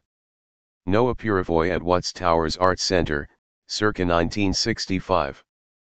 Purifoy, a sculptor, was part of the Watts Renaissance that included the free jazz of Horace Tapscott, plus dancers, writers, actors, filmmakers, and poets, whose creative energies had been unleashed by the rebellion. Photo by William S. Murphy. Los Angeles Times Photographic Archive, Department of Special Collections, Charles E. Young Research Library, UCLA. Ron Karenga outside a courtroom in Los Angeles, May 29, 1971. Karenga, the head of U.S., was in the forefront of protest in 1967 in L.A., projecting a fierce image of Black Power militancy. The FBI's COINTELPRO provoked conflict between U.S. and the Panthers, and most of the left blamed Karenga for the 1969 murder of 2 L.A. Panthers on the UCLA campus, but it's doubtful that he had foreknowledge of the killings.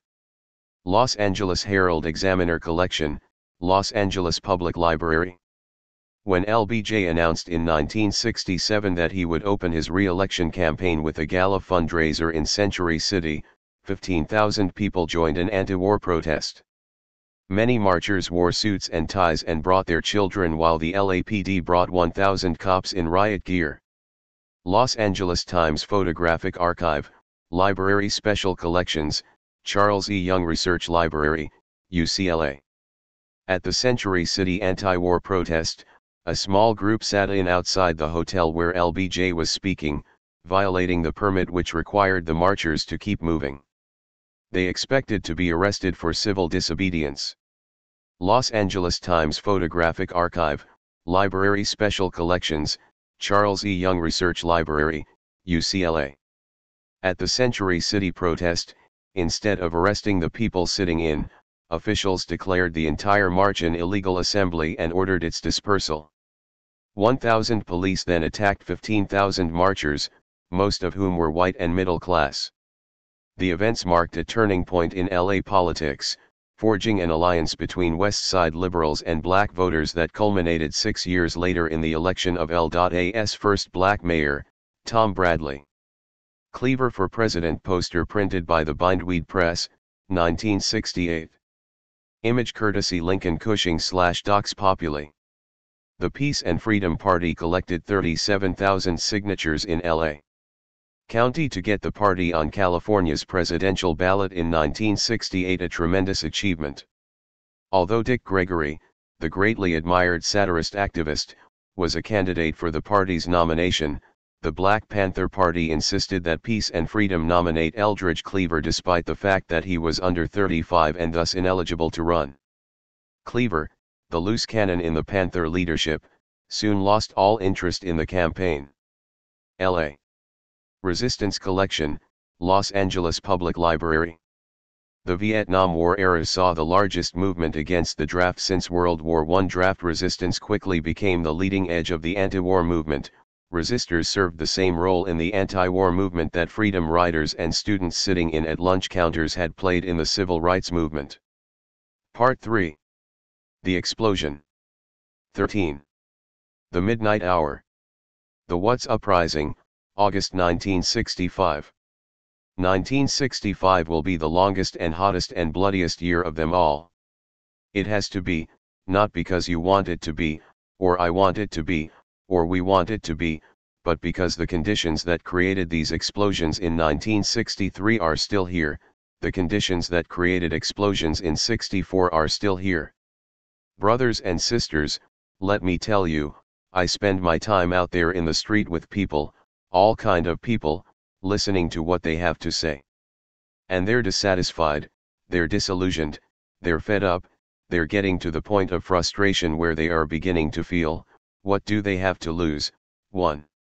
Malcolm X gave this speech in Detroit on February 14, 1965, 2 weeks after a high-speed escape from would-be Nation of Islam assassins in Los Angeles, and a week before he was murdered in Harlem. 2. He was often prescient, but what he was hearing on the streets could have been heard by almost anyone who bothered to listen anywhere in Black America, including on the streets of the South LA district of Watts.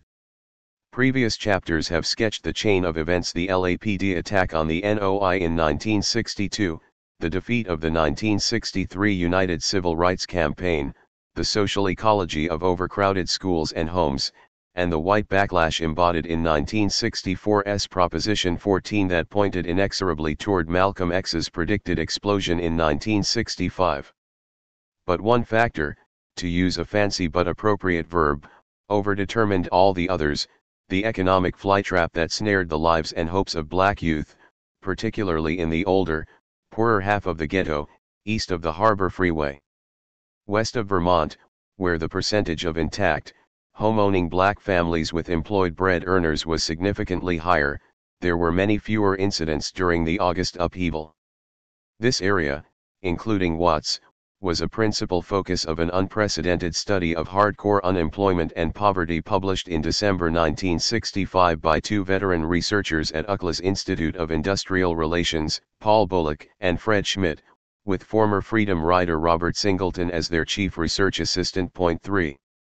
The Institute, staffed by visionary faculty such as Ben Aaron, Art Carstens, Irving Bernstein, and Fred Myers, acted as a think tank for the Los Angeles labor movement, working closely with figures like Paul Schrade of the UAW and John T. Williams of the Teamsters. For its famed labor education program trained hundreds of shop stewards and lower-rank union officials. Bullock, a labor economist, was the Institute's point man in south-central LA and a much-respected figure especially in Watts, where he spent more than a decade conducting interviews with youth in the projects and eventually published a unique book, Watts, The Aftermath: An Inside View of the Ghetto by the People of Watts, in which he acted as amanuensis for Community Voices. 5 His commitment to the community was profound and, after the 1965 rebellion, particularly irksome to politicians and poverty bureaucrats making false claims about the success of job training schemes in the Watts area. The Hardcore Unemployment Report studied a spectrum of affected groups in an area that included the East Side, South Central, Skid Row, and the concentration of elderly white poor, displaced by Bunker Hill renewal, around MacArthur Park. Some of the findings were predictable, for instance the overcrowding of male job seekers, black and brown, in a few available niches, particularly construction labor. Others were more surprising and counterintuitive, such as the fact that long-established ghetto residents with relatively high educational achievement, 11th grade, versus 9th grade for the whole study area, were more likely to suffer joblessness than newer, less educated arrivals from the South. Or the discovery that the black poor got at least as much income support from extended families, fellow churchgoers, and neighbors as they did from county welfare and federal aid. The most striking finding, however, was the 60% unemployment rate among black women needing to work outside the home. The burden of long-term unemployment falls heavily upon Negro women, who suffer from a lack of available jobs and a necessity, in many cases, to support excessively large households. The survey found that 2/3 of all long-term unemployed women were younger than 40, but that the age barrier was particularly formidable for Negro women who have lived in the state for 10 years or more. 3/4 of these older women were heads of households. 6. In other studies, Bullock used a thick ethnographic approach to analyze the situation of young, jobless males in Watts and elsewhere in the ghetto. His work highlighted the destructive roles of segregated education and the LAPD's stop and frisk policies. Black arrivals from the South, Texas, Louisiana, Mississippi, Arkansas, and Alabama, in order of numbers, bore all the scars of a wretched Jim Crow education, and some were completely unlettered. There was no public program to address their need for remedial instruction and vocational education. Neighborhood youth who had grown up in the LA school system, by contrast, were generally literate but dropped out of their underfunded high schools at rates ranging from 40 to 70%. In one paper, Bullock argued that many dropouts were actually kickouts, the victims of administrative policies that compelled students to transfer or leave school for offenses no more serious than learning problems, or, in one case, a single truancy. 7.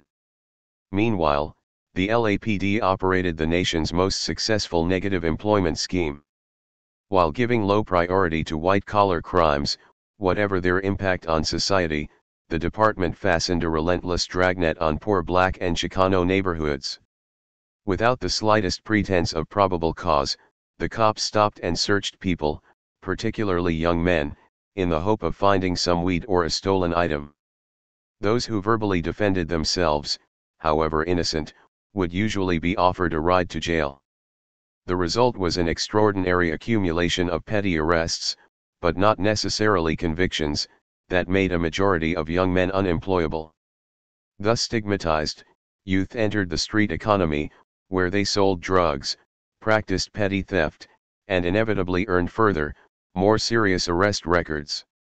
Even in a booming economy, in June 1965 manufacturing employment and wages broke all peacetime records. There was no route to employment for a large minority of young black men, except through minimum wage job schemes that paid far less than selling pot or fencing goods from the trunk of a car. Paul Jacobs, a reporter activist who went on to help found Mother Jones magazine, brilliantly illustrated Bullock's vicious circle in an exchange with a staff member of the Macone Commission investigating the rebellion. He was asked, "What do you think is the most important bar to minority employment that could be eliminated quickly?" "The handicap that would be the easiest to wipe out is the arrest record," Jacobs answered. "If arrest records weren't held against people, you could probably change the employment situation overnight and put a hell of a lot of people to work." The staffer, a former prosecutor, glared at Jacobs. "I don't think a man who's got an arrest record should be employed in most businesses. I wouldn't hire anybody who had an arrest record for my family's business." The problem in a nutshell. Point 8. Meanwhile, progress on the fair employment front was slight, to say the least. In July, Times labor reporter Harry Bernstein applauded gains by blacks in the aerospace industry but acknowledged that smaller companies, those with 400 or fewer workers, seem to have made no significant effort to end their whites-only hiring policies. Moreover, the top-level managerial attitudes which now seem to oppose racial discrimination are often not reflected at the lower management level, which is where workers are actually hired.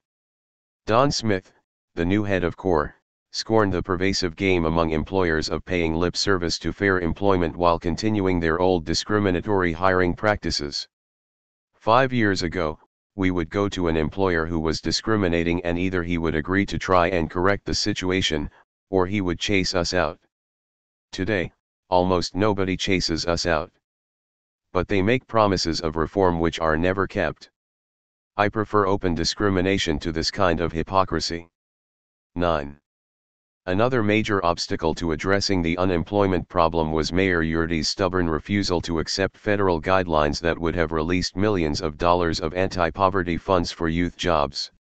In April 1964, backed by the Unruh camp and the downtown establishment he once scorned, Yurdi was re-elected in a landslide over Congressman Jimmy Roosevelt, FDR's war hero son and the candidate of Governor Brown and the California Democratic clubs. It was a double victory since Roz Wyman, his bête noire on the city council, was also defeated. Point 10. But perhaps the most profound consequence of the election was that it freed Yurdi from dependence on black voters and their concerns. His inner racist was now given full scope. The election effectively created a ruling triumvirate of white power in Los Angeles: Chief Parker, Mayor Yurdi, and Cardinal McIntyre. The War on Poverty's new Office of Economic Opportunity, OEO, headed by Sergeant Shriver, had allocated millions for job programs in LA, but it came with the stipulation, Title II, that the poor themselves, through open elections or town meetings, had to be represented on the required umbrella agency. Yurdi